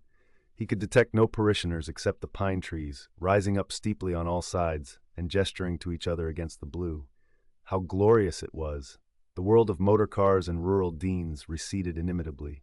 Water, sky, evergreens, a wind. These things not even the seasons can touch, and surely they lie beyond the intrusion of man. I may as well wash too, and soon his garments made a third little pile on the sward, and he too asserted the wonder of the water. It was ordinary water, nor was there very much of it, and as Freddie said, it reminded one of swimming in a salad. The 3 gentlemen rotated in the pool breast high after the fashion of the nymphs in Götterdämmerung. But either because the rains had given a freshness, or because the sun was shedding a most glorious heat, or because 2 of the gentlemen were young in years and the 3rd young in spirit, for some reason or other a change came over them, and they forgot Italy and botany and fate. They began to play. Mr. Beebe and Freddie splashed each other. A little deferentially, they splashed George. He was quiet. They feared they had offended him. Then all the forces of youth burst out. He smiled, flung himself at them, splashed them, ducked them, kicked them, muddied them, and drove them out of the pool. Race you round it, then, cried Freddie, and they raced in the sunshine, and George took a short cut and dirtied his shins, and had to bathe a 2nd time. Then Mr. Beebe consented to run, a memorable sight. They ran to get dry, they bathed to get cool, They played at being Indians in the willow herbs and in the bracken. They bathed to get clean. And all the time 3 little bundles lay discreetly on the sward, proclaiming, "No, we are what matters. Without us shall no enterprise begin. To us shall all flesh turn in the end." "A try! A try!" yelled Freddie, snatching up George's bundle and placing it beside an imaginary goalpost. "Soccer rules," George retorted, scattering Freddie's bundle with a kick. "Goal! Goal! Pass! Take care my watch," cried Mr. Beebe. Clothes flew in all directions. "Take care my hat! No, that's enough, Freddie. Dress now! No, I say!" But the 2 young men were delirious. Away they twinkled into the trees, Freddie with a clerical waistcoat under his arm, George with a wide-awake hat on his dripping hair. "That'll do!" shouted Mr. Beebe, remembering that after all he was in his own parish. Then his voice changed, as if every pine tree was a rural dean. "Hi, steady on! I see people coming, you fellows!" Yells and widening circles over the dappled earth. "Hi, hi, ladies!" Neither George nor Freddie was truly refined. Still, they did not hear Mr. Beebe's last warning, or they would have avoided Mrs. Honeychurch, Cecil, and Lucy, who were walking down to call on old Mrs. Butterworth. Freddie dropped the waistcoat at their feet and dashed into some bracken. George whooped in their faces, turned and scudded away down the path to the pond, still clad in Mr. Beebe's hat. "Gracious alive!" cried Mrs. Honeychurch. "Whoever were those unfortunate people? Oh, dears, look away! And poor Mr. Beebe, too! Whatever has happened?" "Come this way immediately," commanded Cecil, who always felt that he must lead women, though he knew not whither, and protect them, though he knew not against what. He led them now towards the bracken where Freddie sat concealed. "Oh, poor Mr. Beebe! Was that his waistcoat we left in the path?" "Cecil, Mr. Beebe's waistcoat." "No business of ours," said Cecil, glancing at Lucy, who was all parasol and evidently minded. "I fancy Mr. Beebe jumped back into the pond. This way, please, Mrs. Honeychurch, this way." They followed him up the bank, attempting the tense yet nonchalant expression that is suitable for ladies on such occasions. "Well, I can't help it," said a voice close ahead, and Freddie reared a freckled face and a pair of snowy shoulders out of the fronds. "I can't be trodden on, can I?" "Good gracious me, dear, so it's you! What miserable management! Why not have a comfortable bath at home, with hot and cold laid on? Look here, mother, a fellow must wash, and a fellow's got to dry, and if another fellow— Dear, no doubt you're right as usual, but you are in no position to argue. Come, Lucy." They turned. "Oh, look, don't look! Oh, poor Mr. Beebe, how unfortunate again!" For Mr. Beebe was just crawling out of the pond, on whose surface garments of an intimate nature did float, while George, the world-weary George, shouted to Freddie that he had hooked a fish. "And me, I've swallowed one," answered he of the bracken. "I've swallowed a pollywog. It wriggleth in my tummy. I shall die. Emerson, you beast, you've got on my bags." "Hush, dears," said Mrs. Honeychurch, who found it impossible to remain shocked. "And do be sure you dry yourselves thoroughly first. All these colds come of not drying thoroughly." "Mother, do come away," said Lucy. "Oh, for goodness' sake, do come." "Hullo," cried George, so that, again the ladies stopped. He regarded himself as dressed. Barefoot, bare-chested, radiant and personable against the shadowy woods, he called, "Hullo, Miss Honeychurch! Hullo! Bow, Lucy! Better bow! Whoever is it, I shall bow!" Miss Honeychurch bowed. That evening and all that night the water ran away. On the morrow the pool had shrunk to its old size and lost its glory. It had been a call to the blood and to the relaxed will, a passing benediction whose influence did not pass, a holiness, a spell, a momentary chalice for youth. Chapter the 3rd. How Miss Bartlett's boiler was so tiresome. How often had Lucy rehearsed this bow, this interview? But she had always rehearsed them indoors, and with certain accessories which surely we have a right to assume. Who could foretell that she and George would meet in the root of a civilization, amidst an army of coats and collars and boots that lay wounded over the sunlit earth? She had imagined a young Mr. Emerson, who might be shy, or morbid, or indifferent, or furtively impudent. She was prepared for all of these. But she had never imagined one who would be happy and greet her with the shout of the morning star. Indoors herself, partaking of tea with old Mrs. Butterworth, she reflected that it is impossible to foretell the future with any degree of accuracy, that it is impossible to rehearse life. A fault in the scenery, a face in the audience, an eruption of the audience onto the stage, and all our carefully planned gestures mean nothing, or mean too much. I will bow, she had thought. I will not shake hands with him. That will be just the proper thing. She had bowed, but to whom? To gods, to heroes, to the nonsense of schoolgirls. She had bowed across the rubbish that cumbers the world. So ran her thoughts while her faculties were busy with Cecil. It was another of those dreadful engagement calls. Mrs. Butterworth had wanted to see him, and he did not want to be seen. He did not want to hear about hydrangeas, why they changed their color at the seaside. He did not want to join the COS. When cross, he was always elaborate and made long, clever answers where yes or no would have done. Lucy soothed him and tinkered at the conversation in a way that promised well for their married peace. No one is perfect, and surely it is wiser to discover the imperfections before wedlock. Miss Bartlett, indeed, though not in word, had taught the girl that this our life contains nothing satisfactory. Lucy, though she disliked the teacher, regarded the teaching as profound and applied it to her lover. "Lucy," said her mother when they got home, "is anything the matter with Cecil?" The question was ominous. Up till now, Mrs. Honeychurch had behaved with charity and restraint. "No, I don't think so, Mother. Cecil's all right." "Perhaps he's tired," Lucy compromised. Perhaps Cecil was a little tired. Because otherwise, she pulled out her bonnet pins with gathering displeasure, because otherwise I cannot account for him. I do think Mrs. Butterworth is rather tiresome, if you mean that. Cecil has told you to think so. You were devoted to her as a little girl, and nothing will describe her goodness to you through the typhoid fever. No, it is just the same thing everywhere. Let me just put your bonnet away, may I? Surely he could answer her civilly for 1/2 hour. Cecil has a very high standard for people, faltered Lucy, seeing trouble ahead. It's part of his ideals. It is really that makes him sometimes seem. Oh, rubbish.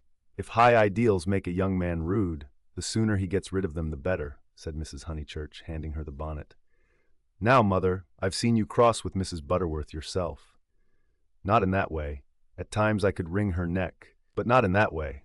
No, it is the same with Cecil all over.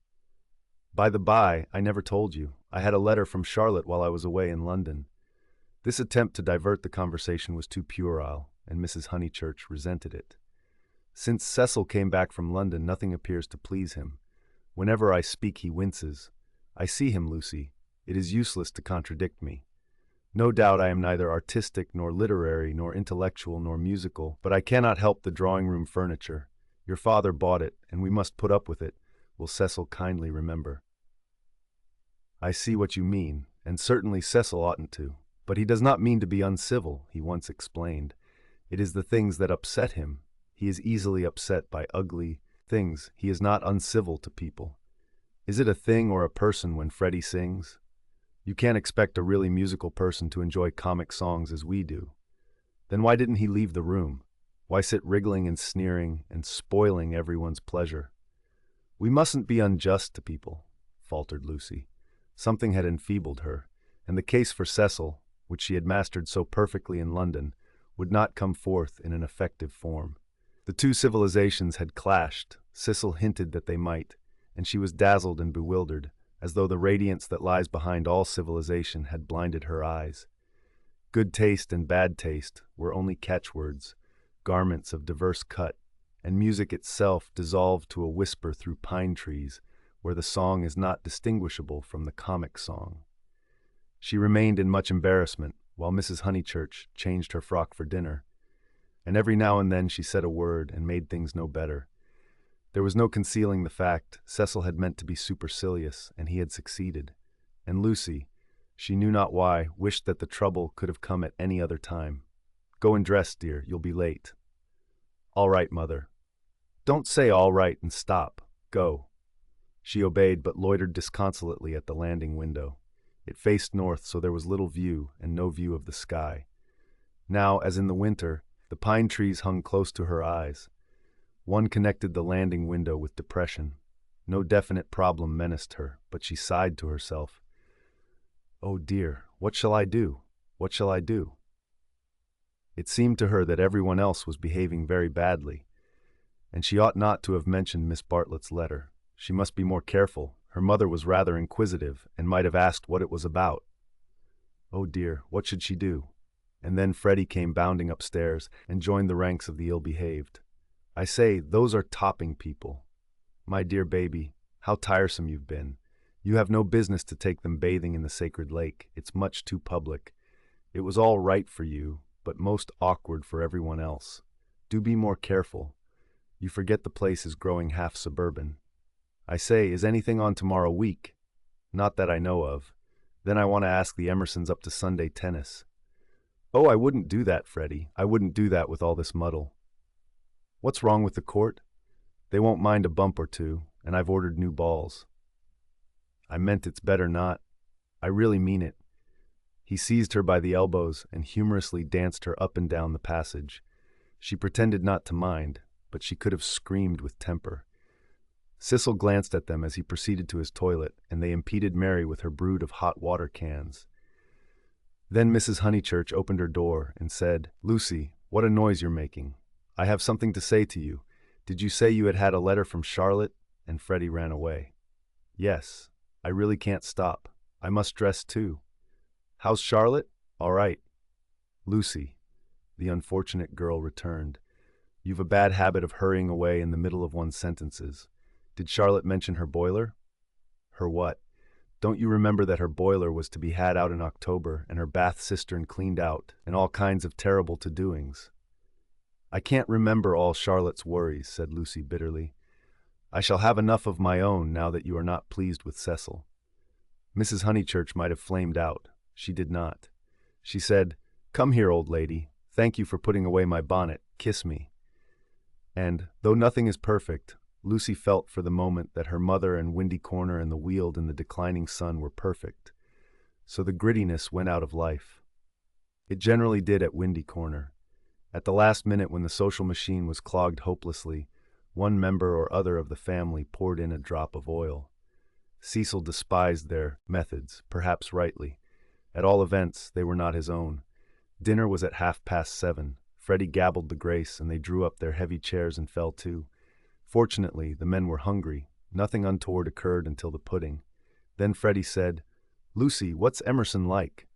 "I saw him in Florence," said Lucy, hoping that this would pass for a reply.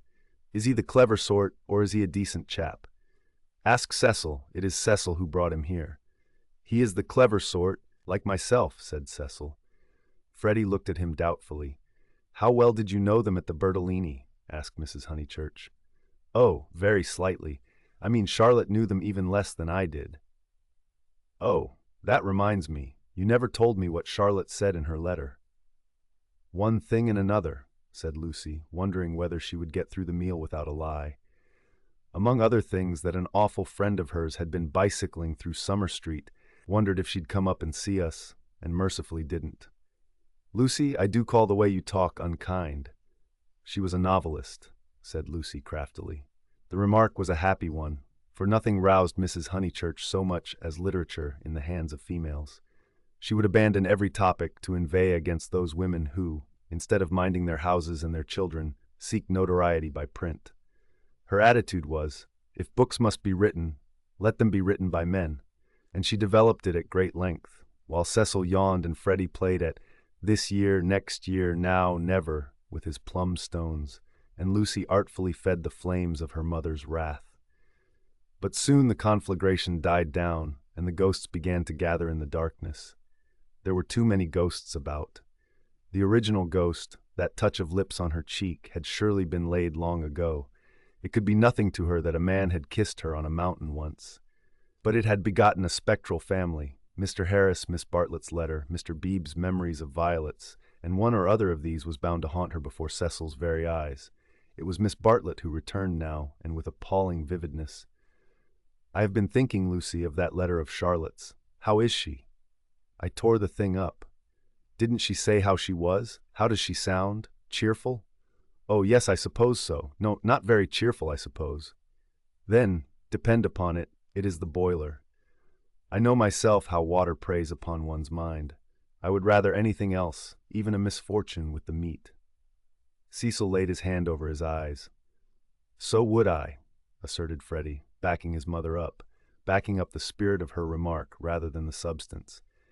"And I have been thinking, she added rather nervously.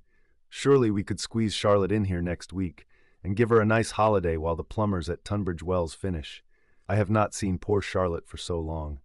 It was more than her nerves could stand, and she could not protest violently after her mother's goodness to her upstairs. "Mother, no," she pleaded. "It's impossible. We can't have Charlotte on the top of the other things. We're squeezed to death as it is. Freddie's got a friend coming Tuesday. There's Cecil, and you've promised to take in Minnie Beebe because of the diphtheria scare. It simply can't be done." "Nonsense, it can. If Minnie sleeps in the bath, not otherwise. Minnie can sleep with you. I won't have her. Then, if you're so selfish, Mr. Floyd must share a room with Freddie." "Miss Bartlett, Miss Bartlett, Miss Bartlett," moaned Cecil, again laying his hand over his eyes. "It's impossible," repeated Lucy. "I don't want to make difficulties, but it really isn't fair on the maids to fill up the house so." "Alas, the truth is, dear, you don't like Charlotte." "No, I don't, and no more does Cecil. She gets on our nerves. You haven't seen her lately, and don't realize how tiresome she can be, though so good. So please, Mother, don't worry us this last summer, but spoil us by not asking her to come." "Here, here," said Cecil. Mrs. Honeychurch, with more gravity than usual and with more feeling than she usually permitted herself, replied, "This isn't very kind of you two. You have each other and all these woods to walk in, so full of beautiful things, and poor Charlotte has only the water turned off and plumbers. You are young, dears, and however clever young people are, and however many books they read, they will never guess what it feels like to grow old." Cecil crumbled his bread. "I must say Cousin Charlotte was very kind to me that year I called on my bike," put in Freddie. "She thanked me for coming till I felt like such a fool, and fussed round no end to get an egg boiled for my tea just right." "I know, dear, she is kind to everyone, and yet Lucy makes this difficulty when we try to give her some little return." But Lucy hardened her heart. It was no good being kind to Miss Bartlett.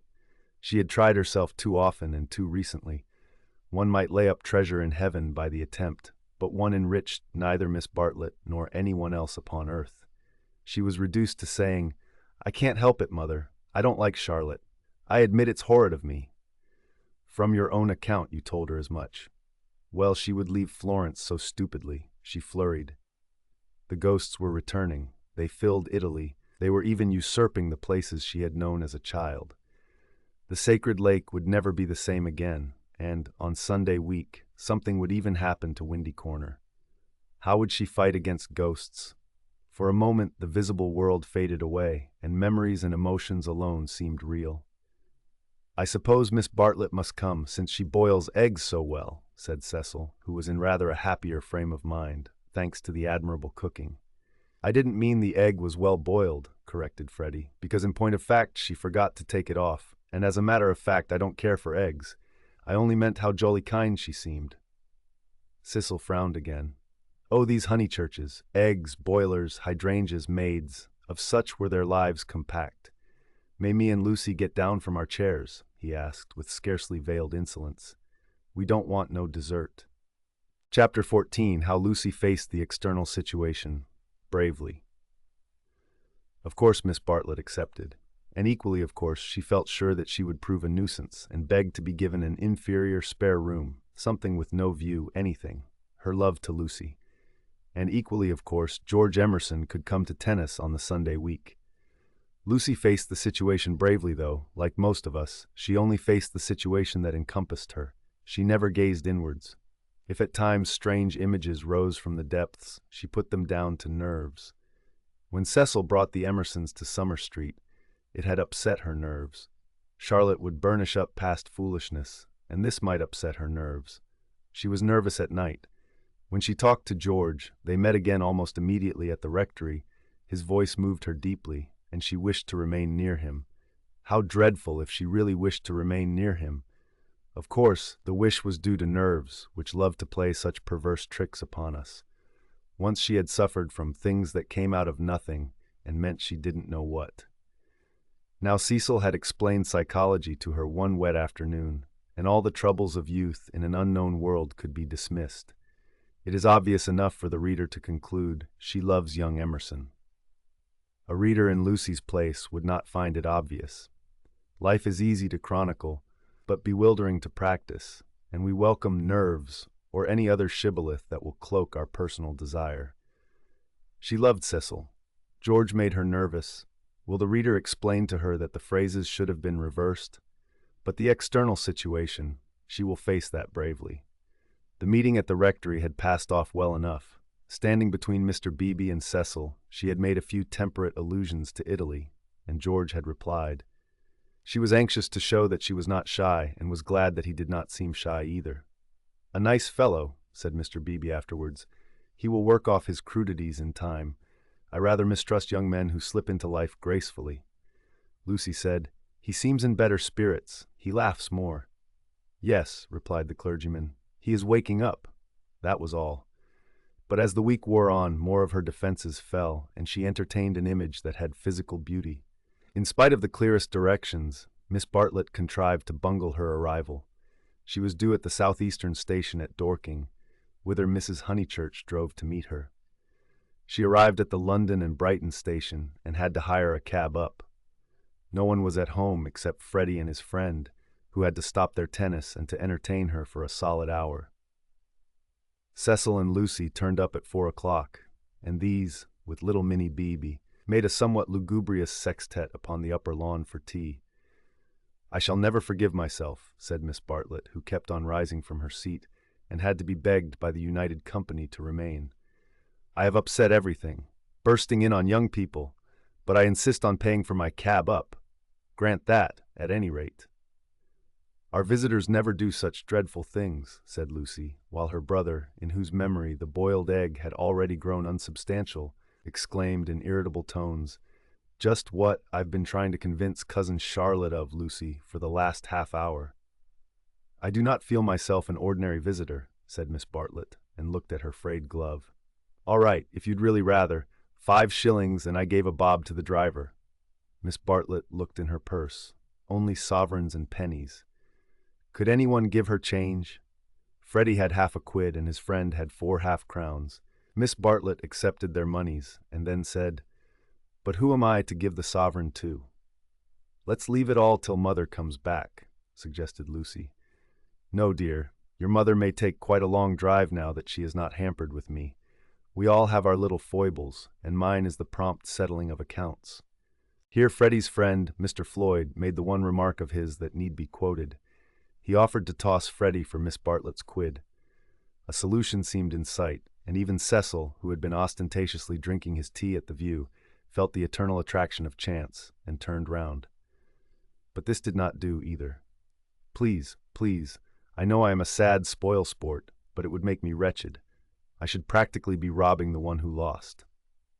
"Freddie owes me 15 shillings, interposed Cecil, "so it will work out right if you give the pound to me." 15 shillings, said Miss Bartlett dubiously. "How is that, Mr. Vyse?" "Because, don't you see, Freddie paid your cab. Give me the pound and we shall avoid this deplorable gambling."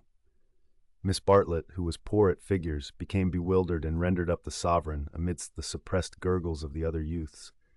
For a moment Cecil was happy. He was playing at nonsense among his peers. Then he glanced at Lucy, in whose face petty anxieties had marred the smiles. In January he would rescue his Leonardo from this stupefying twaddle. "But I don't see that!" exclaimed Minnie Beebe, who had narrowly watched the iniquitous transaction. "I don't see why Mr. Vyse is to have the quid." "Because of the 15 shillings and the 5, they said solemnly. 15 shillings and 5 shillings make £1, you see. "But I don't see." They tried to stifle her with cake. "No, thank you, I'm done. I don't see why. Freddie, don't poke me. Miss Honeychurch, your brother's hurting me. Ow! What about Mr. Floyd's 10 shillings? Ow! No, I don't see, and I never shall see why Miss What's-her-name shouldn't pay that bob for the driver." "I had forgotten the driver," said Miss Bartlett, reddening. "Thank you, dear, for reminding me. A shilling, was it? Can anyone give me change for half a crown?" "I'll get it," said the young hostess, rising with decision. "Cecil, give me that sovereign. No, give me up that sovereign. I'll get Euphemia to change it, and we'll start the whole thing again from the beginning." "Lucy, Lucy, what a nuisance I am!" protested Miss Bartlett, and followed her across the lawn. Lucy tripped ahead, simulating hilarity. When they were out of earshot, Miss Bartlett stopped her wails and said quite briskly, "Have you told him about him yet?" "No, I haven't," replied Lucy, and then could have bitten her tongue for understanding so quickly what her cousin meant. "Let me see. A sovereign's worth of silver." She escaped into the kitchen. Miss Bartlett's sudden transitions were too uncanny. It sometimes seemed as if she planned every word she spoke or caused to be spoken, as if all this worry about cabs and change had been a ruse to surprise the soul. "No, I haven't told Cecil or anyone," she remarked when she returned. "I promised you I shouldn't. Here is your money, all shillings except 2 half-crowns. Would you count it? You can settle your debt nicely now." Miss Bartlett was in the drawing-room, gazing at the photograph of St. John ascending which had been framed. "How dreadful," she murmured. "How more than dreadful, if Mr. Vyse should come to hear of it from some other source." "Oh no, Charlotte," said the girl, entering the battle. "George Emerson is all right, and what other source is there?" Miss Bartlett considered. "For instance, the driver. I saw him looking through the bushes at you. Remember, he had a violet between his teeth." Lucy shuddered a little. "We shall get the silly affair on our nerves if we aren't careful. How could a Florentine cab driver ever get hold of Cecil? We must think of every possibility." "Oh, it's all right. Or perhaps old Mr. Emerson knows. In fact, he is certain to know." "I don't care if he does. I was grateful to you for your letter, but even if the news does get round, I think I can trust Cecil to laugh at it." To contradict it? No, to laugh at it. But she knew in her heart that she could not trust him, for he desired her untouched. "Very well, dear, you know best. Perhaps gentlemen are different to what they were when I was young. Ladies are certainly different. Now, Charlotte," she struck at her playfully, "you kind, anxious thing, what would you have me do? First you say don't tell, and then you say tell. Which is it to be? Quick!" Miss Bartlett sighed. "I am no match for you in conversation, dearest. I blush when I think how I interfered at Florence, and you so well able to look after yourself, and so much cleverer in all ways than I am, you will never forgive me. Shall we go out, then? They will smash all the china if we don't." For the air rang with the shrieks of Minnie, who was being scalped with a teaspoon. "Dear, one moment. We may not have this chance for a chat again. Have you seen the young one yet?" "Yes, I have." "What happened?" "We met at the rectory." "What line is he taking up?" "No line. He talked about Italy, like any other person. It is really all right, and what advantage would he get from being a cad, to put it bluntly? I do wish I could make you see it my way. He really won't be any nuisance, Charlotte." "Once a cad, always a cad. That is my poor opinion." Lucy paused. "Cecil said one day, and I thought it so profound, that there are 2 kinds of cads, the conscious and the subconscious." She paused again, to be sure of doing justice to Cecil's profundity. Through the window she saw Cecil himself, turning over the pages of a novel. It was a new one from Smith's library. Her mother must have returned from the station. "Once a cad, always a cad," droned Miss Bartlett. "What I mean by subconscious is that Emerson lost his head. I fell into all those violets, and he was silly and surprised. I don't think we ought to blame him very much. It makes such a difference when you see a person with beautiful things behind him unexpectedly. It really does. It makes an enormous difference, and he lost his head. He doesn't admire me or any of that nonsense, one straw. Freddie rather likes him, and has asked him up here on Sunday, so you can judge for yourself. He has improved. He doesn't always look as if he's going to burst into tears. He is a clerk in the general manager's office at one of the big railways, not a porter, and runs down to his father for weekends. Papa was to do with journalism, but is rheumatic and has retired. There! Now for the garden." She took hold of her guest by the arm. "Suppose we don't talk about this silly Italian business any more. We want you to have a nice restful visit at Windy Corner, with no worrying." Lucy thought this rather a good speech. The reader may have detected an unfortunate slip in it. Whether Miss Bartlett detected the slip one cannot say, for it is impossible to penetrate into the minds of elderly people. She might have spoken further, but they were interrupted by the entrance of her hostess. Explanations took place, and in the midst of them Lucy escaped, the images throbbing a little more vividly in her brain. Chapter 4: The Disaster Within. The Sunday after Miss Bartlett's arrival was a glorious day, like most of the days of that year. In the Weald, autumn approached, breaking up the green monotony of summer, touching the parks with the gray bloom of mist, the beech trees with russet, the oak trees with gold. Up on the heights, battalions of black pines witnessed the change, themselves unchangeable. Either country was spanned by a cloudless sky, and in either arose the tinkle of church bells. The garden of Windy Corners was deserted except for a red book, which lay sunning itself upon the gravel path. From the house came incoherent sounds as of females preparing for worship. The men say they won't go. Well, I don't blame them. Minnie says, need she go? Tell her, no nonsense. Anne, Mary, hook me behind. Dearest Lucia, may I trespass upon you for a pin? For Miss Bartlett had announced that she at all events was one for church. The sun rose higher on its journey, guided, not by Phaethon, but by Apollo, competent, unswerving, divine. Its rays fell on the ladies whenever they advanced towards the bedroom windows. On Mr. Beebe down at Summer Street, as he smiled over a letter from Miss Catherine Allen. On George Emerson cleaning his father's boots, and lastly, to complete the catalogue of memorable things, on the red book mentioned previously. The ladies move, Mr. Beebe moves, George moves, and movement may engender shadow. But this book lies motionless, to be caressed all the morning by the sun and to raise its covers slightly, as though acknowledging the caress. Presently Lucy steps out of the drawing-room window. Her new cerise dress has been a failure and makes her look tawdry and wan. At her throat is a garnet brooch, on her finger a ring set with rubies, an engagement ring. Her eyes are bent to the Weald. She frowns a little, not in anger, but as a brave child frowns when he is trying not to cry. In all that expanse, no human eye is looking at her, and she may frown unrebuked and measure the spaces that yet survive between Apollo and the western hills. Lucy, Lucy, what's that book? Who's been taking a book out of the shelf and leaving it about to spoil? It's only the library book that Cecil's been reading. But pick it up, and don't stand idling there like a flamingo. Lucy picked up the book and glanced at the title listlessly, under a loggia. She no longer read novels herself, devoting all her spare time to solid literature in the hope of catching Cecil up. It was dreadful how little she knew, and even when she thought she knew a thing, like the Italian painters, she found she had forgotten it. Only this morning she had confused Francesco Francia with Piero della Francesca, and Cecil had said, "What, you aren't forgetting your Italy already?"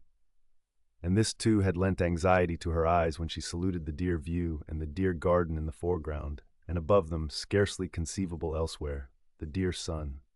"Lucy, have you a sixpence for Minnie and a shilling for yourself?" She hastened in to her mother, who was rapidly working herself into a Sunday fluster. "It's a special collection, I forget what for. I do beg, no vulgar clinking in the plate with halfpennies.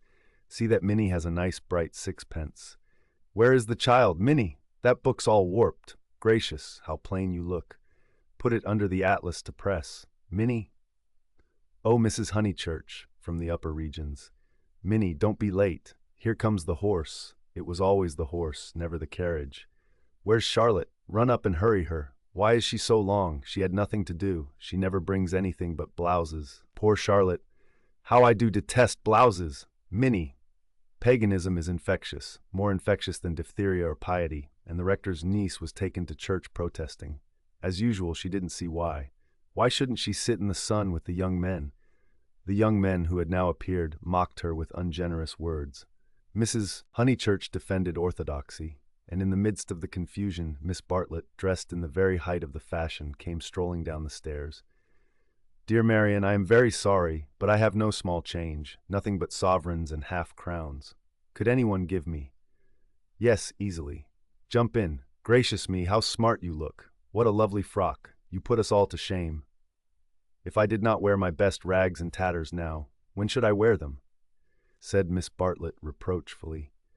She got into the Victoria and placed herself with her back to the horse. The necessary roar ensued, and then they drove off. "Goodbye! Be good!" called out Cecil.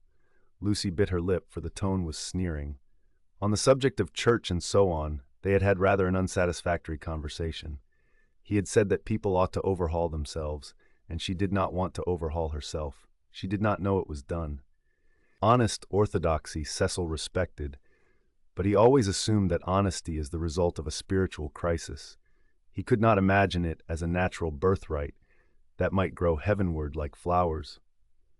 All that he said on this subject pained her, though he exuded tolerance from every pore. Somehow the Emersons were different. She saw the Emersons after church. There was a line of carriages down the road, and the Honeychurch vehicle happened to be opposite Sizzie Villa. To save time, they walked over the green to it, and found father and son smoking in the garden. "Introduce me," said her mother, "unless the young man considers that he knows me already." He probably did, but Lucy ignored the sacred lake and introduced them formally. Old Mr. Emerson claimed her with much warmth and said how glad he was that she was going to be married. She said yes, she was glad too, and then, as Miss Bartlett and Minnie were lingering behind with Mr. Beebe, she turned the conversation to a less disturbing topic and asked him how he liked his new house. "Very much," he replied, but there was a note of offense in his voice. She had never known him offended before. He added, "We find, though, that the Miss Allens were coming and that we have turned them out. Women mind such a thing. I am very much upset about it." "I believe that there was some misunderstanding," said Mrs. Honeychurch uneasily. "Our landlord was told that we should be a different type of person," said George, who seemed disposed to carry the matter further. "He thought we should be artistic. He is disappointed. And I wonder whether we ought to write to the Miss Allens and offer to give it up. What do you think?" He appealed to Lucy.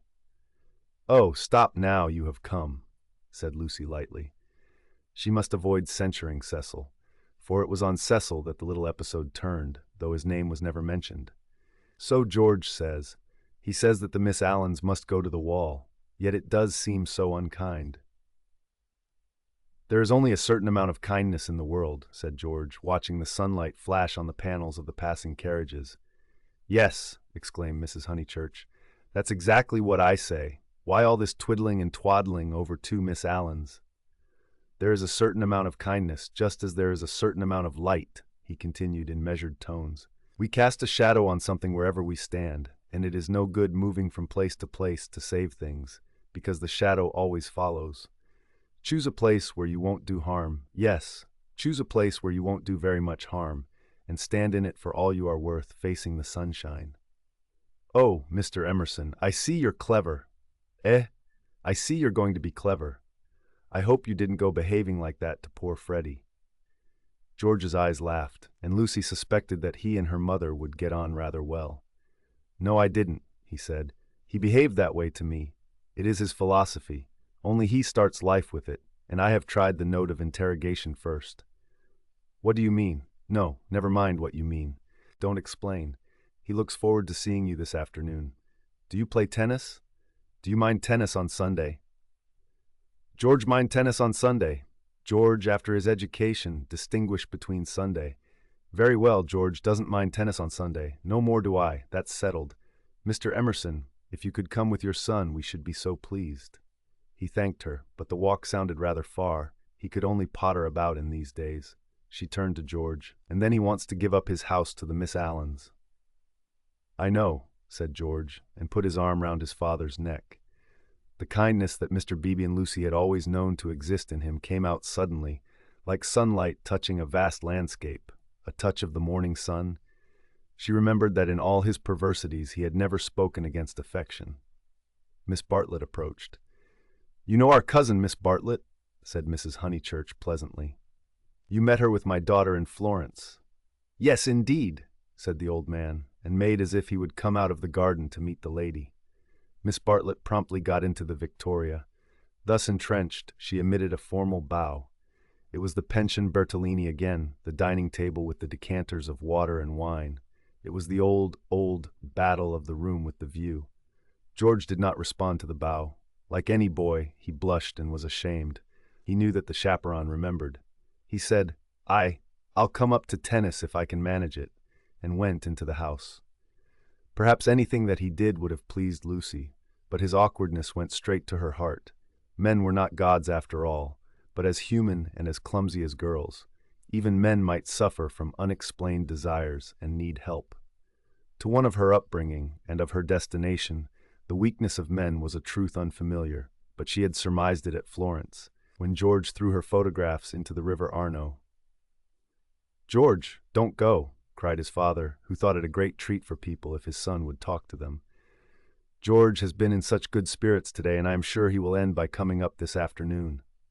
Lucy caught her cousin's eye. Something in its mute appeal made her reckless. "Yes," she said, raising her voice, "I do hope he will." Then she went to the carriage and murmured, "The old man hasn't been told. I knew it was all right." Mrs. Honeychurch followed her, and they drove away. Satisfactory that Mr. Emerson had not been told of the Florence escapade, yet Lucy's spirits should not have leapt up as if she had sighted the ramparts of heaven.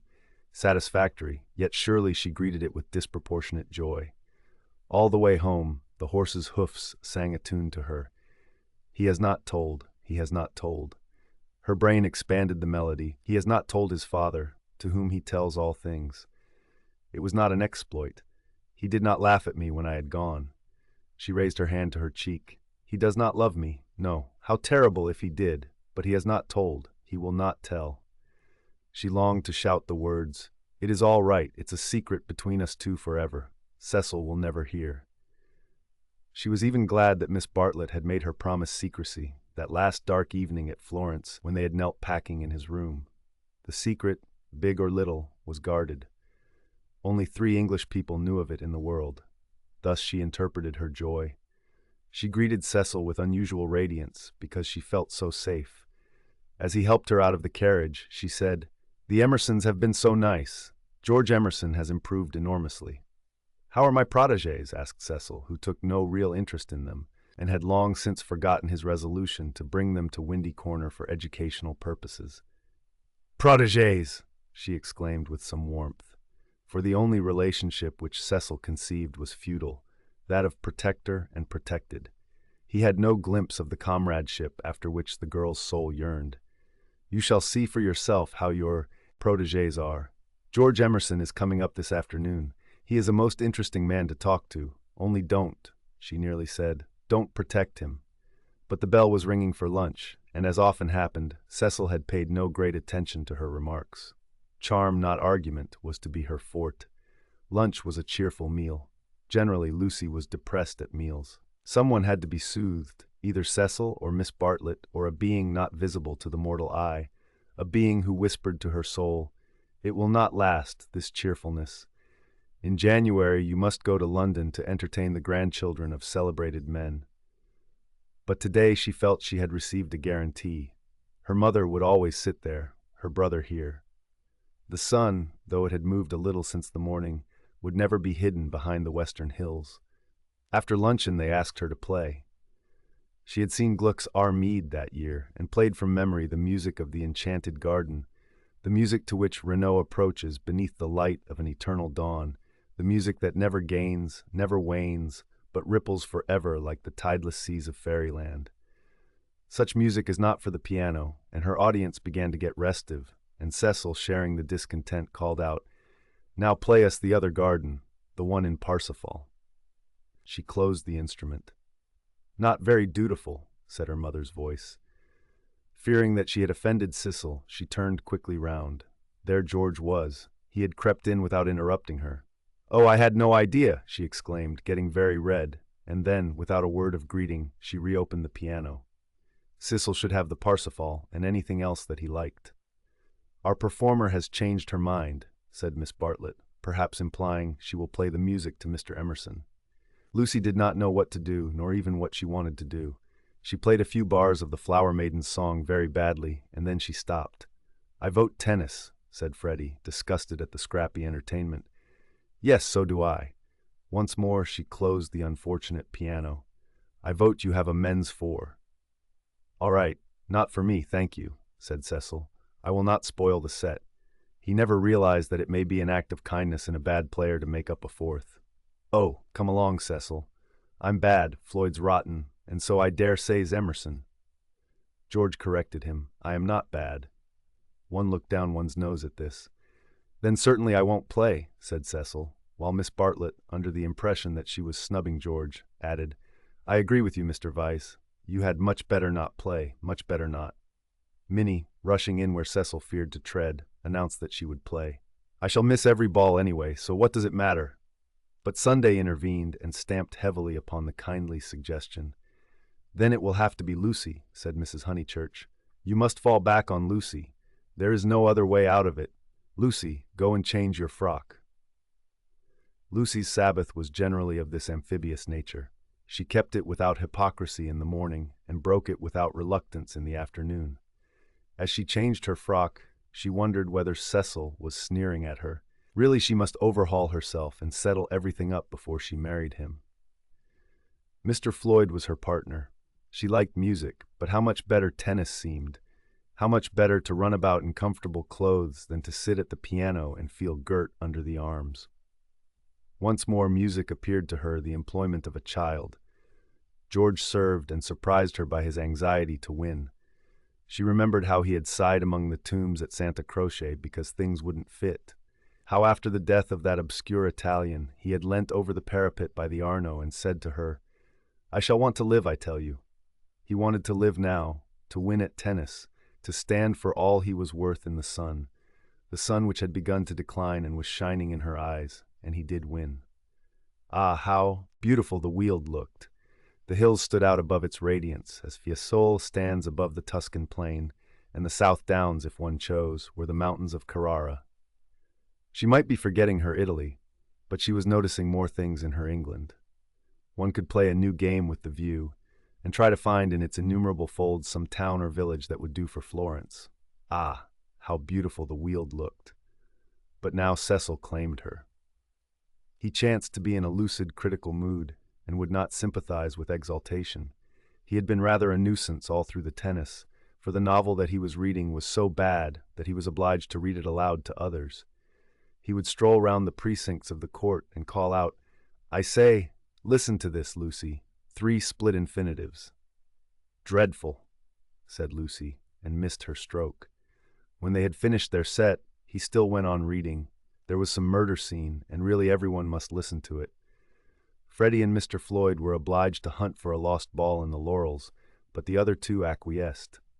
"The scene is laid in Florence." "What fun, Cecil! Read away. Come, Mr. Emerson, sit down after all your energy." She had forgiven George, as she put it, and she made a point of being pleasant to him. He jumped over the net and sat down at her feet, asking, And are you tired?" "Of course I'm not." "Do you mind being beaten?" She was going to answer no when it struck her that she did mind, so she answered yes. She added merrily, "I don't see you're such a splendid player, though. The light was behind you and it was in my eyes." "I never said I was." "Why, you did. You didn't attend. You said, 'Oh, don't go in for accuracy at this house. We all exaggerate, and we get very angry with people who don't.'" "The scene is laid in Florence," repeated Cecil, with an upward note. Lucy recollected herself.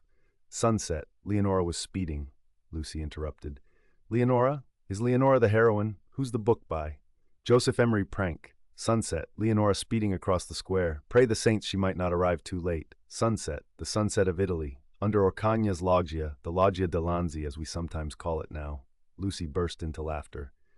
"Joseph Emery Prank, indeed. Why, it's Miss Lavish. It's Miss Lavish's novel, and she's publishing it under somebody else's name." "Who may Miss Lavish be?" "Oh, a dreadful person. Mr. Emerson, you remember Miss Lavish?" Excited by her pleasant afternoon, she clapped her hands. George looked up. "Of course I do. I saw her the day I arrived at Summer Street. It was she who told me that you lived here. Weren't you pleased?" She meant to see Miss Lavish, but when he bent down to the grass without replying, it struck her that she could mean something else. She watched his head, which was almost resting against her knee, and she thought that the ears were reddening. "No wonder the novel's bad," she added. "I never liked Miss Lavish, but I suppose one ought to read it as one's met her." "All modern books are bad," said Cecil, who was annoyed at her inattention and vented his annoyance on literature. "Everyone writes for money in these days." "Oh, Cecil, it is so. I will inflict Joseph Emery Prank on you no longer." Cecil, this afternoon, seemed such a twittering sparrow. The ups and downs in his voice were noticeable, but they did not affect her. She had dwelt amongst melody and movement, and her nerves refused to answer to the clang of his. Leaving him to be annoyed, she gazed at the black head again. She did not want to stroke it, but she saw herself wanting to stroke it. The sensation was curious. "How do you like this view of ours, Mr. Emerson?" "I never notice much difference in views." "What do you mean?" "Because they're all alike. Because all that matters in them is distance and air." Said Cecil, uncertain whether the remark was striking or not. "My father," he looked up at her, and he was a little flushed, "says that there is only one perfect view, the view of the sky straight over our heads, and that all these views on earth are but bungled copies of it." "I expect your father has been reading Dante," said Cecil, fingering the novel, which alone permitted him to lead the conversation. "He told us another day that views are really crowds of trees and houses and hills, and are bound to resemble each other, like human crowds, and that the power they have over us is sometimes supernatural for the same reason." Lucy's lips parted. "For a crowd is more than the people who make it up. Something gets added to it, no one knows how, just as something has got added to those hills." He pointed with his racket to the South Downs. "What a splendid idea," she murmured. "I shall enjoy hearing your father talk again. I'm so sorry he's not so well." "No, he isn't well." "There's an absurd account of a view in this book," said Cecil. "Also that men fall into two classes, those who forget views and those who remember them, even in small rooms. Mr. Emerson, have you any brothers or sisters?" "None." "Why?" "You spoke of us." "My mother, I was meaning." Cecil closed the novel with a bang. "Oh, Cecil, how you made me jump! I will inflict Joseph Emery prank on you no longer. I can just remember us all three going into the country for the day and seeing as far as Hindhead. It is the first thing that I remember." Cecil got up. The man was ill-bred. He hadn't put on his coat after tennis. He didn't do.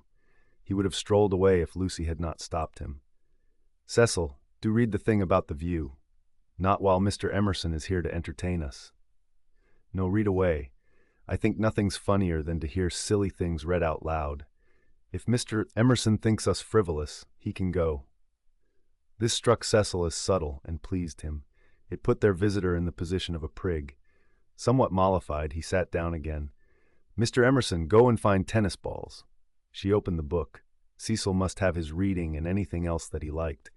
But her attention wandered to George's mother, who, according to Mr. Eager, had been murdered in the sight of God and, according to her son, had seen as far as Hindhead.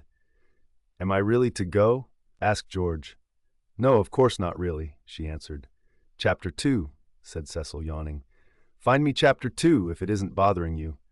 Chapter 2 was found, and she glanced at its opening sentences. She thought she had gone mad. "Here, hand me the book." She heard her voice saying, "It isn't worth reading. It's too silly to read. I never saw such rubbish. It oughtn't to be allowed to be printed." He took the book from her. Leonora, he read, sat pensive and alone. Before her lay the rich champaign of Tuscany, dotted over with many a smiling village. The season was spring. Miss Lavish knew somehow and had printed the past in draggled prose, for Cecil to read and for George to hear. "A golden haze," he read, afar off the towers of Florence, while the bank on which she sat was carpeted with violets. All unobserved, Antonio stole up behind her. Lest Cecil should see her face, she turned to George and saw his face. He read, "There came from his lips no wordy protestation such as formal lovers use. No eloquence was his, nor did he suffer from the lack of it. He simply enfolded her in his manly arms." "This isn't the passage I wanted," he informed them. "There is another much funnier further on." He turned over the leaves. "Should we go into tea?" said Lucy, whose voice remained steady. She led the way up the garden, Cecil following her, George last. She thought a disaster was averted. But when they entered the shrubbery, it came. The book, as if it had not worked mischief enough, had been forgotten, and Cecil must go back for it, and George, who loved passionately, must blunder against her in the narrow path. "No," she gasped, and for the second time was kissed by him. As if no more was possible, he slipped back. Cecil rejoined her. They reached the upper lawn alone. Chapter 6, lying to George. But Lucy had developed since the spring. That is to say, she was now better able to stifle the emotions of which the conventions and the world disapprove. Though the danger was greater, she was not shaken by deep sobs. She said to Cecil, "I am not coming in to tea. Tell Mother. I must write some letters," and went up to her room. Then she prepared for action. Love felt and returned. love which our bodies exact and our hearts have transfigured, love which is the most real thing that we shall ever meet, reappeared now as the world's enemy, and she must stifle it. She sent for Miss Bartlett. The contest lay not between love and duty. Perhaps there never is such a contest. It lay between the real and the pretended, and Lucy's first aim was to defeat herself. As her brain clouded over, as the memory of the views grew dim and the words of the book died away, she returned to her old shibboleth of nerves. She conquered her breakdown. Tampering with the truth, she forgot that the truth had ever been. Remembering that she was engaged to Cecil, she compelled herself to confused remembrances of George. He was nothing to her. He never had been anything. He had behaved abominably. She had never encouraged him. The armor of falsehood is subtly wrought out of darkness and hides a man not only from others, but from his own soul. In a few moments, Lucy was equipped for battle. "Something too awful has happened," she began as soon as her cousin arrived. "Do you know anything about Miss Lavish's novel?" Miss Bartlett looked surprised and said that she had not read the book, nor known that it was published. Eleanor was a reticent woman at heart. "There is a scene in it. The hero and heroine make love. Do you know about that?" "Dear? Do you know about it, please?" she repeated. "They are on a hillside, and Florence is in the distance." "My good Lucia, I am all at sea. I know nothing about it whatever." "There are violets. I cannot believe it is a coincidence. Charlotte, Charlotte, how could you have told her? I have thought before speaking. It must be you." "Told her what?" she asked with growing agitation. "About that dreadful afternoon in February." Miss Bartlett was genuinely moved. "Oh, Lucy, dearest girl, she hasn't put that in her book?" Lucy nodded. "Not so that one could recognize it. Yes. Then never, never, never more shall Eleanor Lavish be a friend of mine." "So you did tell?" "I did just happen, when I had tea with her at Rome, in the course of conversation." "But Charlotte, what about the promise you gave me when we were packing? Why did you tell Miss Lavish when you wouldn't even let me tell Mother?" "I will never forgive Eleanor. She has betrayed my confidence." "Why did you tell her, though?" "This is a most serious thing. Why does anyone tell anything? The question is eternal," and it was not surprising that Miss Bartlett should only sigh faintly in response. She had done wrong. She admitted it. She only hoped that she had not done harm. She had told Eleanor in the strictest confidence. Lucy stamped with irritation. "Cecil happened to read out the passage aloud to me and to Mr. Emerson. It upset Mr. Emerson, and he insulted me again, behind Cecil's back. Is it possible that men are such brutes? Behind Cecil's back as we were walking up the garden." Miss Bartlett burst into self-accusations and regrets. "What is to be done now? Can you tell me?" "Oh, Lucy, I shall never forgive myself, never to my dying day. Fancy if your prospects—" "I know," said Lucy, wincing at the word. "I see now why you wanted me to tell Cecil, and what you meant by some other source. You knew that you had told Miss Lavish, and that she was not reliable." It was Miss Bartlett's turn to wince. "However," said the girl, despising her cousin's shiftiness, "what's done's done. You have put me in a most awkward position. How am I to get out of it?" Miss Bartlett could not think. The days of her energy were over. She was a visitor, not a chaperone, and a discredited visitor at that. She stood with clasped hands while the girl worked herself into the necessary rage. That man must have such a setting down that he won't forget. And who's to give it him? I can't tell Mother now, owing to you. Nor Cecil. Charlotte, owing to you. I am caught up every way. I think I shall go mad. I have no one to help me. That's why I've sent for you. What's wanted is a man with a whip." Miss Bartlett agreed. One wanted a man with a whip. "Yes, but it's no good agreeing. What's to be done? We women go maundering on. What does a girl do when she comes across a cad?" "I always said he was a cad, dear. Give me credit for that, at all events. From the very first moment when he said his father was having a bath." "Oh, bother the credit, and who's been right or wrong? We've both made a muddle of it. George Emerson is still down the garden there, and is he to be left unpunished, or isn't he? I want to know." Miss Bartlett was absolutely helpless. Her own exposure had unnerved her, and thoughts were colliding painfully in her brain. She moved feebly to the window and tried to detect the cad's white flannels among the laurels. "You were ready enough at the Bertolini when you rushed me off to Rome. Can't you speak again to him now?" "Willingly would I move heaven and earth." I want something more definite, said Lucy contemptuously. Will you speak to him? It is the least you can do, surely, considering it all happened because you broke your word. Never again shall Eleanor Lavish be a friend of mine. Really, Charlotte was outdoing herself. Yes or no, please, yes or no. It is the kind of thing that only a gentleman can settle. George Emerson was coming up the garden with a tennis ball in his hand. Very well, said Lucy, with an angry gesture. No one will help me. I will speak to him myself. And immediately she realized that this was what her cousin had intended all along. Hullo, Emerson, called Freddie from below. Found the lost ball? Good man. Want any tea?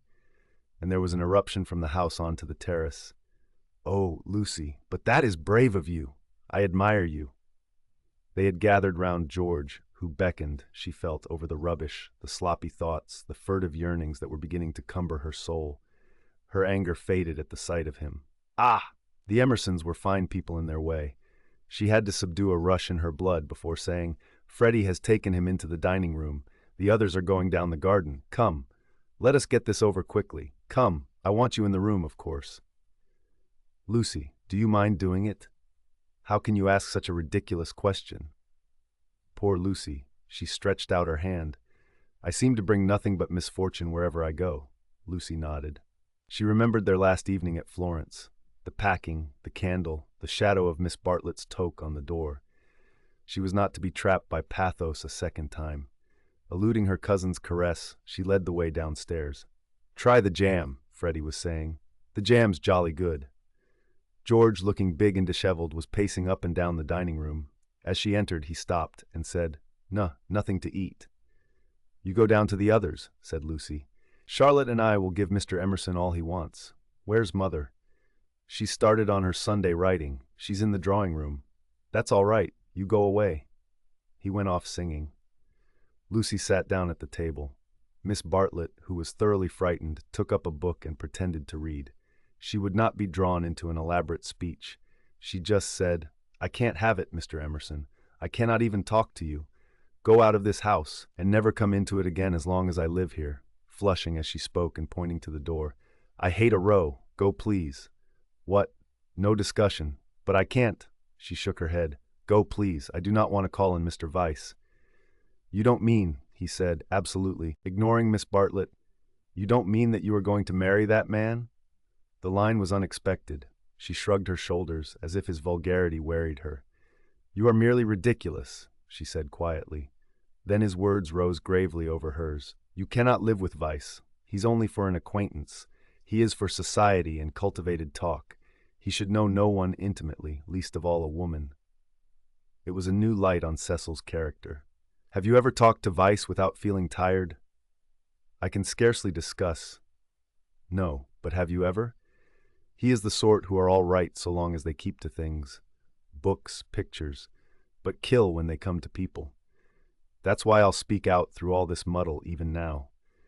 It's shocking enough to lose you in any case, but generally a man must deny himself joy, and I would have held back if your Cecil had been a different person. I would never have let myself go. But I saw him first in the National Gallery, when he winced because my father mispronounced the names of great painters. Then he brings us here, and we find it is to play some silly trick on a kind neighbor. That is the man all over, playing tricks on people, on the most sacred form of life that he can find. Next, I meet you together and find him protecting and teaching you and your mother to be shocked when it was for you to settle whether you were shocked or no. Cecil all over again. He daren't let a woman decide. He's the type who's kept Europe back for 1,000 years. Every moment of his life, he's forming you, telling you what's charming or amusing or ladylike, telling you what a man thinks womanly, and you of all women, listen to his voice instead of to your own. So it was at the rectory, when I met you both again. So it has been the whole of this afternoon. Therefore, not therefore I kissed you, because the book made me do that, and I wish to goodness I had more self-control. I'm not ashamed. I don't apologize. But it has frightened you, and you may not have noticed that I love you, or would you have told me to go and dealt with a tremendous thing so lightly? But therefore I settled to fight him. Lucy thought of a very good remark. You say Mr. Vyse wants me to listen to him, Mr. Emerson. Pardon me for suggesting that you have caught the habit.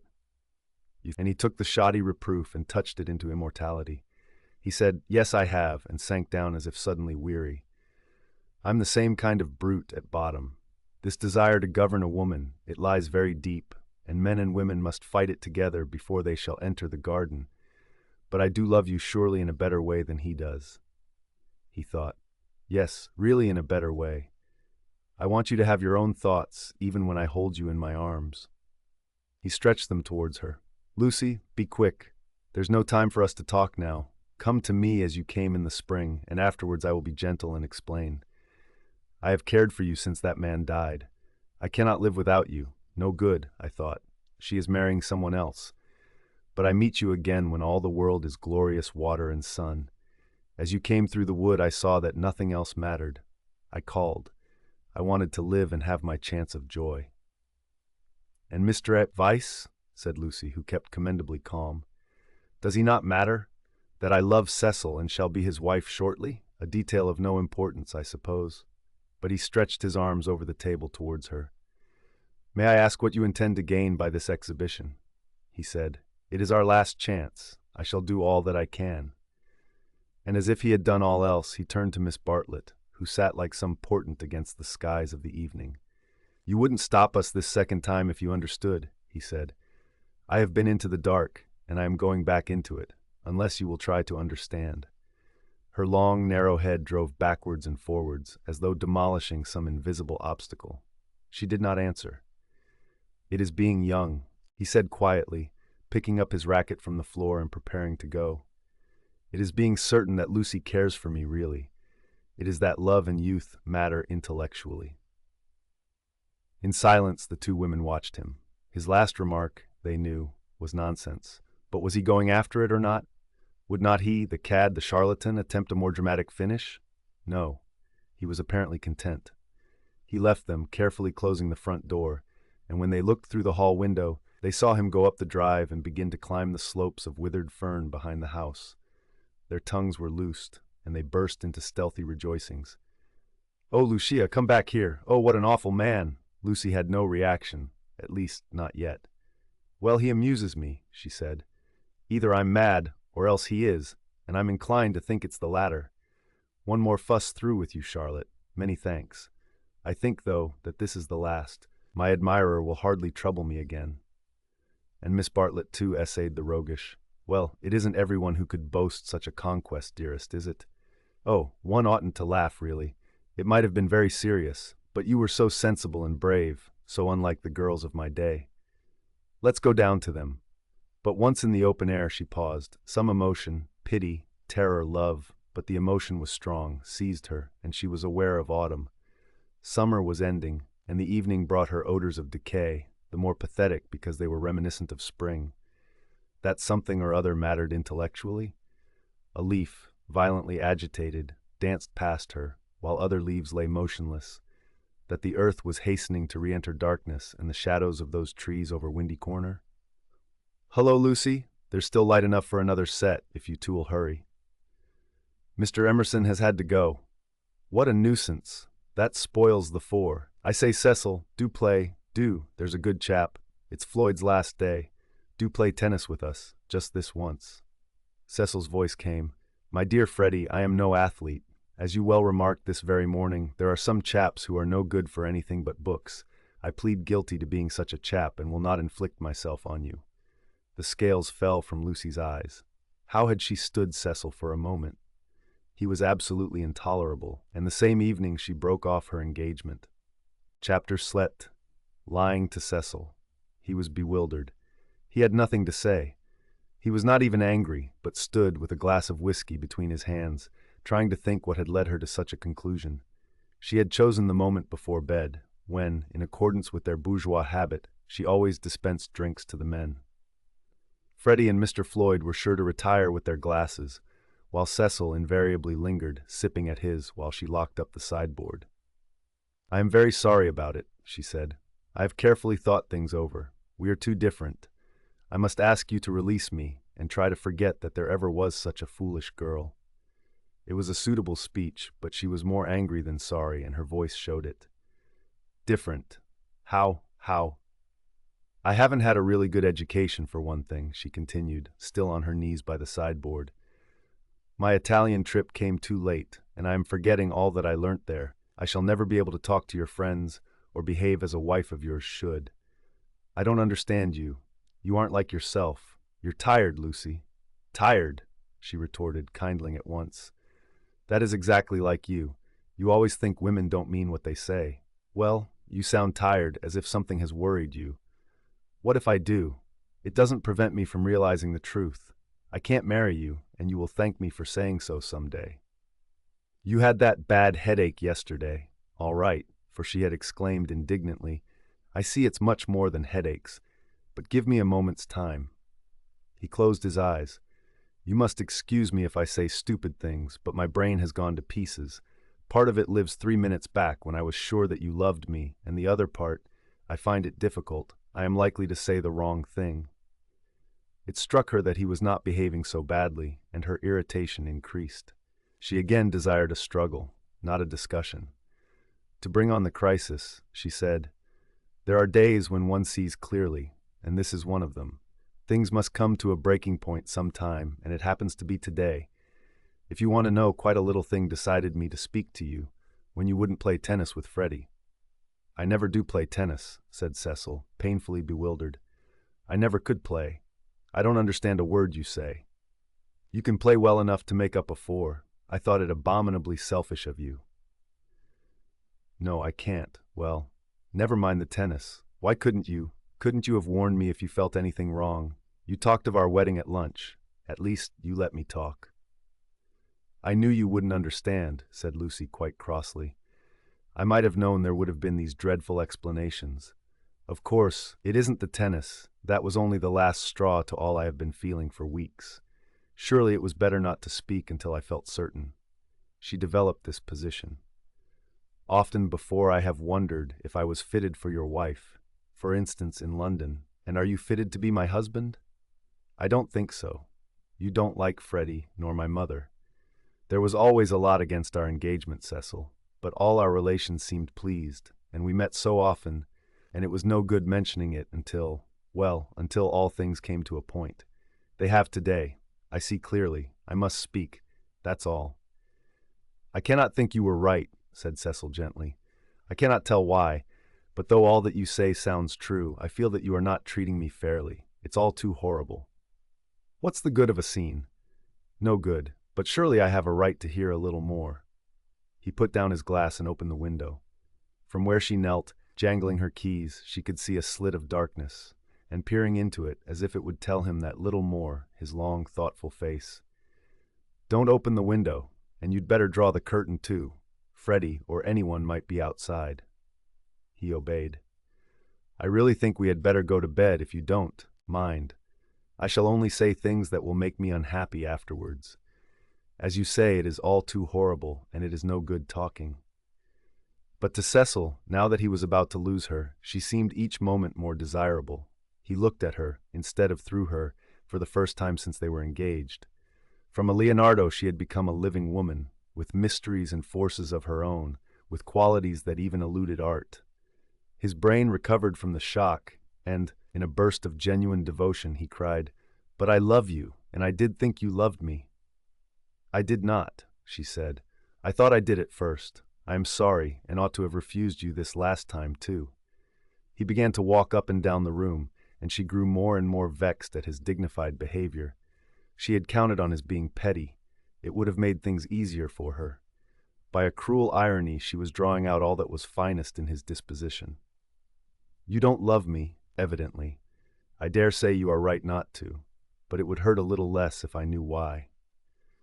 Because, a phrase came to her and she accepted it, you're the sort who can't know anyone intimately. A horrified look came into his eyes. I don't mean exactly that, but you will question me, though I beg you not to, and I must say something. It is that, more or less. When we were only acquaintances, you let me be myself, but now you're always protecting me. Her voice swelled. I won't be protected. I will choose for myself what is ladylike and right. To shield me is an insult. Can I be trusted to face the truth, but I must get it second-hand through you? A woman's place. You despise my mother. I know you do. because she's conventional and bothers over puddings. But, oh goodness, she rose to her feet. Conventional, Cecil. You're that, for you may understand beautiful things, but you don't know how to use them, and you wrap yourself up in art and books and music, and would try to wrap up me. I won't be stifled, not by the most glorious music, for people are more glorious, and you hide them from me. That's why I break off my engagement. You were all right as long as you kept to things, but when you came to people— She stopped. There was a pause. Then Cecil said with great emotion, "It is true." "True on the whole," she corrected, full of some vague shame. "True every word. It is a revelation. It is I. Anyhow, those are my reasons for not being your wife," he repeated, "the sort that can know no one intimately. It is true. I fell to pieces the very first day we were engaged. I behaved like a cad to Bibi and to your brother. You are even greater than I thought." She withdrew a step. "I'm not going to worry you. You are far too good to me. I shall never forget your insight, and dear, I only blame you for this. You might have warned me in the early stages, before you felt you wouldn't marry me, and so have given me a chance to improve. I have never known you till this evening. I have just used you as a peg for my silly notions of what a woman should be. But this evening you are a different person. New thoughts, even a new voice." "What do you mean by a new voice?" she asked, seized with incontrollable anger. "I mean that a new person seems speaking through you," said he. Then she lost her balance. She cried, "If you think I am in love with someone else, you are very much mistaken." "Of course I don't think that. You are not that kind, Lucy." "Oh yes, you do think it. It's your old idea, the idea that has kept Europe back. I mean the idea that women are always thinking of men. If a girl breaks off her engagement, everyone says, oh, she had someone else in her mind. She hopes to get someone else. It's disgusting, brutal. As if a girl can't break it off for the sake of freedom." He answered reverently, "I may have said that in the past. I shall never say it again. You have taught me better." She began to redden and pretended to examine the windows again. "Of course, there is no question of someone else in this, no jilting or any such nauseous stupidity. I beg your pardon most humbly if my words suggested that there was. I only meant that there was a force in you that I hadn't known of up till now." "All right, Cecil, that will do. Don't apologize to me. It was my mistake. It is a question between ideals, yours and mine, pure abstract ideals, and yours are the nobler. I was bound up in the old vicious notions, and all the time you were splendid and new." His voice broke. "I must actually thank you for what you have done, for showing me what I really am. Solemnly, I thank you for showing me a true woman. Will you shake hands?" "Of course I will," said Lucy, twisting up her other hand in the curtains. "Good night, Cecil. Goodbye. That's all right. I'm sorry about it. Thank you very much for your gentleness. Let me light your candle, shall I?" They went into the hall. "Thank you. Good night again. God bless you, Lucy." "Goodbye, Cecil." She watched him steal upstairs, while the shadows from 3 banisters passed over her face like the beat of wings. On the landing he paused strong in his renunciation, and gave her a look of memorable beauty. For all his culture, Cecil was an ascetic at heart, and nothing in his love became him like the leaving of it. She could never marry. In the tumult of her soul, that stood firm. Cecil believed in her. She must someday believe in herself. She must be one of the women whom she had praised so eloquently, who care for liberty and not for men. She must forget that George loved her, that George had been thinking through her and gained her this honorable release, that George had gone away into, what was it, the darkness. She put out the lamp. It did not do to think, nor, for the matter of that, to feel. She gave up trying to understand herself, and joined the vast armies of the benighted, who follow neither the heart nor the brain, and march to their destiny by catchwords. The armies are full of pleasant and pious folk, but they have yielded to the only enemy that matters, the enemy within. They have sinned against passion and truth, and vain will be their strife after virtue. As the years pass, they are censured. Their pleasantry and their piety show cracks, their wit becomes cynicism, their unselfishness hypocrisy. They feel and produce discomfort wherever they go. They have sinned against Eros and against Pallas Athene, and not by any heavenly intervention, but by the ordinary course of nature. Those allied deities will be avenged. Lucy entered this army when she pretended to George that she did not love him, and pretended to Cecil that she loved no one. The night received her, as it had received Miss Bartlett 30 years before. Chapter 13. Lying to Mr. Beebe, Mrs. Honeychurch, Freddie, and the servants. Windy Corner lay, not on the summit of the ridge, but a few hundred feet down the southern slope, at the springing of one of the great buttresses that supported the hill. On either side of it was a shallow ravine, filled with ferns and pine trees, and down the ravine on the left ran the highway into the Weald. Whenever Mr. Beebe crossed the ridge and caught sight of these noble dispositions of the earth, and poised in the middle of them, Windy Corner, he laughed. The situation was so glorious, the house so commonplace, not to say impertinent. The late Mr. Honeychurch had affected the cube, because it gave him the most accommodation for his money, and the only addition made by his widow had been a small turret, shaped like a rhinoceros horn, where she could sit in wet weather and watch the carts going up and down the road. So impertinent, and yet the house did, for it was the home of people who loved their surroundings honestly. Other houses in the neighborhood had been built by expensive architects. Over others their inmates had fidgeted sedulously, yet all these suggested the accidental, the temporary, while Windy Corner seemed as inevitable as an ugliness of nature's own creation. One might laugh at the house, but one never shuddered. Mr. Beebe was bicycling over this Monday afternoon with a piece of gossip. He had heard from the Miss Allens. These admirable ladies, since they could not go to Sissy Villa, had changed their plans. They were going to Greece instead. "Since Florence did my poor sister so much good," wrote Miss Catherine, "we do not see why we should not try Athens this winter. Of course, Athens is a plunge, and the doctor has ordered her special digestive bread. But after all, we can take that with us, and it is only getting first into a steamer and then into a train. But is there an English church?" And the letter went on to say, "I do not expect we shall go any further than Athens, but if you knew of a really comfortable pension at Constantinople, we should be so grateful." Lucy would enjoy this letter, and the smile with which Mr. Beebe greeted Windy Corner was partly for her. She would see the fun of it and some of its beauty, for she must see some beauty. Though she was hopeless about pictures, and though she dressed so unevenly, oh, that cerise frock yesterday at church, she must see some beauty in life, or she could not play the piano as she did.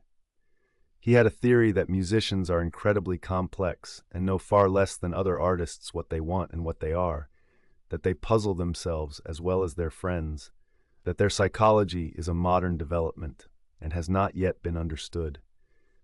This theory, had he known it, had possibly just been illustrated by facts. Ignorant of the events of yesterday, he was only riding over to get some tea, to see his niece, and to observe whether Miss Honeychurch saw anything beautiful in the desire of two old ladies to visit Athens. A carriage was drawn up outside Windy Corner, and just as he caught sight of the house it started, bowled up the drive, and stopped abruptly when it reached the main road. Therefore it must be the horse, who always expected people to walk up the hill in case they tired him. The door opened obediently, and two men emerged, whom Mr. Beebe recognized as Cecil and Freddie. They were an odd couple to go driving, but he saw a trunk beside the coachman's legs. Cecil, who wore a bowler, must be going away, while Freddie, a cap, was seeing him to the station. They walked rapidly, taking the short cuts, and reached the summit while the carriage was still pursuing the windings of the road. They shook hands with the clergyman but did not speak. "So you're off for a minute, Mr. Vyse?" he asked. Cecil said, "Yes," while Freddie edged away. "I was coming to show you this delightful letter from those friends of Miss Honeychurch." He quoted from it. "Isn't it wonderful? Isn't it romance? Most certainly they will go to Constantinople. They are taken in a snare that cannot fail. They will end by going round the world." Cecil listened civilly and said he was sure that Lucy would be amused and interested. "Isn't romance capricious? I never notice it in you young people. You do nothing but play lawn tennis and say that romance is dead, while the Miss Allens are struggling with all the weapons of propriety against the terrible thing. A really comfortable pension at Constantinople. So they call it out of decency, but in their hearts they want a pension with magic windows opening on the foam of perilous seas in fairyland forlorn. No ordinary view will content the Miss Allens. They want the pension Keats. "I'm awfully sorry to interrupt, Mr. Beebe," said Freddie, "but have you any matches?" "I have," said Cecil, and it did not escape Mr. Beebe's notice that he spoke to the boy more kindly. "You have never met these Miss Allens, have you, Mr. Vyse?" "Never." "Then you don't see the wonder of this Greek visit. I haven't been to Greece myself, and don't mean to go, and I can't imagine any of my friends going. It is altogether too big for our little lot. Don't you think so? Italy is just about as much as we can manage. Italy is heroic, but Greece is godlike or devilish. I am not sure which, and in either case absolutely out of our suburban focus." "All right, Freddie, I am not being clever, upon my word I am not. I took the idea from another fellow, and give me those matches when you've done with them." He lit a cigarette and went on talking to the two young men. "I was saying, if our poor little Cockney lives must have a background, let it be Italian, big enough in all conscience. The ceiling of the Sistine Chapel for me. There the contrast is just as much as I can realize. But not the Parthenon, not the frieze of Phidias at any price. And here comes the Victoria." "You're quite right," said Cecil. "Greece is not for our little lot," and he got in. Freddie followed, nodding to the clergyman, whom he trusted not to be pulling one's leg, really. And before they had gone a dozen yards, he jumped out and came running back for Vyse's matchbox, which had not been returned. As he took it, he said, "I'm so glad you only talked about books. Cecil's hard hit. Lucy won't marry him. If you'd gone on about her, as you did about them, he might have broken down." "But when?" "Late last night. I must go. Perhaps they won't want me down there." "No, go on. Goodbye." "Thank goodness," exclaimed Mr. Beebe to himself, and struck the saddle of his bicycle approvingly. It was the one foolish thing she ever did. Oh, what a glorious riddance. And after a little thought, he negotiated the slope into Windy Corner, light of heart. The house was again as it ought to be, cut off forever from Cecil's pretentious world. He would find Miss Minnie down in the garden. In the drawing-room, Lucy was tinkling at a Mozart sonata. He hesitated a moment, but went down the garden as requested. There he found a mournful company.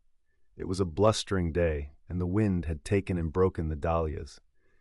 Mrs. Honeychurch, who looked cross, was tying them up, while Miss Bartlett, unsuitably dressed, impeded her with offers of assistance. At a little distance stood Minnie and the garden child, a minute importation, each holding either end of a long piece of bass. "Oh, how do you do, Mr. Beebe? Gracious, what a mess everything is. Look at my scarlet pom-poms, and the wind blowing your skirts about, and the ground so hard that not a prop will stick in, and then the carriage having to go out when I had counted on having Powell, who, give everyone their due, does tie up dahlias properly." Evidently Mrs. Honeychurch was shattered. "How do you do?" said Miss Bartlett with a meaning glance, as though conveying that more than dahlias had been broken off by the autumn gales. "Here, Lenny, the bass!" cried Mrs. Honeychurch. The garden child, who did not know what bass was, stood rooted to the path with horror. Minnie slipped to her uncle and whispered that everyone was very disagreeable today, and that it was not her fault if dahlia strings would tear long ways instead of across. "Come for a walk with me," he told her. "You have worried them as much as they can stand. Mrs. Honeychurch, I only called in aimlessly. I shall take her up to tea at the Beehive Tavern if I may." "Oh, must you?" "Yes, do. Not the scissors, thank you, Charlotte, when both my hands are full already. I'm perfectly certain that the orange cactus will go before I can get to it." Mr. Beebe, who was an adept at relieving situations, invited Miss Bartlett to accompany them to this mild festivity. "Yes, Charlotte, I don't want you. Do go. There's nothing to stop about for, either in the house or out of it."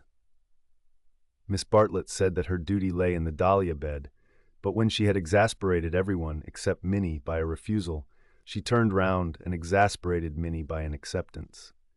As they walked up the garden, the orange cactus fell, and Mr. Beebe's last vision was of the garden child clasping it like a lover, his dark head buried in a wealth of blossom. "It is terrible, this havoc among the flowers," he remarked. "It is always terrible when the promise of months is destroyed in a moment," enunciated Miss Bartlett. "Perhaps we ought to send Miss Honeychurch down to her mother, or will she come with us?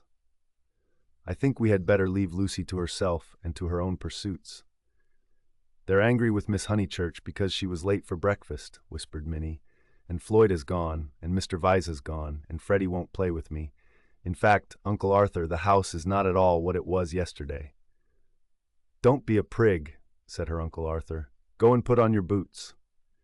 He stepped into the drawing-room, where Lucy was still attentively pursuing the sonatas of Mozart. She stopped when he entered. "How do you do? Miss Bartlett and Minnie are coming with me to tea at the Beehive. Would you come too?" "I don't think I will, thank you." "No, I didn't suppose you would care to much." Lucy turned to the piano and struck a few chords. "How delicate those sonatas are," said Mr. Beebe, though at the bottom of his heart he thought them silly little things. Lucy passed into Schumann. "Miss Honeychurch!" "Yes. I met them on the hill. Your brother told me." "Oh, he did." She sounded annoyed. Mr. Beebe felt hurt, for he had thought that she would like him to be told. "I needn't say that it will go no further." "Mother, Charlotte, Cecil, Freddie, you," said Lucy, playing a note for each person who knew, and then playing a sixth note. "If you'll let me say so, I am very glad, and I am certain that you have done the right thing. So I hoped other people would think, but they don't seem to." I could see that Miss Bartlett thought it unwise. "So does Mother. Mother minds dreadfully." "I am very sorry for that," said Mr. Beebe with feeling. Mrs. Honeychurch, who hated all changes, did mind, but not nearly as much as her daughter pretended, and only for the minute. It was really a ruse of Lucy's to justify her despondency, a ruse of which she was not herself conscious, for she was marching in the armies of darkness. And Freddie minds. Still, Freddie never hit it off with Vyse much, did he? I gathered that he disliked the engagement and felt it might separate him from you. Boys are so odd. Minnie could be heard arguing with Miss Bartlett through the floor. Tea at the Beehive apparently involved a complete change of apparel. Mr. Beebe saw that Lucy, very properly, did not wish to discuss her action, so after a sincere expression of sympathy, he said, "I have had an absurd letter from Miss Allen. That was really what brought me over. I thought it might amuse you all." "How delightful," said Lucy in a dull voice. For the sake of something to do, he began to read her the letter. After a few words, her eyes grew alert, and soon she interrupted him with, "Going abroad. When do they start?" "Next week, I gather." "Did Freddie say whether he was driving straight back?" "No, he didn't. Because I do hope he won't go gossiping." So she did want to talk about her broken engagement. Always complaisant, he put the letter away. But she at once exclaimed in a high voice, "Oh, do tell me more about the Miss Allens. How perfectly splendid of them to go abroad. I want them to start from Venice and go in a cargo steamer down the Illyrian coast." She laughed heartily. "Oh, delightful. I wish they'd take me. Has Italy filled you with the fever of travel? Perhaps George Emerson is right. He says that Italy is only an euphuism for fate. Oh, not Italy, but Constantinople. I have always longed to go to Constantinople. Constantinople is practically Asia, isn't it?" Mr. Beebe reminded her that Constantinople was still unlikely, and that the Miss Allens only aimed at Athens, with Delphi perhaps, if the roads are safe. But this made no difference to her enthusiasm. She had always longed to go to Greece even more, it seemed. He saw, to his surprise, that she was apparently serious. "I didn't realize that you and the Miss Allens were still such friends after Sissy Villa." "Oh, that's nothing. I assure you Sissy Villa's nothing to me. I would give anything to go with them." "Would your mother spare you again so soon? You have scarcely been home 3 months." "She must spare me," cried Lucy in growing excitement. "I simply must go away. I have to." She ran her fingers hysterically through her hair. "Don't you see that I have to go away? I didn't realize at the time, and of course I want to see Constantinople so particularly." "You mean that since you have broken off your engagement you feel—" "Yes, yes. I knew you'd understand." Mr. Beebe did not quite understand. Why could not Miss Honeychurch repose in the bosom of her family? Cecil had evidently taken up the dignified line and was not going to annoy her. Then it struck him that her family itself might be annoying. He hinted this to her, and she accepted the hint eagerly. Yes, of course, to go to Constantinople until they are used to the idea and everything has calmed down. "I am afraid it has been a bothersome business," he said gently. "No, not at all. Cecil was very kind indeed. Only, I had better tell you the whole truth, since you have heard a little. It was that he is so masterful. I found that he wouldn't let me go my own way. He would improve me in places where I can't be improved. Cecil won't let a woman decide for herself. In fact, he daren't. What nonsense I do talk. But that is the kind of thing. It is what I gathered from my own observation of Mr. Vyse. It is what I gather from all that I have known of you. I do sympathize and agree most profoundly. I agree so much that you must let me make one little criticism. Is it worthwhile rushing off to Greece? But I must go somewhere, she cried. I have been worrying all the morning, and here comes the very thing.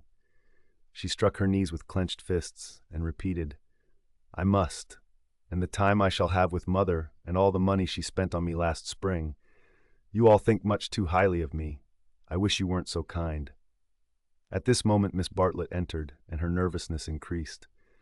I must get away ever so far. I must know my own mind, and where I want to go.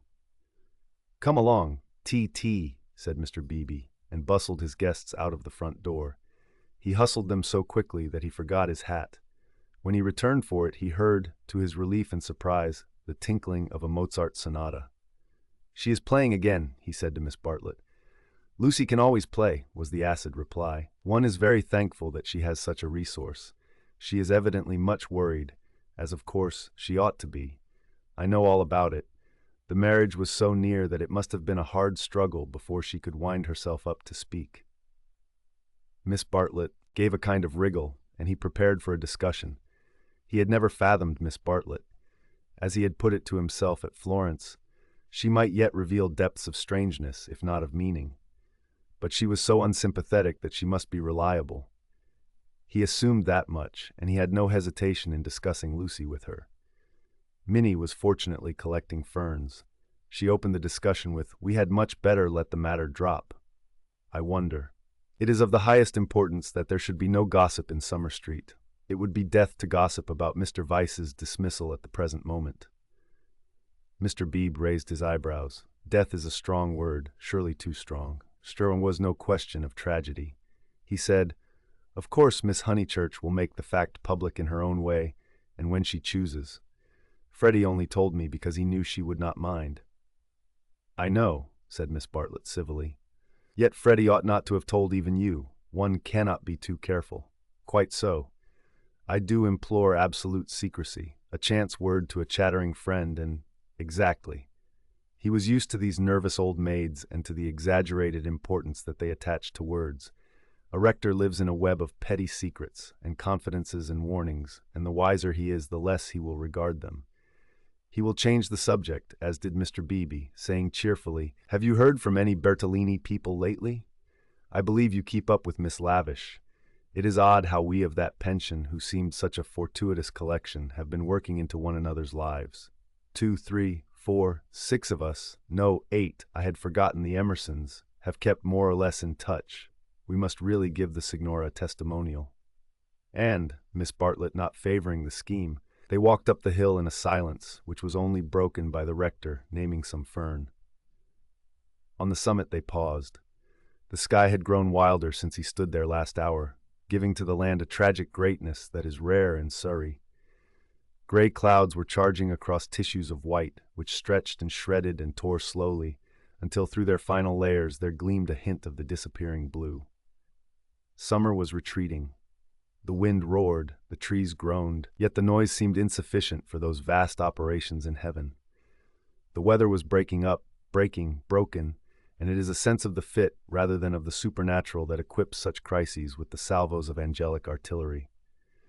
Mr. Beebe's eyes rested on Windy Corner where Lucy sat, practicing Mozart. No smile came to his lips, and, changing the subject again, he said, We shan't have rain, but we shall have darkness, so let us hurry on. The darkness last night was appalling. They reached the Beehive Tavern at about 5 o'clock. That amiable hostelry possesses a veranda in which the young and the unwise do dearly love to sit, while guests of more mature years seek a pleasant sanded room and have tea at a table comfortably. Mr. Beebe saw that Miss Bartlett would be cold if she sat out, and that Minnie would be dull if she sat in, so he proposed a division of forces. They would hand the child her food through the window. Thus he was incidentally enabled to discuss the fortunes of Lucy. I have been thinking, Miss Bartlett, he said, and, Unless you very much object, I would like to reopen that discussion. She bowed. Nothing about the past. I know little and care less about that. I am absolutely certain that it is to your cousin's credit. She has acted loftily and rightly, and it is like her gentle modesty to say that we think too highly of her. But the future. Seriously, what do you think of this Greek plan? He pulled out the letter again. I don't know whether you overheard, but she wants to join the Miss Allens in their mad career. It's all I can't explain. It's wrong. Miss Bartlett read the letter in silence, laid it down, seemed to hesitate, and then read it again. I can't see the point of it myself. To his astonishment, she replied, There I cannot agree with you. In it I spy Lucy's salvation. Really? Now why? She wanted to leave Windy Corner.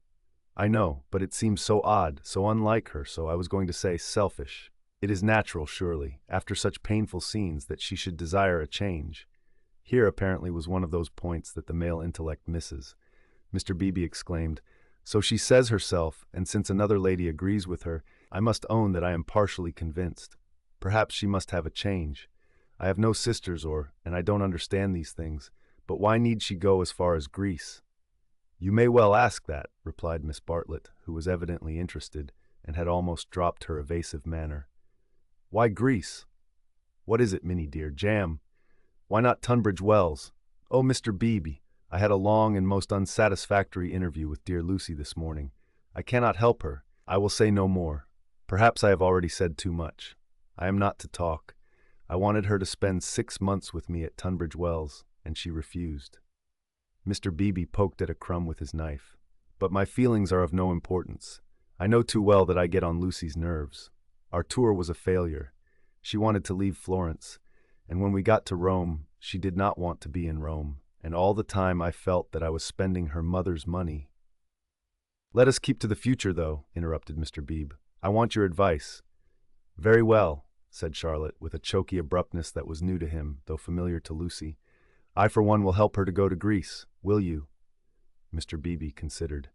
It is absolutely necessary, she continued, lowering her veil and whispering through it with a passion and intensity that surprised him.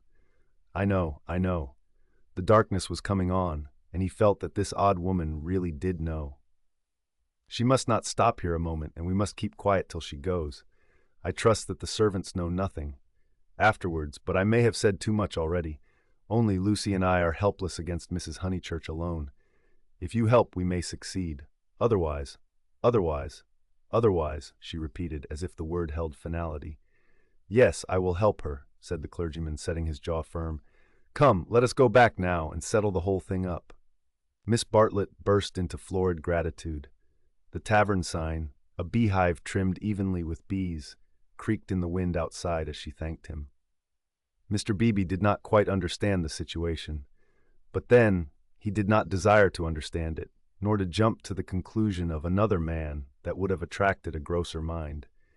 He only felt that Miss Bartlett knew of some vague influence from which the girl desired to be delivered, and which might well be clothed in the fleshly form. Its very vagueness spurred him into knight-errantry. His belief in celibacy, so reticent, so carefully concealed beneath his tolerance and culture, now came to the surface and expanded like some delicate flower.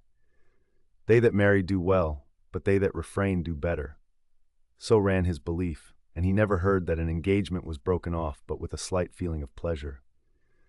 In the case of Lucy, the feeling was intensified through dislike of Cecil, and he was willing to go further, to place her out of danger until she could confirm her resolution of virginity. The feeling was very subtle and quite undogmatic, and he never imparted it to any other of the characters in this entanglement. Yet it existed, and it alone explains his action subsequently, and his influence on the action of others. The compact that he made with Miss Bartlett in the tavern was to help not only Lucy, but religion also. They hurried home through a world of black and gray. He conversed on indifferent topics: the Emersons' need of a housekeeper, servants, Italian servants, novels about Italy, novels with a purpose. Could literature influence life? Windy Corner glimmered. In the garden, Mrs. Honeychurch, now helped by Freddie, still wrestled with the lives of her flowers. It gets too dark, she said hopelessly. This comes of putting off. We might have known the weather would break up soon, and now Lucy wants to go to Greece. I don't know what the world's coming to." "Mrs. Honeychurch," he said, "go to Greece she must. Come up to the house and let's talk it over. Do you, in the first place, mind her breaking with Vyse?" "Mr. Beebe, I'm thankful, simply thankful." "So am I," said Freddie. "Good, now come up to the house." They conferred in the dining room for half an hour. Lucy would never have carried the Greek scheme alone. It was expensive and dramatic, both qualities that her mother loathed. Nor would Charlotte have succeeded. The honors of the day rested with Mr. Beebe. By his tact and common sense and by his influence as a clergyman, for a clergyman who was not a fool influenced Mrs. Honeychurch greatly, he bent her to their purpose.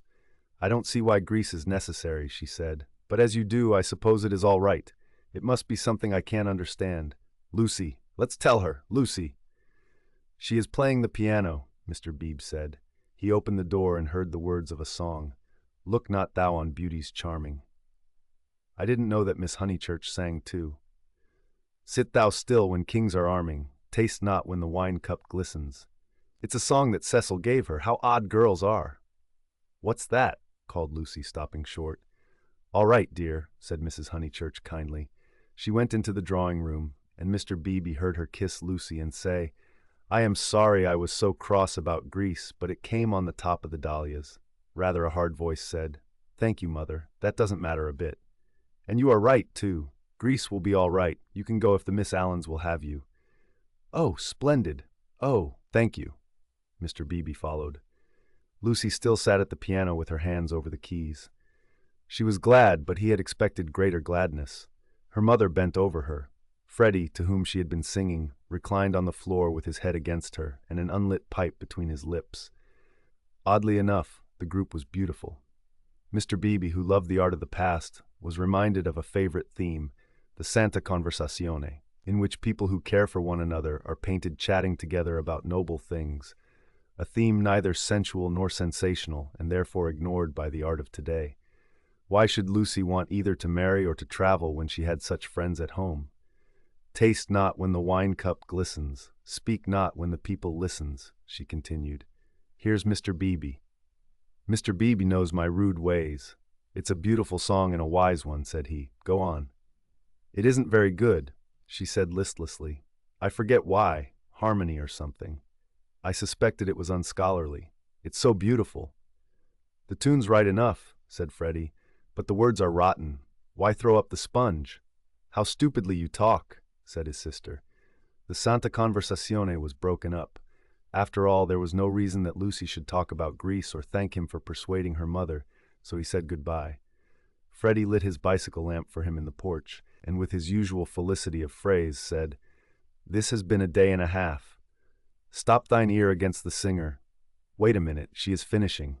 From the red gold keep thy finger. Vacant heart and hand and eye, easy live and quiet die." "I love weather like this," said Freddie. Mr. Beebe passed into it. The two main facts were clear. She had behaved splendidly, and he had helped her. He could not expect to master the details of so big a change in a girl's life. If here and there he was dissatisfied or puzzled, he must acquiesce. She was choosing the better part. Vacant heart and hand and eye. Perhaps the song stated the better part, rather too strongly. He half fancied that the soaring accompaniment, which he did not lose in the shout of the gale, really agreed with Freddie and was gently criticizing the words that it adorned. Vacant heart and hand and eye, easy live and quiet die. However, for the fourth time Windy Corner lay poised below him, now as a beacon in the roaring tides of darkness. Chapter 19. Lying to Mr. Emerson. The Miss Allens were found in their beloved Temperance Hotel near Bloomsbury, a clean, airless establishment much patronized by provincial England. They always perched there before crossing the great seas, and for a week or two would fidget gently over clothes, guidebooks, Mackintosh squares, digestive bread, and other continental necessaries. That there are shops abroad, even in Athens, never occurred to them, for they regarded travel as a species of warfare, only to be undertaken by those who have been fully armed at the Haymarket stores. Miss Honeychurch, they trusted, would take care to equip herself duly. Quinine could now be obtained in tabloids. Paper soap was a great help towards freshening up one's face in the train. Lucy promised, a little depressed. But of course you know all about these things, and you have Mr. Vyse to help you. A gentleman is such a standby. Mrs. Honeychurch, who had come up to town with her daughter, began to drum nervously upon her card case. "We think it so good of Mr. Vyse to spare you," Miss Catherine continued. "It is not every young man who would be so unselfish, but perhaps he will come out and join you later on." "Or does his work keep him in London?" said Miss Teresa, the more acute and less kindly of the two sisters. "However, we shall see him when he sees you off. I do so long to see him." "No one will see Lucy off," interposed Mrs. Honeychurch. "She doesn't like it." "No, I hate seeings off," said Lucy. "Really? How funny. I should have thought that in this case. Oh, Mrs. Honeychurch, you aren't going? It is such a pleasure to have met you." They escaped, and Lucy said with relief, "That's all right. We just got through that time." But her mother was annoyed. "I should be told, dear, that I am unsympathetic, but I cannot see why you didn't tell your friends about Cecil and be done with it. There all the time we had to sit fencing, and almost telling lies, and be seen through too, I dare say, which is most unpleasant." Lucy had plenty to say in reply. She described the Miss Allens' character. They were such gossips, and if one told them, the news would be everywhere in no time. But why shouldn't it be everywhere in no time? "Because I settled with Cecil not to announce it until I left England. I shall tell them then. It's much pleasanter. How wet it is. Let's turn in here." Here was the British Museum. Mrs. Honeychurch refused. If they must take shelter, let it be in a shop. Lucy felt contemptuous, for she was on the tack of caring for Greek sculpture, and had already borrowed a mythical dictionary from Mr. Beebe to get up the names of the goddesses and gods. "Oh, well, let it be shop then. Let's go to Moody's. I'll buy a guidebook." "You know, Lucy, you and Charlotte and Mr. Beebe all tell me I'm so stupid, so I suppose I am, but I shall never understand this hole and corner work. You've got rid of Cecil. Well and good, and I'm thankful he's gone, though I did feel angry for the minute. But why not announce it? Why this hushing up and tiptoeing? It's only for a few days." "But why at all?" Lucy was silent. She was drifting away from her mother. "It was quite easy to say, because George Emerson has been bothering me, and if he hears I've given up Cecil may begin again. Quite easy, and it had the incidental advantage of being true." But she could not say it. She disliked confidences, for they might lead to self-knowledge and to that king of terrors, light. Ever since that last evening at Florence, she had deemed it unwise to reveal her soul. Mrs. Honeychurch, too, was silent. She was thinking, "My daughter won't answer me. She would rather be with those inquisitive old maids than with Freddie and me. Any rag, tag, and bobtail apparently does if she can leave her home." And as in her case thoughts never remained unspoken long, she burst out with, "You're tired of Windy Corner." This was perfectly true. Lucy had hoped to return to Windy Corner when she escaped from Cecil, but she discovered that her home existed no longer. It might exist for Freddie, who still lived and thought straight, but not for one who had deliberately warped the brain. She did not acknowledge that her brain was warped, for the brain itself must assist in that acknowledgement, and she was disordering the very instruments of life. She only felt, "I do not love George. I broke off my engagement because I did not love George. I must go to Greece because I do not love George. It is more important that I should look up gods in the dictionary than that I should help my mother. Everyone else is behaving very badly." She only felt irritable and petulant, and anxious to do what she was not expected to do, and in this spirit she proceeded with the conversation. "Oh, mother, what rubbish you talk. Of course I'm not tired of Windy Corner." "Then why not say so at once, instead of considering half an hour?" She laughed faintly. Half a minute would be nearer. "Perhaps you would like to stay away from your home altogether?" "Hush, mother, people will hear you," for they had entered Moody's. She bought Baedeker, and then continued, "Of course I want to live at home, but as we are talking about it, I may as well say that I shall want to be away in the future more than I have been. You see, I come into my money next year." Tears came into her mother's eyes. Driven by nameless bewilderment, by what is in older people termed eccentricity, Lucy determined to make this point clear. "I've seen the world so little. I felt so out of things in Italy. I have seen so little of life. One ought to come up to London more, not a cheap ticket like today, but to stop. I might even share a flat for a little with some other girl. And mess with typewriters and latchkeys, exploded Mrs. Honeychurch, and agitate and scream and be carried off kicking by the police, and call it a mission when no one wants you, and call it duty when it means that you can't stand your own home, and call it work when thousands of men are starving with the competition as it is, and then to prepare yourself find two doddering old ladies and go abroad with them. I want more independence, said Lucy lamely. She knew that she wanted something, and independence is a useful cry. We can always say that we have not got it. She tried to remember her emotions in Florence. Those had been sincere and passionate, and had suggested beauty rather than short skirts and latchkeys. But independence was certainly her cue. Very well. Take your independence and be gone. Rush up and down and round the world, and come back as thin as a lath with the bad food. Despise the house that your father built and the garden that he planted, and our dear view, and then share a flat with another girl. Lucy screwed up her mouth and said, Perhaps I spoke hastily. Oh, goodness, her mother flashed. How you do remind me of Charlotte Bartlett. Charlotte, flashed Lucy in her turn, pierced at last by a vivid pain. More every moment. I don't know what you mean, Mother. Charlotte and I are not the very least alike. Well, I see the likeness, the same eternal worrying, the same taking back of words. You and Charlotte trying to divide 2 apples among 3 people last night might be sisters. What rubbish, and if you dislike Charlotte so, it's rather a pity you asked her to stop. I warned you about her. I begged you, implored you not to, but of course it was not listened to. There you go. I beg your pardon? Charlotte again, my dear. That's all, her very words. Lucy clenched her teeth. My point is that you oughtn't to have asked Charlotte to stop. I wish you would keep to the point.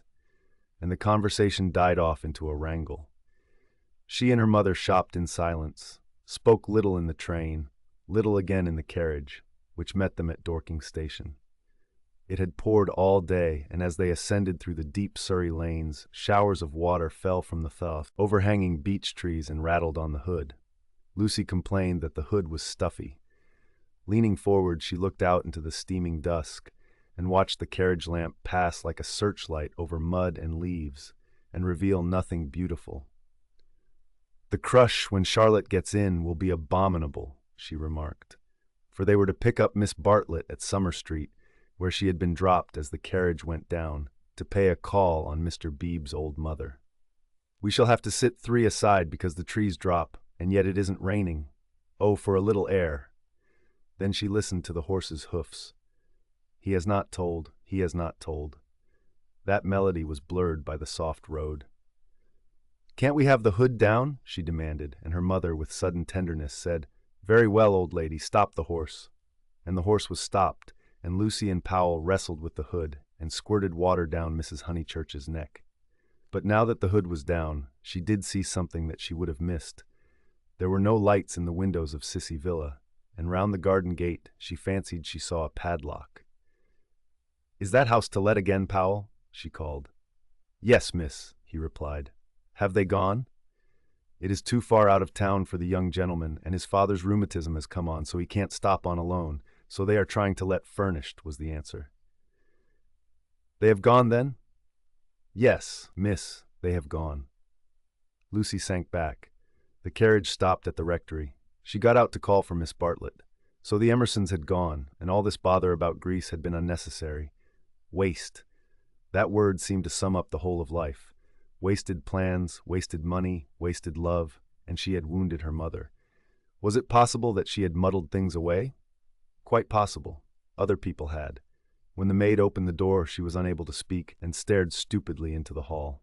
Miss Bartlett at once came forward, and after a long preamble asked a great favor.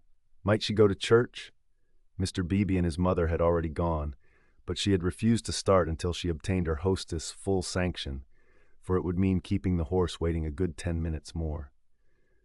Certainly, said the hostess warily. I forgot it was Friday. Let's all go. Powell can go round to the stables. Lucy, dearest. No church for me, thank you. A sigh, and they departed. The church was invisible, but up in the darkness to the left there was a hint of color. This was a stained window, through which some feeble light was shining, and when the door opened, Lucy heard Mr. Beebe's voice running through the litany to a minute congregation.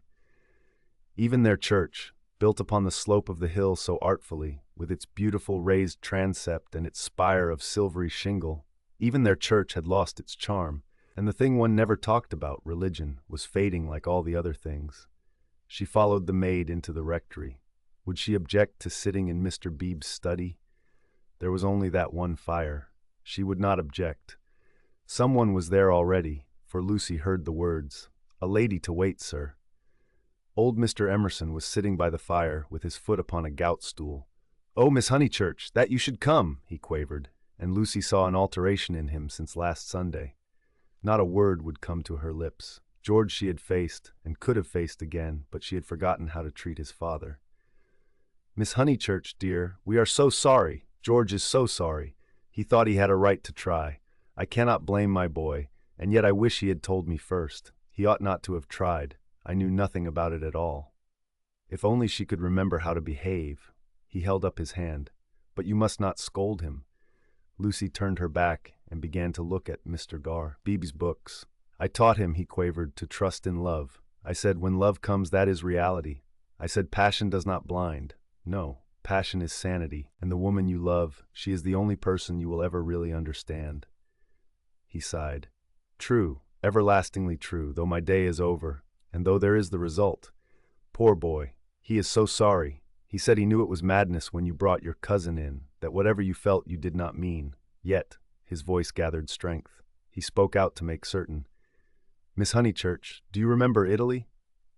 Lucy selected a book, a volume of Old Testament commentaries. Holding it up to her eyes, she said, "I have no wish to discuss Italy or any subject connected with your son." "But you do remember it? He has misbehaved himself from the first. I only was told that he loved you last Sunday. I never could judge behavior. I suppose he has." Feeling a little steadier, she put the book back and turned round to him. His face was drooping and swollen, but his eyes, though they were sunken deep, gleamed with a child's courage. "Why? He has behaved abominably," she said. "I am glad he is sorry. Do you know what he did?" "Not abominably," was the gentle correction. "He only tried when he should not have tried. You have all you want, Miss Honeychurch. You are going to marry the man you love. Do not go out of George's life saying he is abominable." "No, of course," said Lucy, ashamed at the reference to Cecil. "Abominable is much too strong. I am sorry I used it about your son. I think I will go to church, after all. My mother and my cousin have gone. I shall not be so very late." "Especially as he has gone under," he said quietly. "What was that? Gone under naturally." He beat his palms together in silence. His head fell on his chest. "I don't understand." "As his mother did." "But Mr. Emerson, what are you talking about?" "When I wouldn't have George baptized," said he. Lucy was frightened, and she agreed that baptism was nothing, but he caught that fever when he was 12, and she turned round. She thought it a judgment. He shuddered. Oh, horrible, when we had given up that sort of thing and broken away from her parents. Oh, horrible. Worst of all, worse than death, when you have made a little clearing in the wilderness, planted your little garden, let in your sunlight, and then the weeds creep in again. A judgment. And our boy had typhoid because no clergyman had dropped water on him in church. Is it possible, Miss Honeychurch? Shall we slip back into the darkness forever? "I don't know," gasped Lucy. "I don't understand this sort of thing. I was not meant to understand it. But Mr. Eager, he came when I was out and acted according to his principles. I don't blame him or anyone, but by the time George was well, she was ill. He made her think about sin, and she went under thinking about it. It was thus that Mr. Emerson had murdered his wife in the sight of God." "Oh, how terrible," said Lucy, forgetting her own affairs at last. "He was not baptized," said the old man. "I did hold firm." And he looked with unwavering eyes at the rows of books, as if, at what cost, he had won a victory over them. "My boy shall go back to the earth untouched." She asked whether young Mr. Emerson was ill. "Oh, last Sunday." He started into the present. "George last Sunday. No, not ill, just gone under. He is never ill, but he is his mother's son. Her eyes were his, and she had that forehead that I think so beautiful, and he will not think it worthwhile to live. It was always touch and go. He will live, but he will not think it worthwhile to live." He will never think anything worthwhile. You remember that church at Florence? Lucy did remember, and how she had suggested that George should collect postage stamps. After you left Florence, horrible. Then we took the house here and he goes bathing with your brother, and became better. You saw him bathing? I am so sorry, but it is no good discussing this affair. I am deeply sorry about it. Then there came something about a novel. I didn't follow it at all. I had to hear so much, and he minded telling me. He finds me too old. Ah, well, one must have failures. George comes down tomorrow and takes me up to his London rooms. He can't bear to be about here, and I must be where he is. Mr. Emerson, cried the girl, don't leave, at least not on my account. I am going to Greece. Don't leave your comfortable house. It was the first time her voice had been kind, and he smiled. How good everyone is. And look at Mr. Hal, Beebe housing me, came over this morning and heard I was going. Here I am so comfortable with a fire. Yes, but you won't go back to London. It's absurd. I must be with George. I must make him care to live, and down here he can't. He says the thought of seeing you and of hearing about you. I am not justifying him. I am only saying what has happened. Oh, Mr. Emerson, she took hold of his hand. You mustn't. I've been bother enough to the world by now. I can't have you moving out of your house when you like it, and perhaps losing money through it, all on my account. You must stop. I am just going to Greece. All the way to Greece? Her manner altered. To Greece? So you must stop. You won't talk about this business, I know. I can trust you both. Certainly you can. We either have you in our lives, or leave you to the life that you have chosen. I shouldn't want. I suppose Mr. Vyse is very angry with George. No, it was wrong of George to try. We have pushed our beliefs too far. I fancy that we deserve sorrow.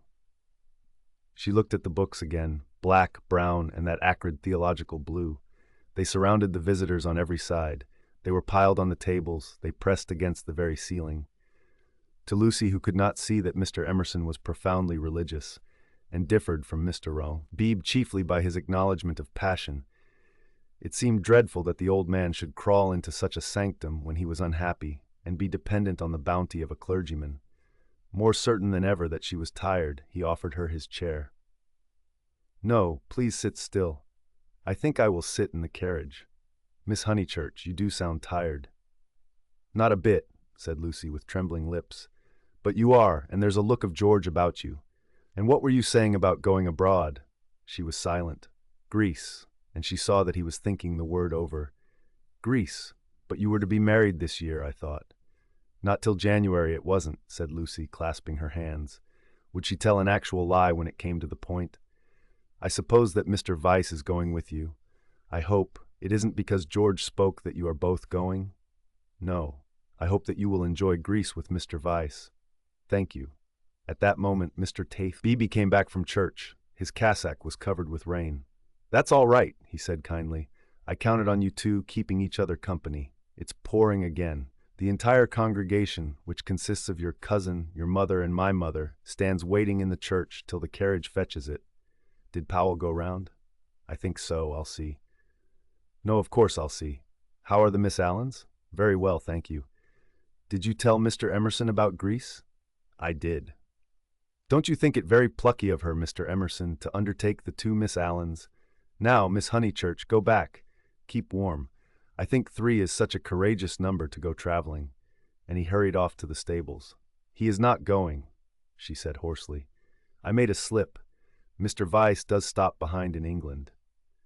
Somehow it was impossible to cheat this old man. To George, to Cecil, she would have lied again. But he seemed so near the end of things, so dignified in his approach to the gulf, of which he gave one account, and the books that surrounded him another, so mild to the rough paths that he had traversed, that the true chivalry, not the worn-out chivalry of sex, but the true chivalry that all the young may show to all the old, awoke in her, and, at whatever risk, she told him that Cecil was not her companion to Greece, and she spoke so seriously that the risk became a certainty, and he, lifting his eyes, said, You are leaving him?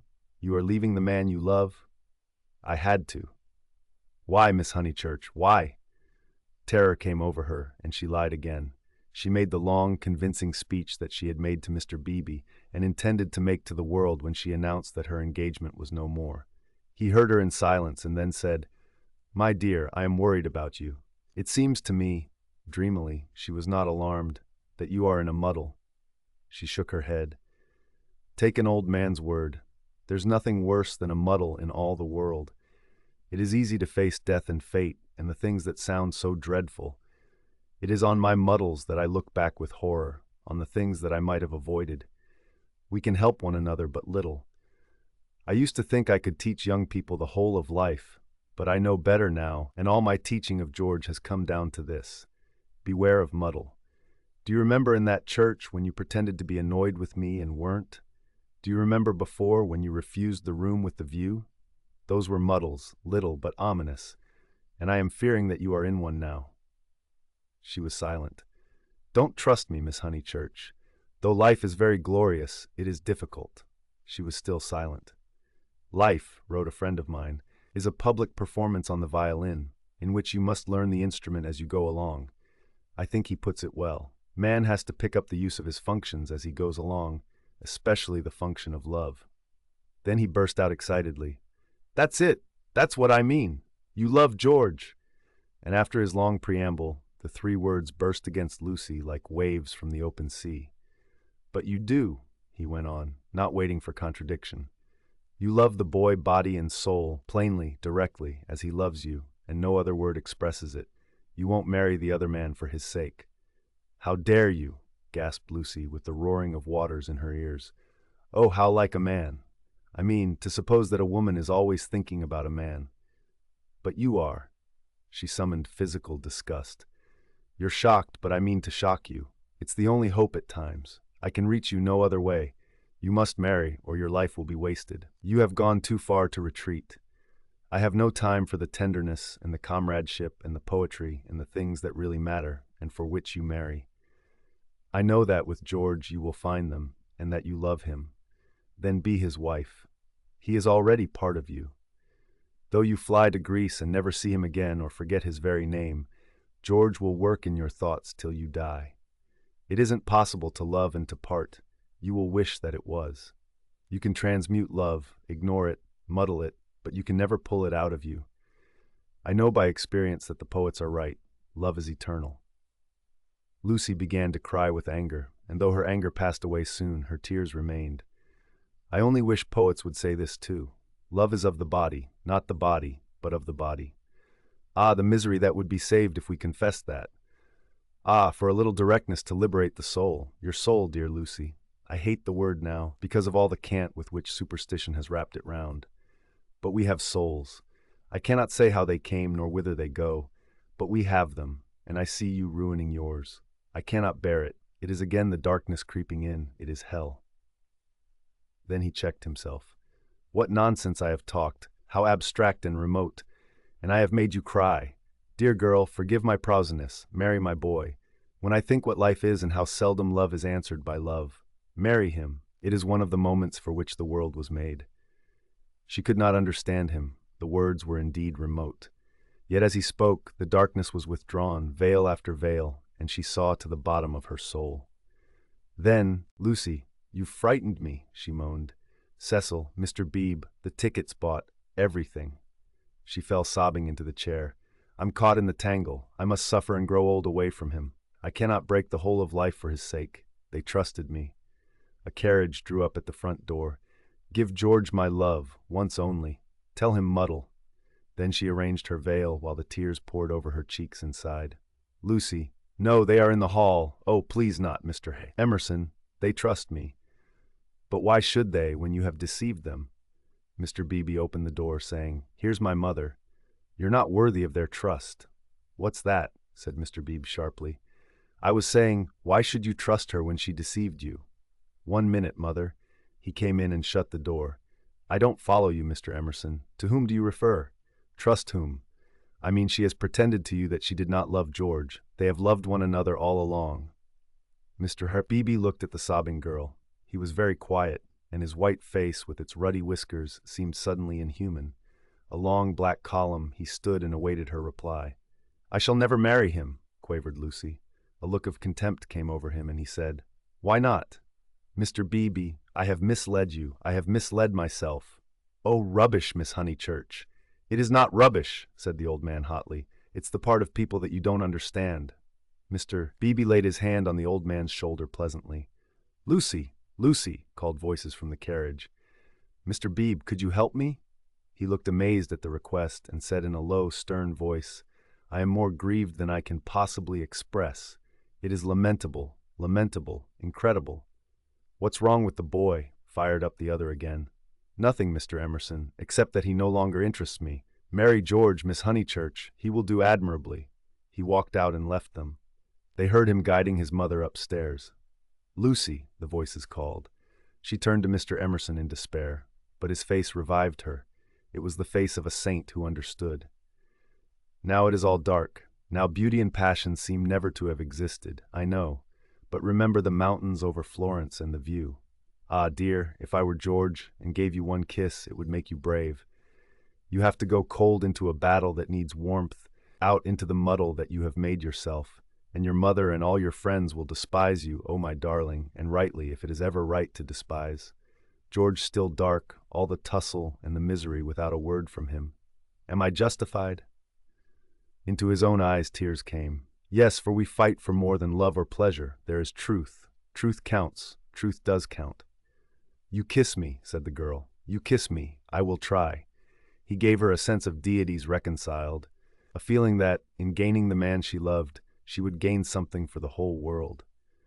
Throughout the squalor of her homeward drive, she spoke at once. His salutation remained. He had robbed the body of its taint, the world's taunts of their sting. He had shown her the holiness of direct desire. She never exactly understood, she would say in after years, how he managed to strengthen her. It was as if he had made her see the whole of everything at once. Chapter 10: The End of the Middle Ages. The Miss Allens did go to Greece, but they went by themselves. They alone of this little company will double Malaya and plow the waters of the Saronic Gulf.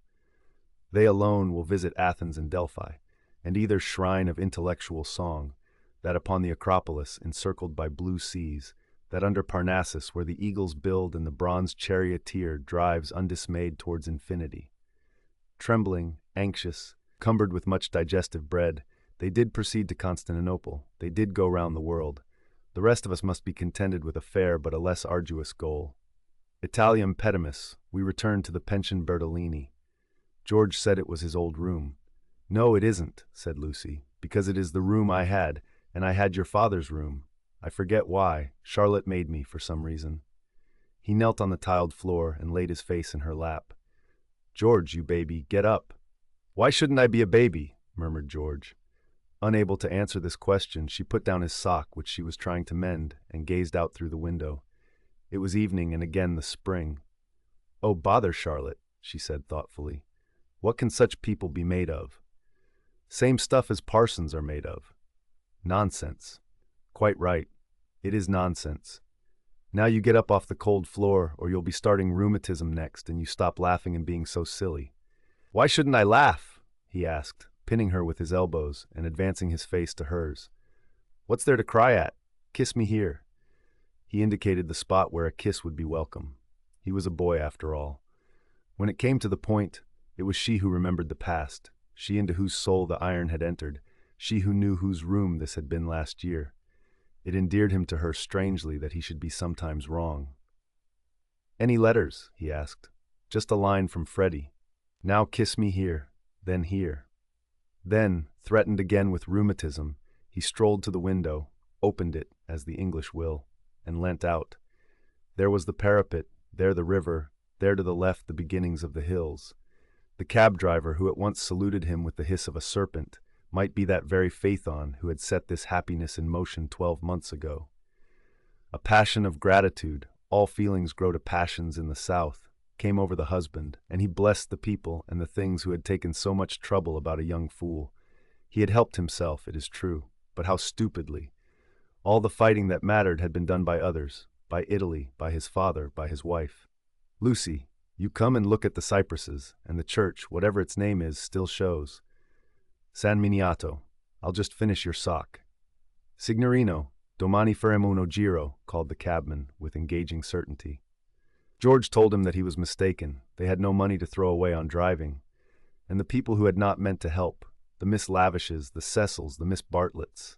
Ever prone to magnify fate, George counted up the forces that had swept him into this contentment. Anything good in Freddie's letter? Not yet. His own content was absolute, but hers held bitterness. The Honeychurches had not forgiven them.